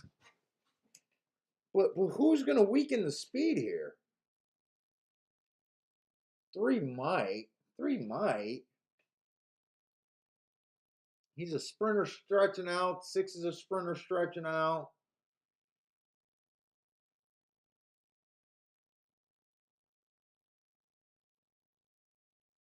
Two hasn't raced since September. I think I sit out this race. I think I just sit out this race. I'm not really sure how much I like the 6 horse. He's stretching out just another half a furlong, so I don't believe he'll have a distance problem. He ran well on the turf. For me to like a 2-1, I would have to say that he has a 50% edge to win this field. I don't know if I can really say that. Oh shit, I didn't even look at. Wait a minute, I didn't even look at the outside horses.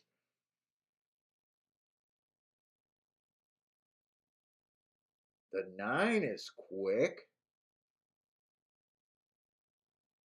2 horse or the 10 horse kind of broke his maiden while running with the bias. 9 is a little bit interesting to me. 9 might be where the speed's coming from.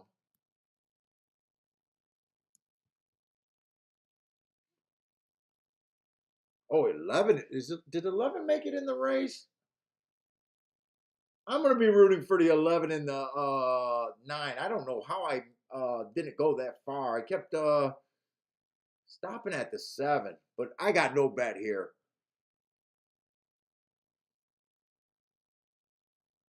Even if I had another 20 minutes, I don't think I would have came up with a bet there.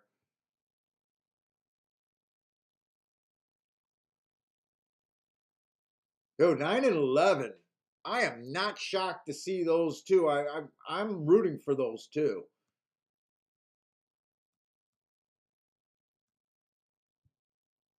They got really good marks. If they're not going too fast right now, I think they got a more than average chance to hold on. 23-4. It's been hard to tell if that's fast or not because Gulfstream cannot freaking time a race. So it looks like they're in trouble because the back of the horses are really coming now. They did each other no favors, so there's no way they're going to be able to hold on now that the eight's in their guts.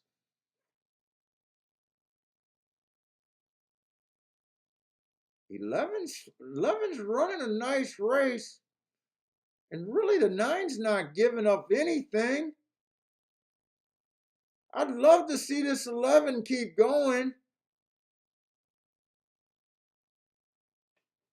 They both ran a nice race. I'm shocked they battled so well back, but the winner came from the 3 horse.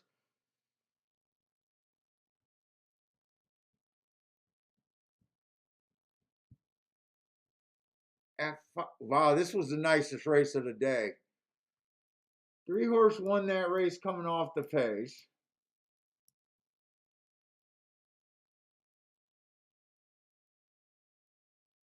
Ran at Keelan on a speed favoring track.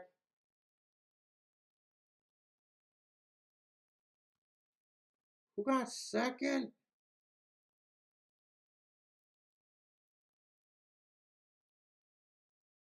310. Who was a 10? 10 I didn't see till late either.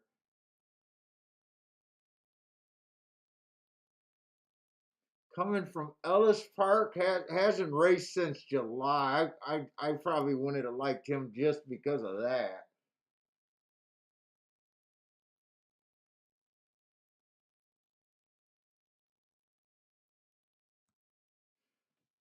By the way, that kind of looked like a race where the 8 horse missed time to move. I think the 8 horse missed time to move there. It was very odd that the 8 made such an eye catching move past the 2 horses on the lead. And then those 2 horses came back and the 8's nowhere. To me, that almost is a sign that he just mistimed that damn move.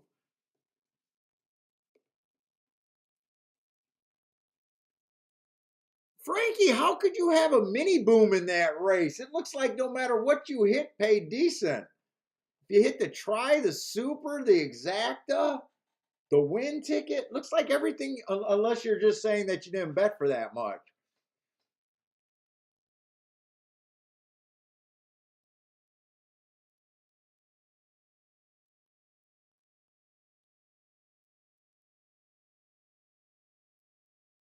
Get carried as alive in the pick 4. Nice call, Boulder. Who was Boulder's call right there?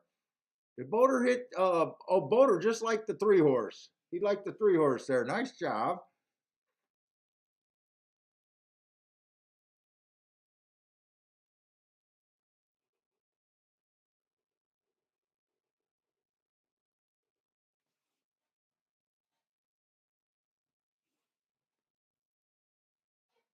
Yeah, I wish I could say if that was a fraction that I didn't like, but they are having such and that's the thing with Gulfstream's fractions. A lot of times this turf fractions can vary widely day to day. Did we have another turf race, another turf route race today?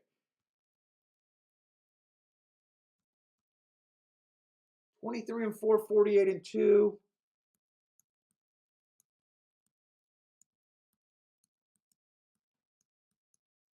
I just want to write that down so I can remember. I just want to see if there's another chart. You know what? I'm just going to download the charts real quick. I want to see how good that looked. File new. Uh, Equine.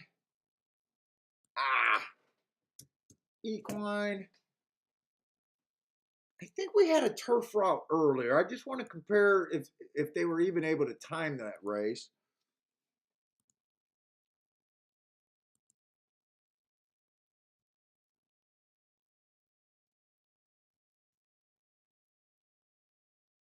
We had a 5 furlongs on the turf that went fractions that we usually expect. Maybe we didn't have another turf. We didn't have a turf route race all day today. Oh, I thought we did.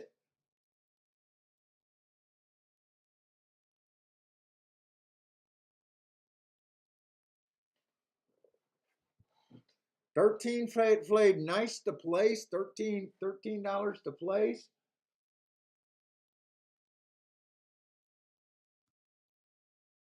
Yeah, Gulfstream.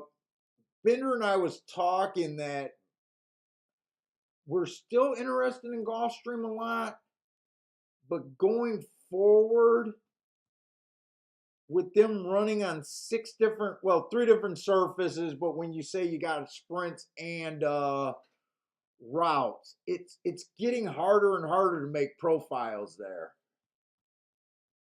I'm not ready to bail on it yet because I'm still doing really good there. But a lot of profiles going forward is going to just have lot of lot more one race samples than we ever had before. That's always going to make it tough.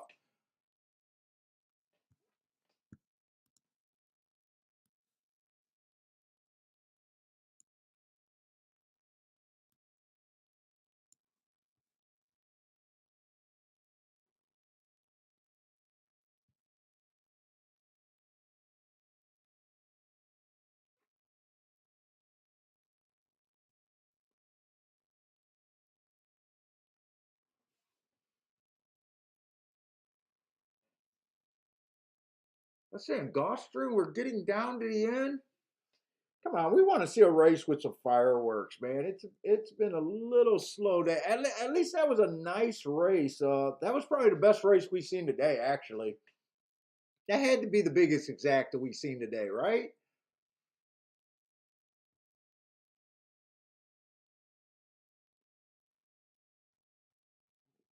Yeah, Gulfstream. We got 2 more races, another turf route race, and a dirt race. And right now, man, I am thinking that we've seen 3 horses on the outside win.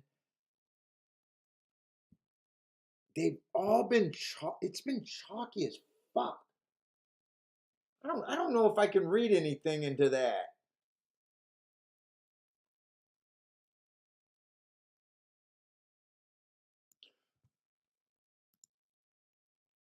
The more the results just look chalky, it really gets harder to say, oh yeah, it's biased. When I see long shots and stuff, it's really hard to for me, or it's really easy for me to adjust what I'm thinking about a track, or to double down on what I think about a track when I see prices and stuff.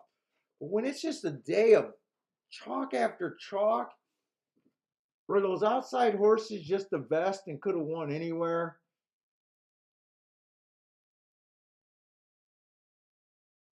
Probably today. It's kind of a tough call.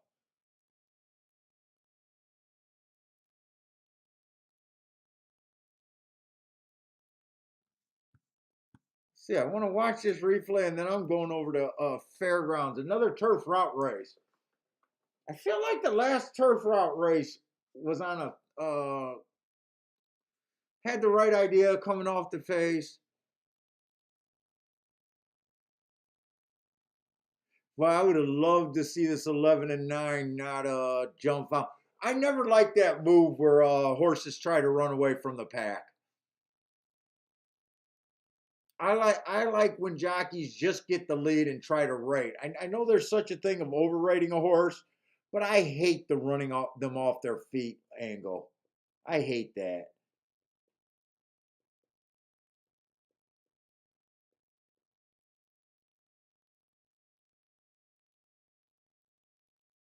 See what I mean about this 8 horse? I think that was a mistimed ride right there. Look at how eye-catching that move was. He makes a nice move. He gets to the front. He thought he had a loaded horse. He thought the 9 and the 11 were done, but he mistimed them being done. When you make an eye-catching move like that, you get to the front. You're not supposed to get repassed by the horses that are passing you, and you're not supposed to get overtaken by the closer. I think that was just a sign of a mistimed move right there. I won't blame the jockey. He did what he thought was right, and it looked like it could have been a winning move, but in my head, to me, he mistimed that.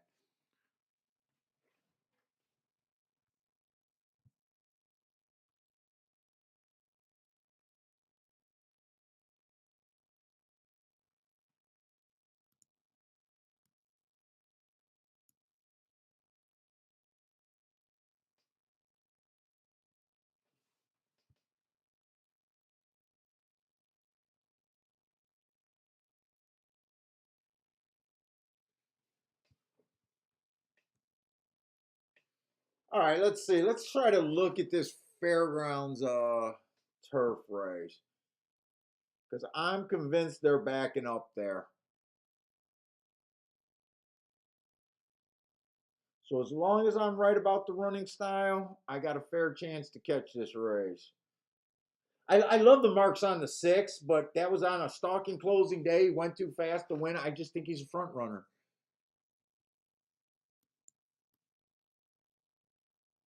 Let me just see something on that chart 2 races ago. I want to make sure that that 7 came off the pace. I thought he did, but now I'm wondering if that's really what I seen. Let me just see if they got the result chart for that already.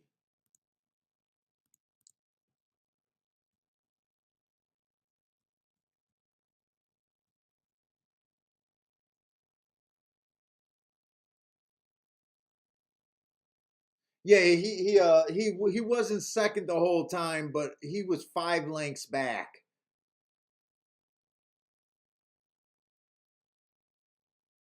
So that's a close to me.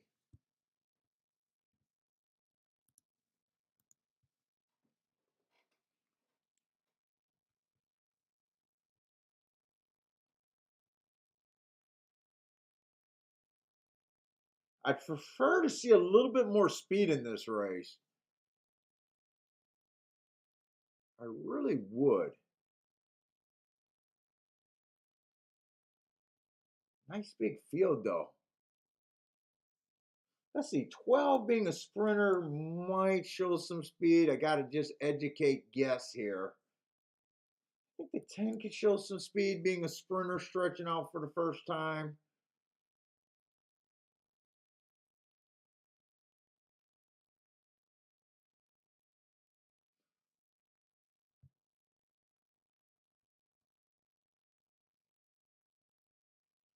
See, this is a $15,000 now when there's a 3 lifetime on the turf. How do I want to approach this race? I like the one's last race. This horse is in danger of going. This is what makes it tough. You see a lot of races where he's on the lead, but you love this race right here where he was a closer. You think that's the right move. He's a nice price horse, but if he goes to the lead, his odds to me changes. I think he has a chance running this way. I don't think he has a chance running that way if I'm right about the track.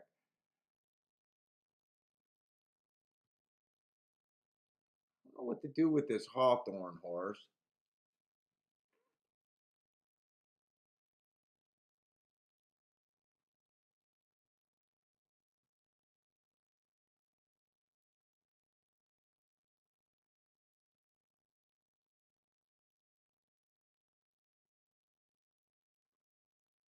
Three's at 7-2.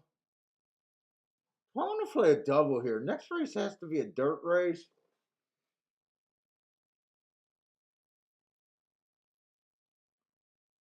I mean, one doesn't even fit that race to me.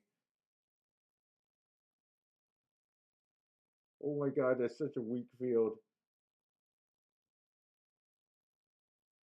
Oh my God, that's such a weak field.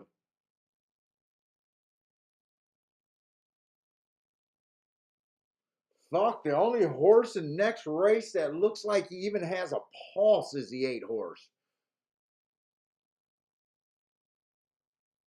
And I don't want to be in the 8 hole.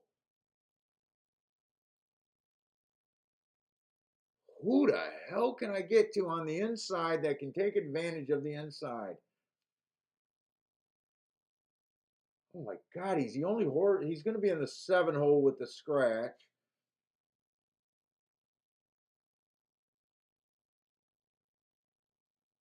That race is bad for me. That's a bad for me race.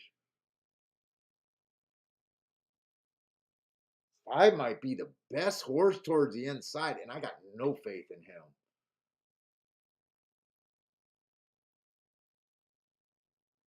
This is the only horse with a pulse. And I gotta try. I want to try to beat him if I do anything.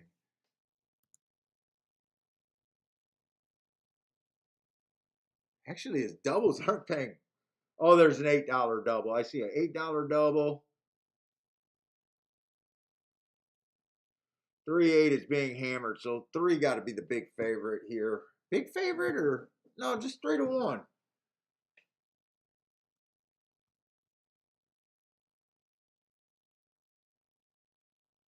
Oh my God.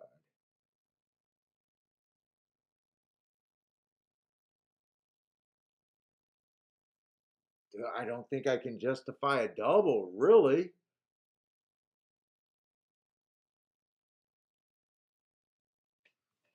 I don't think I could justify a double.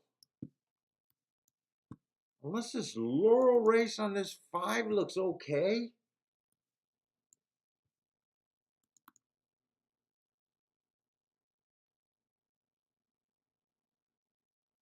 Where's my sheet?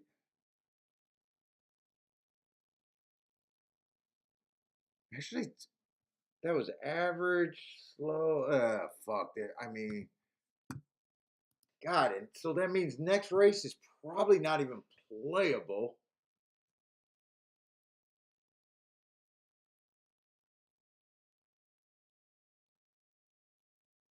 I mean, this 8 to me is so beatable, but I don't even have a live body on the inside.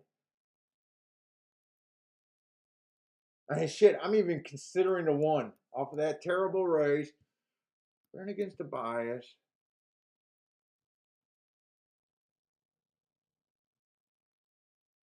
All right, I don't know. I don't even see what I could fucking do in the double. Let's see, 3's now bet down to 7-5. There was some. There's quite a few horses that could come off the pace. I definitely want to do something with the 1.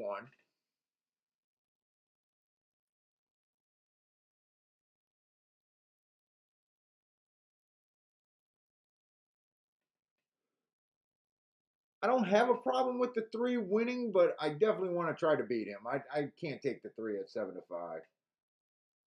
Right running style, dropping in class. Closers are always a different beast. A lot of times it's just if they're interested.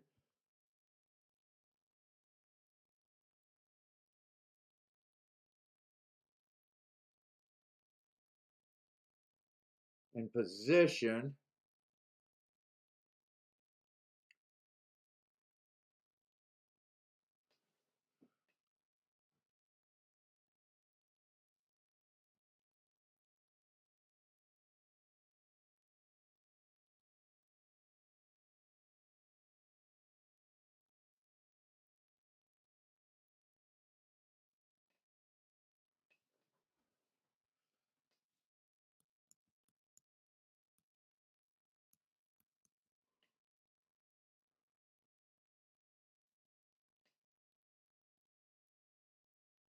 Definitely want to do something with the 1-5. I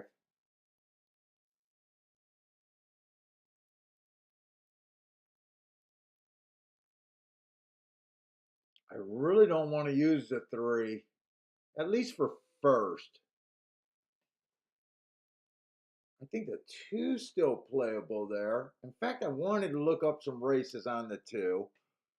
Definitely not going to have time for that.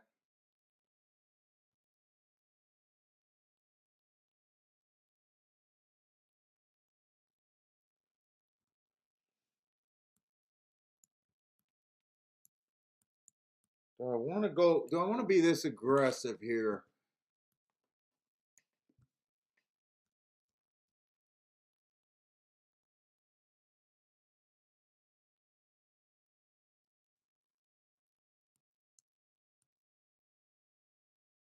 That goes there.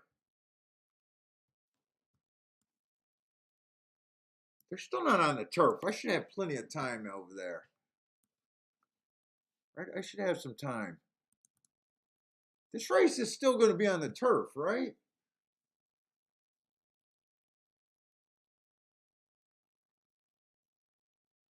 That was a stalking closing day, which he was.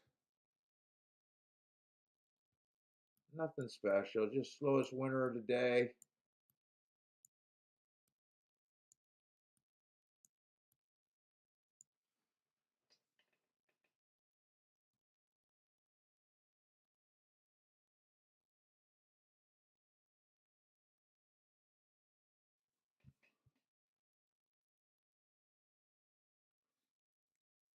Oh, you know what? I'm not sure if this one actually. Wait a minute. He closed.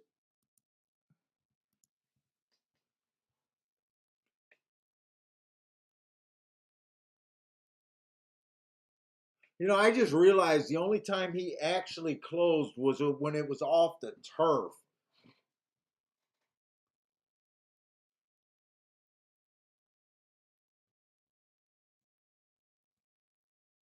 I don't think I want the one on top.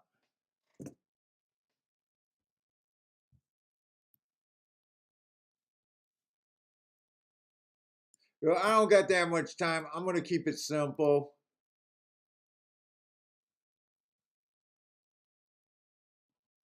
But wait, they've been getting in the gate fast.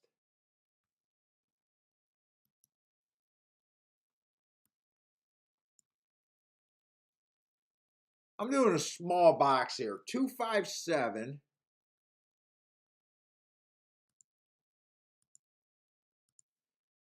5 and 7 to win if I can get that bet in.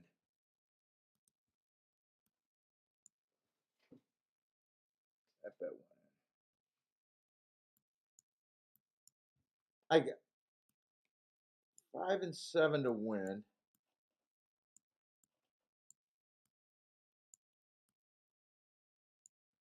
257 in a box. I just kept it. I kept it simple, and I decided I didn't want to go after it because I thought I was looking at the one and I seen something. Now all of a sudden I thought the one was going to the lead, which he did do. So I actually like that call. I'm not sure if I still like the bet, but I definitely like getting rid of that one at least for king off of him.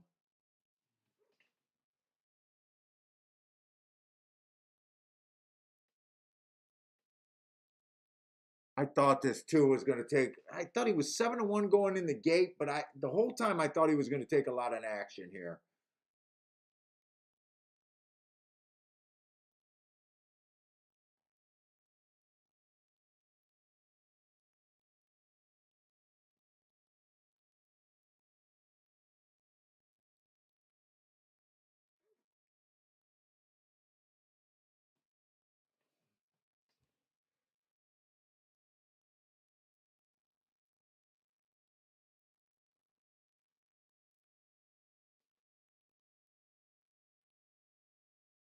Five's not going to be able to outrun this three.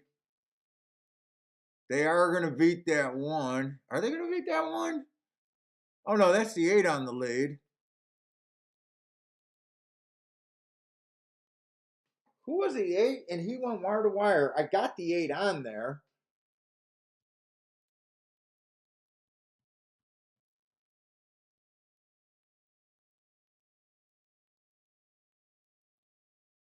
That's right. I keep loving these races. I just don't believe that they want to go wire to wire and then they go wire to wire.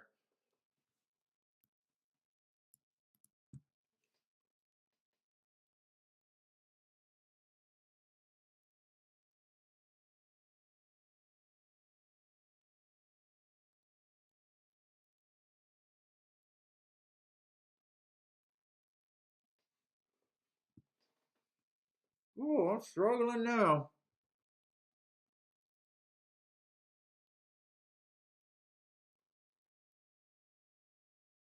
One ran a better race than the five. They never really collapsed all that much. A1 wire to wire, that's not what I'm looking for. Not at all.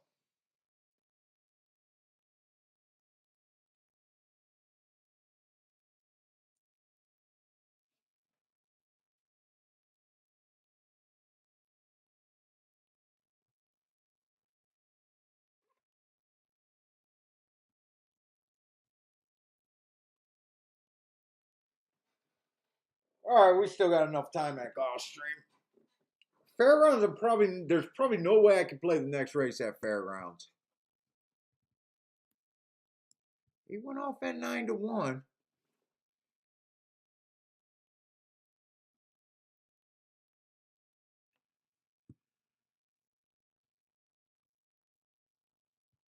Let's see, we got 7 furlongs dirt over there at Gulfstream.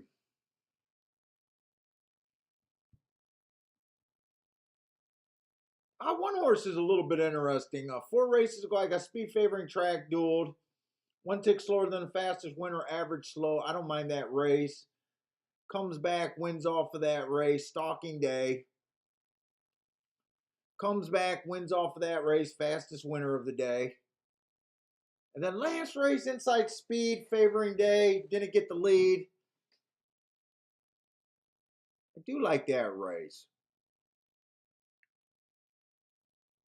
3-1, man. 3-1 almost feels like a long shot. What we've been looking at Gulfstream so far today. I do got a little bit of thought that the inside might not be as good as I tend to make it out thinking it usually is.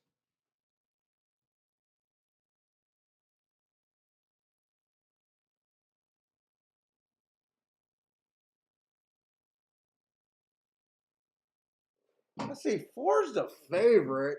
He's done nothing wrong. He was average, average, average while winning.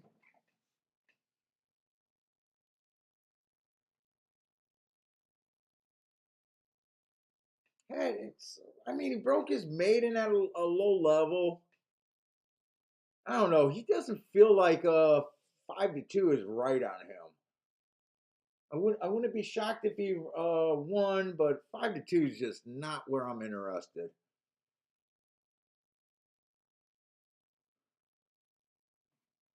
I don't got crazy odds here. I'm trying to think and what I can make in this race.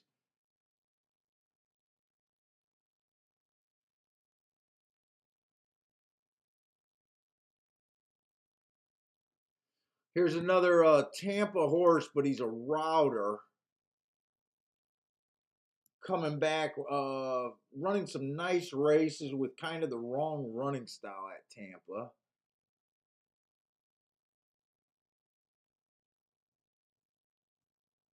I think I mostly like the 1 here. I like the 5 a little bit, but I think I mostly like the 1. I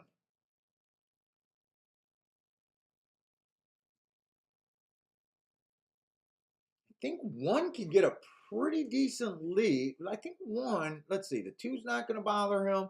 3 shouldn't bother him. 4 could possibly bother him.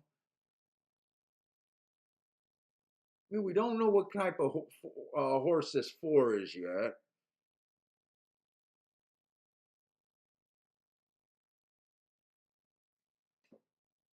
Oh, he's 5-2. God damn it. We're just looking at chalks every freaking race. They're chalking me to death.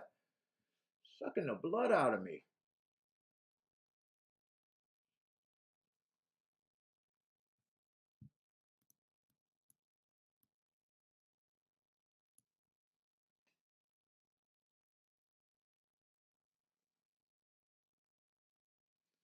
Six got some speed, but six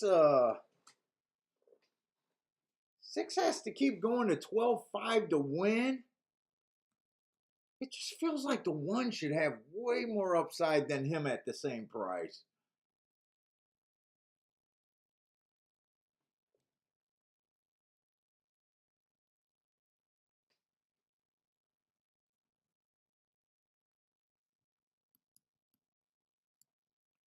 I'm gonna try to look at a double, but I'm running out of time over here.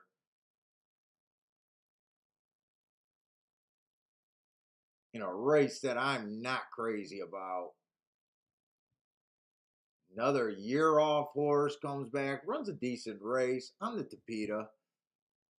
Although I got that it was an early pressing day that day.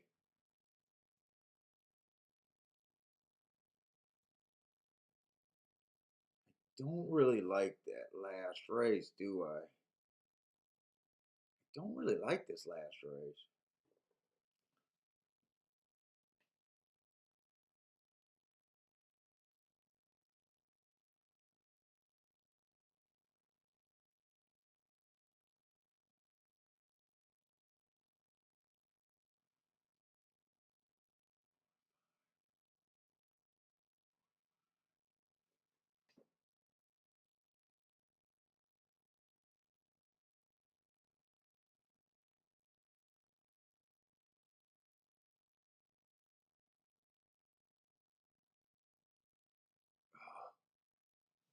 Let me see. What can you do here? Is there any bet that really makes sense here?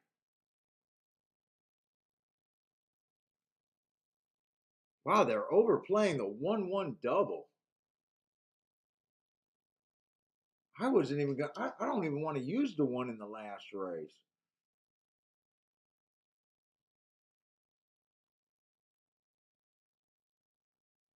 I want to use 1-4-5, or I want to use 1 to the 4-5.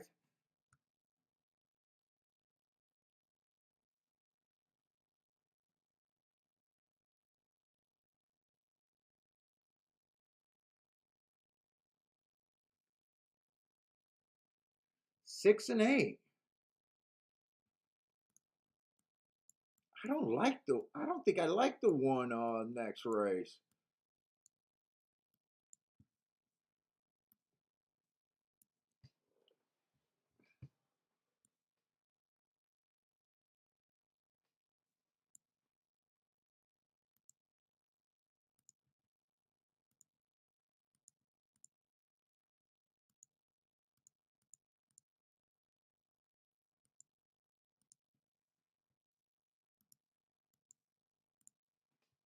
Oh, do I want to do anything else here? Do I want to bet this race as itself? I got the double in.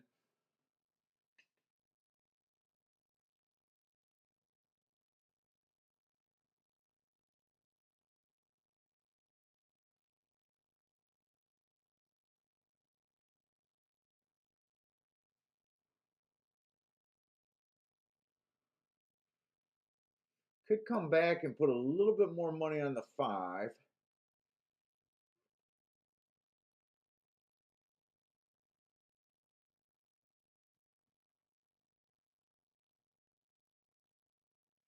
Man, I really don't see the 2 or the 3.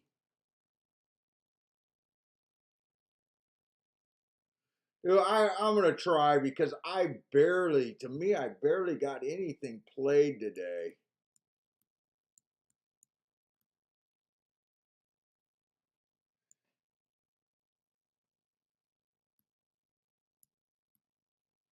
I think I'm gonna do the exact about. Oh, this exact, I'm dangerous in it not being good though. Let's see. 1-4 is paying 17. Every $6 you bet, you get 17. 4-1 is better. You know what? I think I could do that exacta.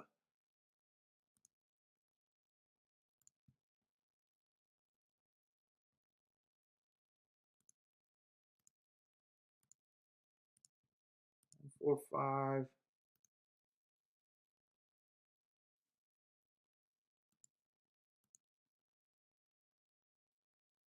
Win.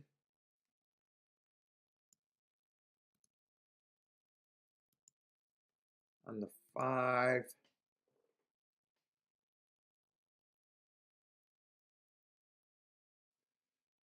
Can't play the 1 at 5-2. I think that's the only place I can go there. So just the 5 to win.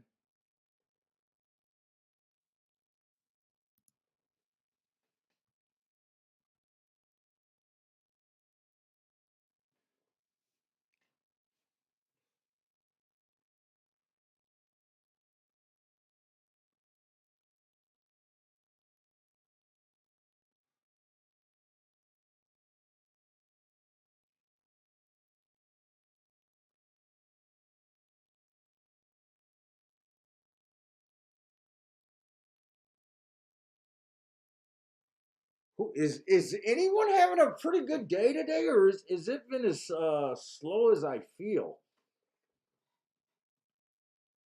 Only good thing about today is it's not a bad losing day for me. God, six did get the lead. I was so worried about this six getting the lead. I just thought there was no way the one was going to let the six get the lead. I'm wondering, this one, did something happen at the gate, or did the one miss the break, or is the rail just not good today?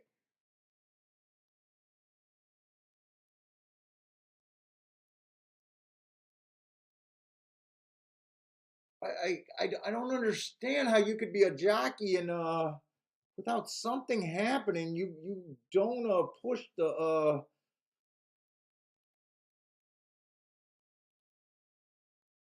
cheaper horse. This looks like you got no shot. I don't believe I don't believe that you can beat the six from here. If they beat the six from here, I don't know. Well, maybe the four could, but or is that the three?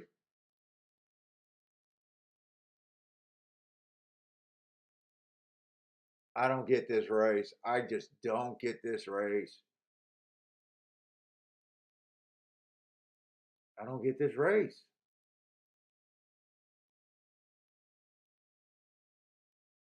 Comes in 3-2-5.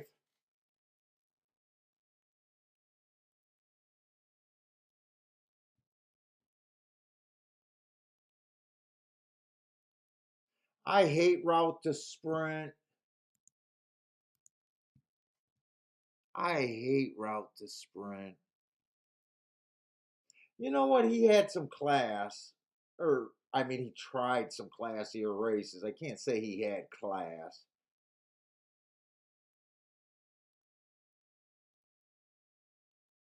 I got to see what happened to the start. What the fuck happened to this one?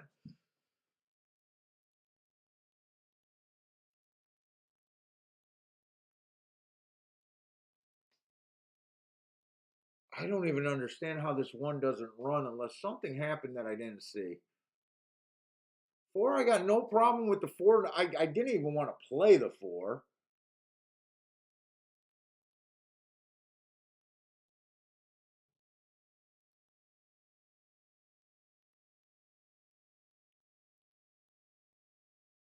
Six got the lead, but I thought he was too cheap, which in the end he ended up being.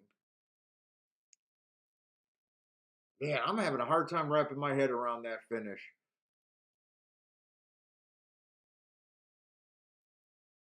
And the three was 5-2. Three was 5-2 there, huh?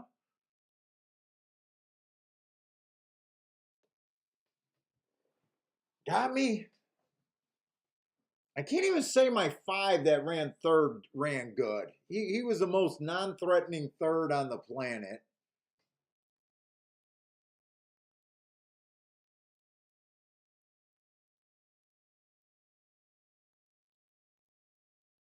Five or six quit terribly.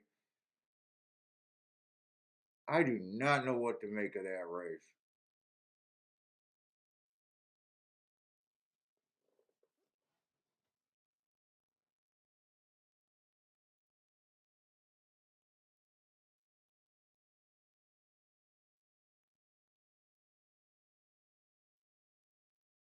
Hey, what's up, In?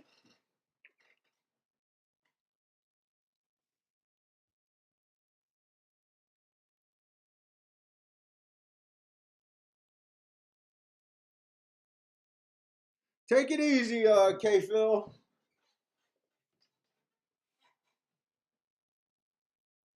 I can't wait till this stream's over. I wish I could leave with you right now.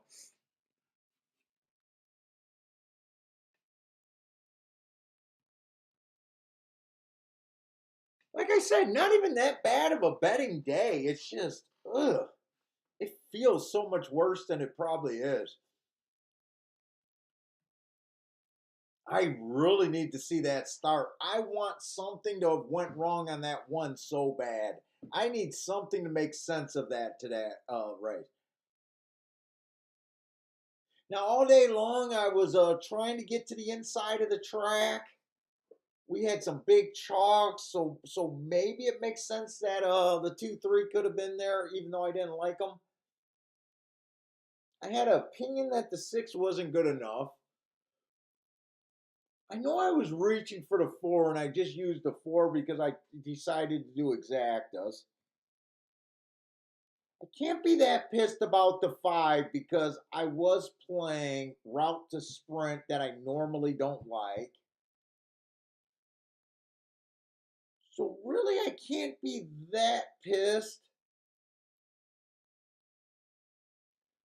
Because in my head, that 1 was almost a single. Let's see. If something happened at the rail, or if something happened at the break that explains why this 1 did not show anything, I really thought he was a single.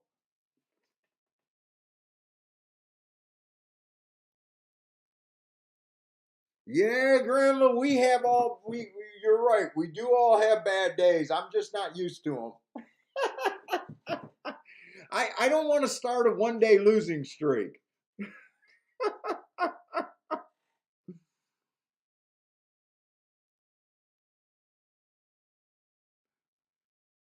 I don't want to start a losing streak.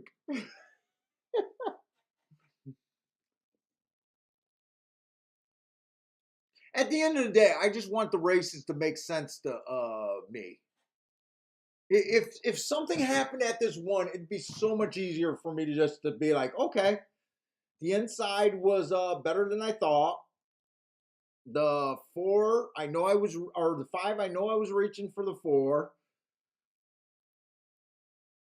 I didn't, or I knew I was reaching for the 5. I really didn't like the 4. I just thought he had a better chance at showing speed than the 2 and the 3. Come on, let's see this replay. I really need to see something happen on this 1 horse. Because to me, I kind of thought he was a single, and then I was just trying to make some things happen. Thought the 5 was just interesting enough to use. And just to not see him run at all, just really playing with my sensibility.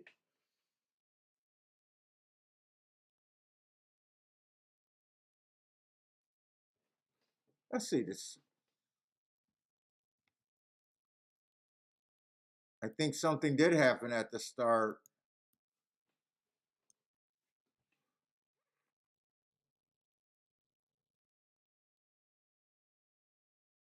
One gets squeezed here.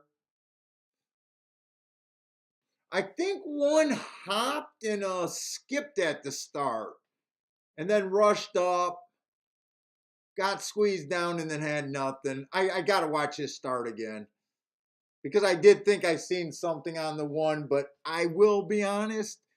I might just be trying to see something on the 1.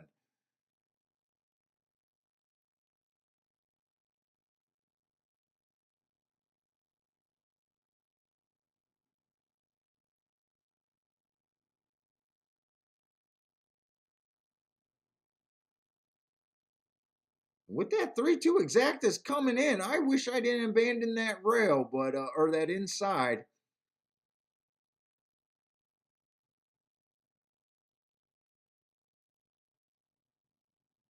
Let's watch this start. I think I seen something funny on that 1, but maybe it wasn't there.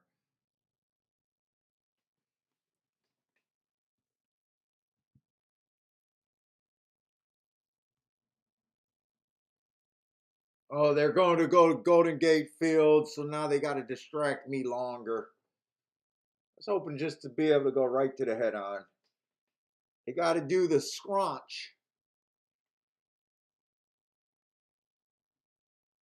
They got to do the stronic.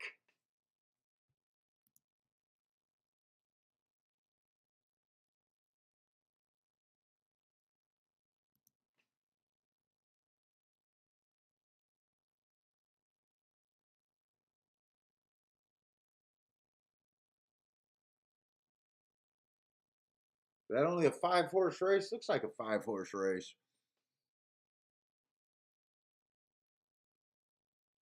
The Scronic.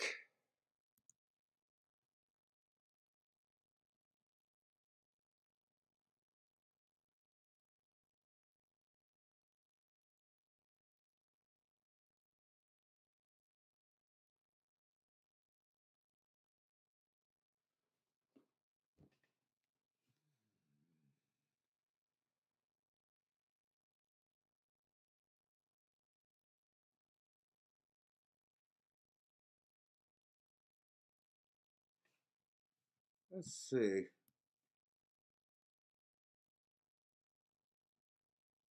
Jeez, I want to play this fairgrounds race so bad because the 8's on the favorite.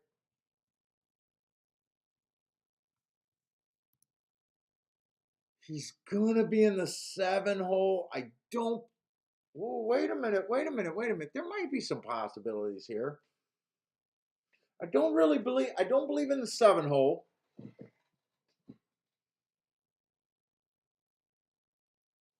But I swear to God, there's not a live body inside of him. It's hard to make a case for anyone inside of him. All right, are they going to go right to Gulfstream and are they going to show the head on, or are they just going to forget about doing that because they put this race in the middle? That's what I'm concerned about because okay, here's the start. Did something happen with this one? Yes, he reared up at the start. He looks like he reared up at the start, so he missed the break, but it does look like he either hopped or reared up. And then he got steadied behind horses. It all closed down. That does make, believe it or not, guys, I can handle the losing the bet. It makes me feel a lot better with that in. Believe it or not, that makes a difference in the way my head is at the end of the day.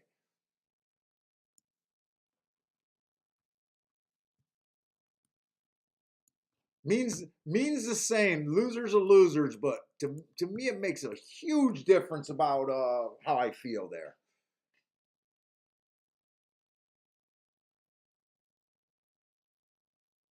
Yeah, and I'll probably watch that replay again tonight again.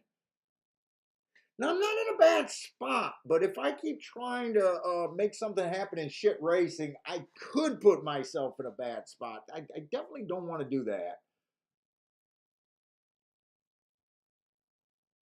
Oh, you know what? There's only 2 more races. I don't think I could fuck up enough. I don't think I'd bet enough in these last 2 races. I didn't even realize that we're done.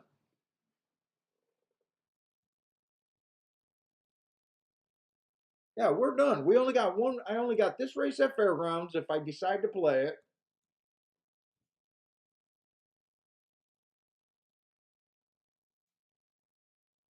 And I only got the last race at Gulfstream. So actually, I can't fuck up the day.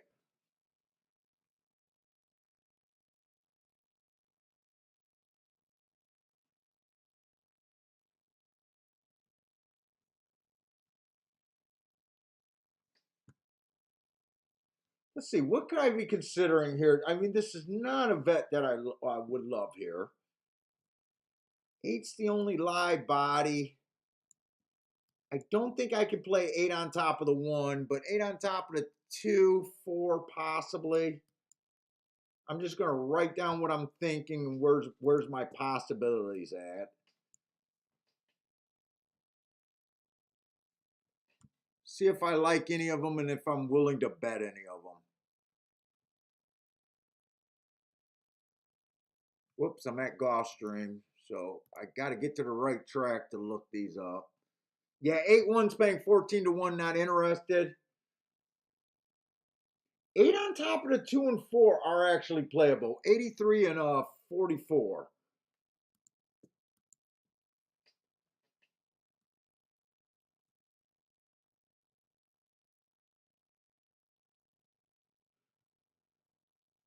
What about 8-5?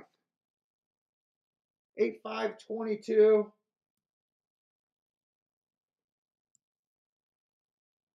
Could do that.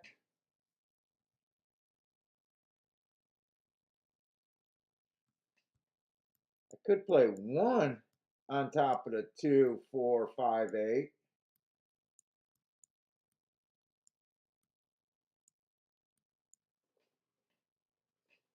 One ran against the bias, but coming off that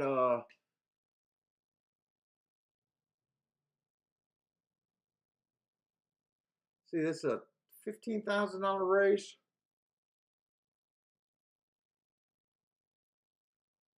Could play the 2 to win.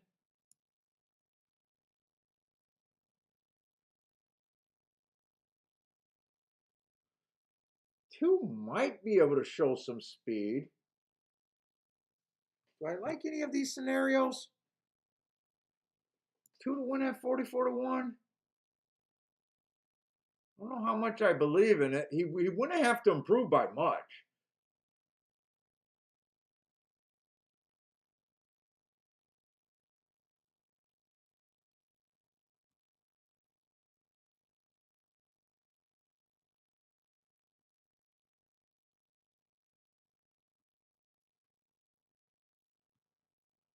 Could I bet 4 to win? I don't know. 4 to win. He had a lot of races.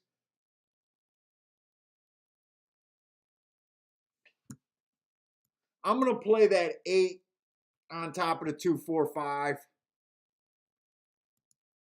2 and 4 to win. Definitely playing in my cheap range. And that's even if I can get the 8 over. 8 on top of the 2, 4, 5, right? 8 on top of the 2, 4, 5.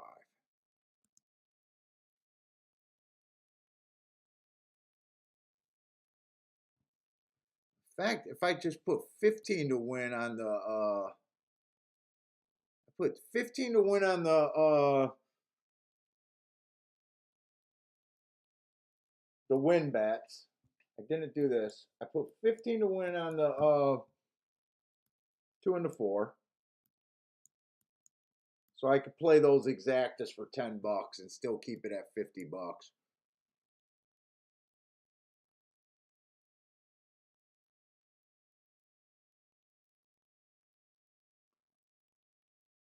Jesus Christ, where's my 2 and the 4? Did they even get a telegram that the race is starting?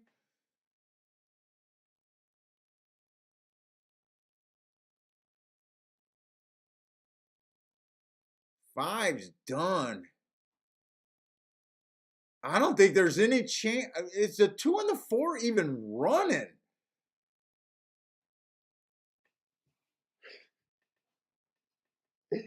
Just trying to do something. 8 was definitely the only live body in the race, but it's going to come in 875.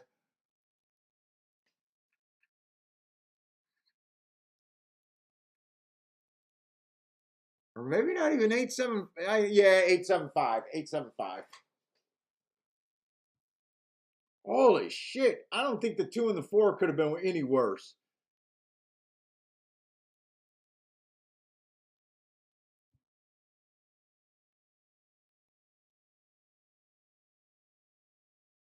I don't believe in the inside. There's no way I would have played an 8-7.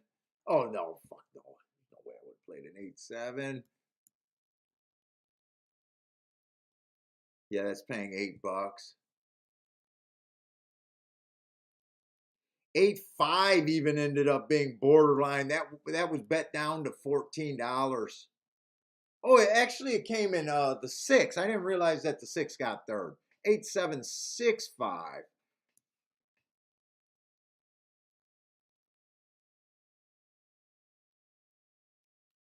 They way overplayed that 8-1. 8-1 was only paying $5.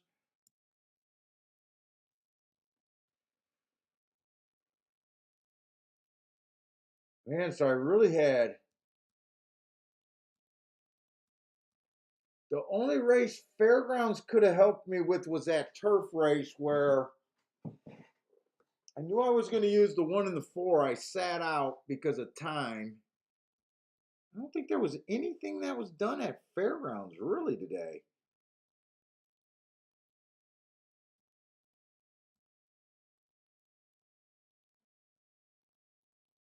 we didn't get to even look at the first race. Okay, we didn't get to look at the first race. We didn't play the turf. Okay, we didn't play the first two races.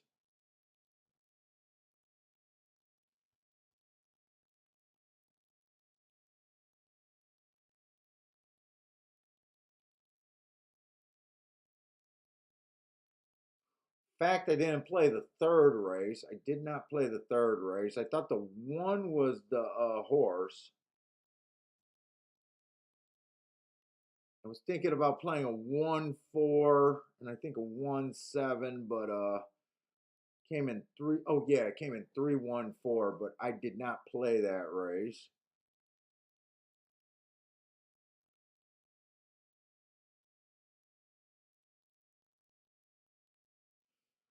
I get that was the closest thing that could have been a score of that race right there. That ended up being no bet.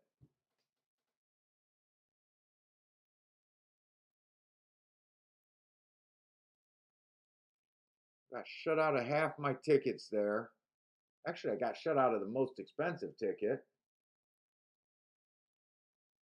That didn't end up being bad.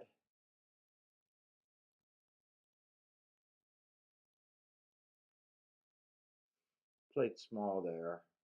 Yeah, I really there was really no chances except for that one race at Fairgrounds really today.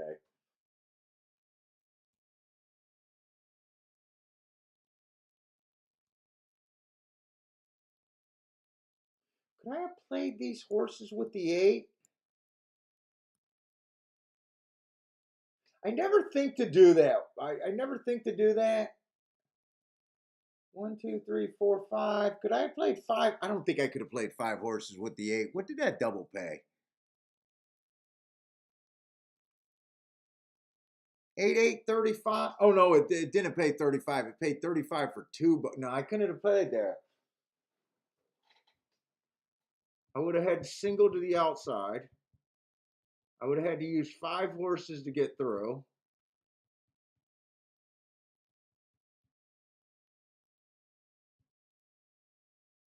And if I remember right, he was the one of the best odds. So some of those combinations would have been even a lot. No, there's no way I could have thought about doing that because some of those combinations would have been a lot less. He was one of the best options there. So yeah, Fairgrounds, not enough happening. So let's see, Gulfstream.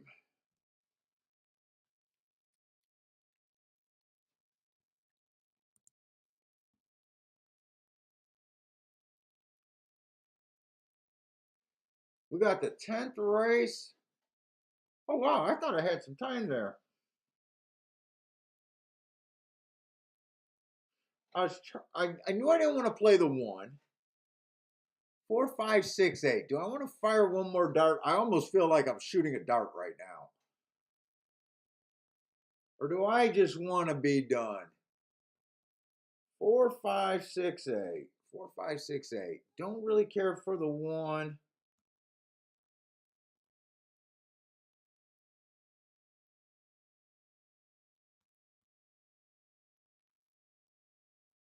Four's coming from Belmont.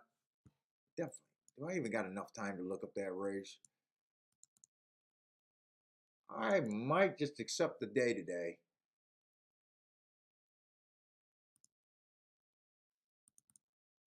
And I got nothing to do. Maybe I'll play Turfway tonight. Ah, that's going back to June. June 27th, taking a horse at 5-2.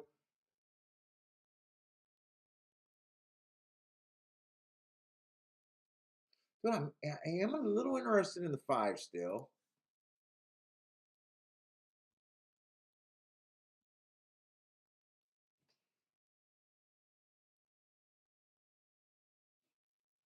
How does this 8 look?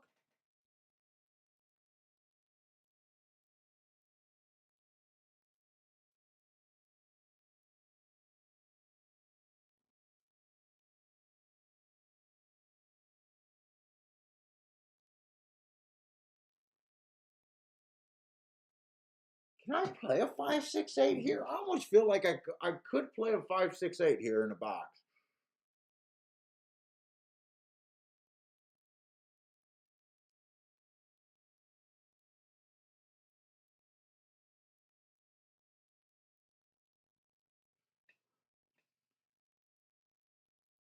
I do like the 5.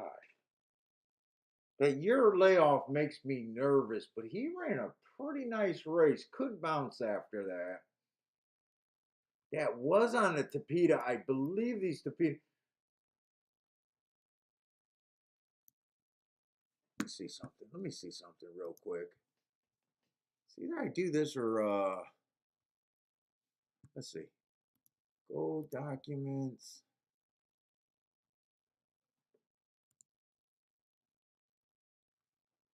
Golf stream.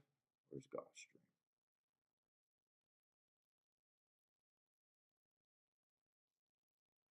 January 9th. That was a Tapeta race. Fucking timer malfunctioned again. They only ran 3 races with 2 timers.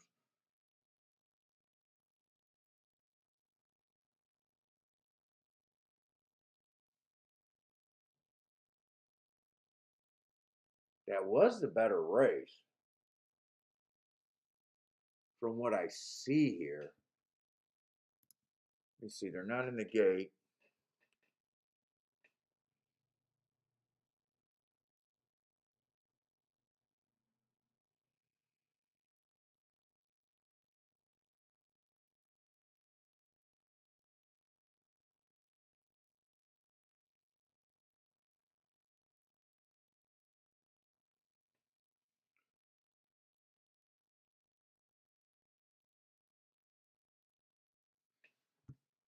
Five, six, eight. I think I'm gonna do it. I'm not crazy about this 1. I'm not crazy about that layoff on this 4.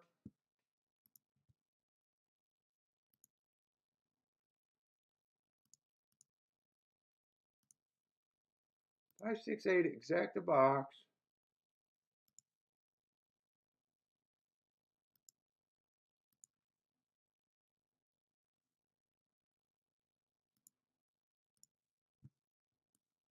I'm gonna bet the 5 and the 8 to win. But I do want more money on the 5 to win, so I'm going to hit the 5 twice.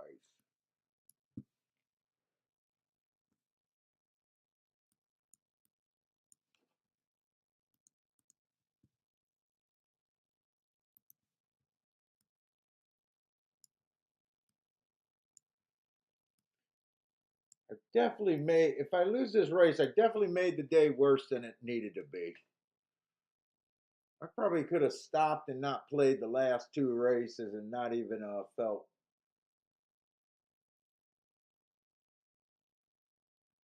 And I got the 5 and the 8 to win. I'm going to put the 5 on top just because I got more money on him. If I hit the exact, I'm definitely going to be up for today. I would imagine. Yeah, I think so. 4 did get the lead.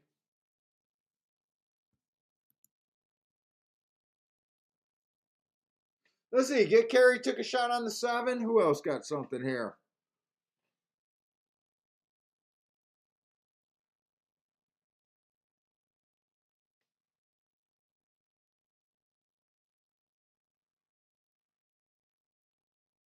Come on, 8. Get your tubby butt in position here.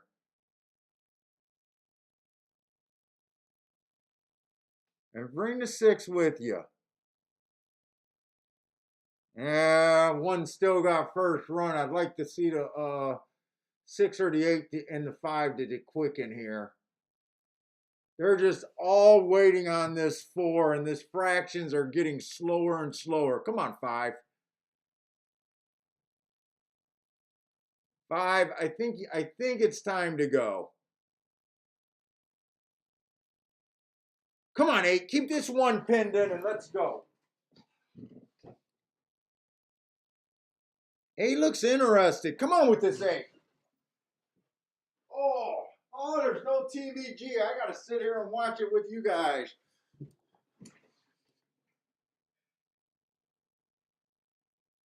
You guys just let this idiot freaking walk. Come on, eight, get second at least. Make me feel good about no. I needed to get alive in the double. I think I threw out the wrong horse. I think I was right about I think I was right about the one. Definitely made my day worse today. Trying to get alive to the 4, 5, 6, 8.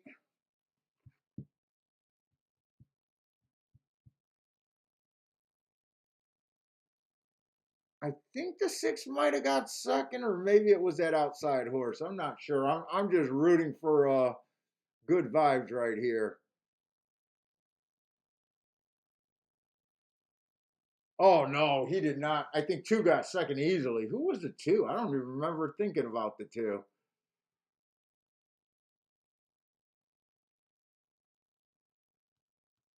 I don't remember even thinking about the 2.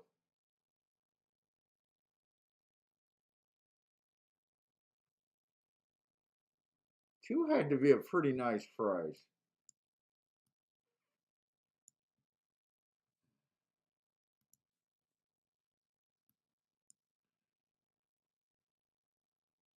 El Succo today. Oh, 2 was only 5 to 1.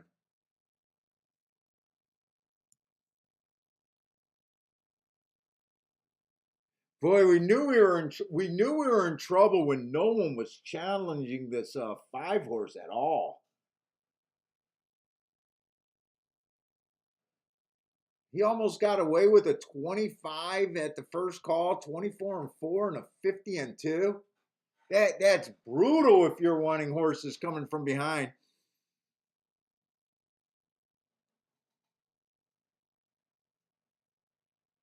Oh yeah, we'll shake it off. Don't feel bad for me. I'm actually having a very good week. Dude, I just got this attitude where I want them to fight for every freaking dollar though. I don't like feeling like I'm just throwing money at against the wall. And at the last few races, I do feel like I was just throwing up shit against the wall, hoping something stuck. I did see that the 4 horse. You know what? My horses in the 658 wasn't. I don't think it was great, but I did have an opinion that I didn't like the 1. I did have an opinion. I didn't like the 1. I was trying to get alive to the 4 until I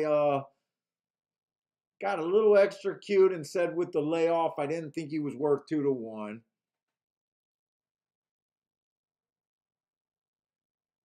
But I did have the feeling like the last probably 3 bets, I was just trying to make something happen that I didn't really need to.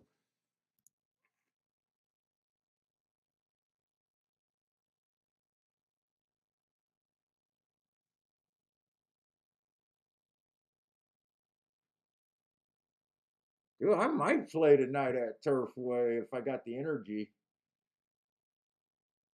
Grandma's a sore loser? I try not to be a sore loser.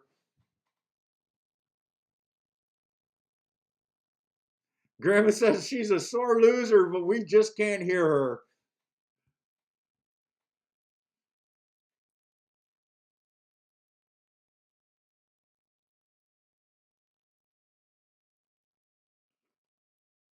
Yeah, so it's not like I can't, kind of seen the 4. I did not see the 2. I did not care for the 2.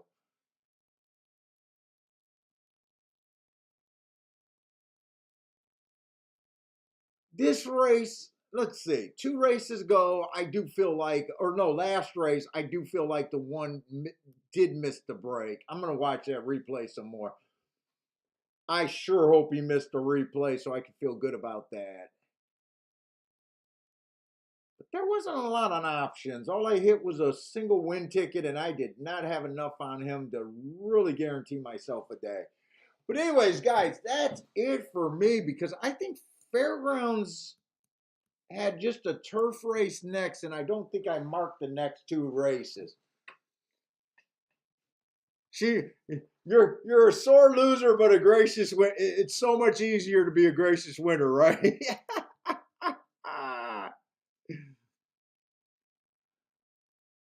You know what, Turfway? I gotta play it as it comes, and I have not been watching Turfway for that.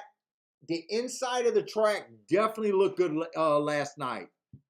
Just going through the results, the inside of the track looked pretty damn good last night. I'm joking about playing Turfway. I'm just joking there. I'm probably not going to do anything. But anyways, guys, if you guys are playing good night, or if you guys are playing tonight, good luck. Uh, good luck over the weekend. Hope to see everyone next Thursday and Friday. Stay safe out there. Good night, everybody. And like always, if you guys hit, Grandma, if you hit again, I'd love seeing the emails, guys. So take it easy, everyone. Good night.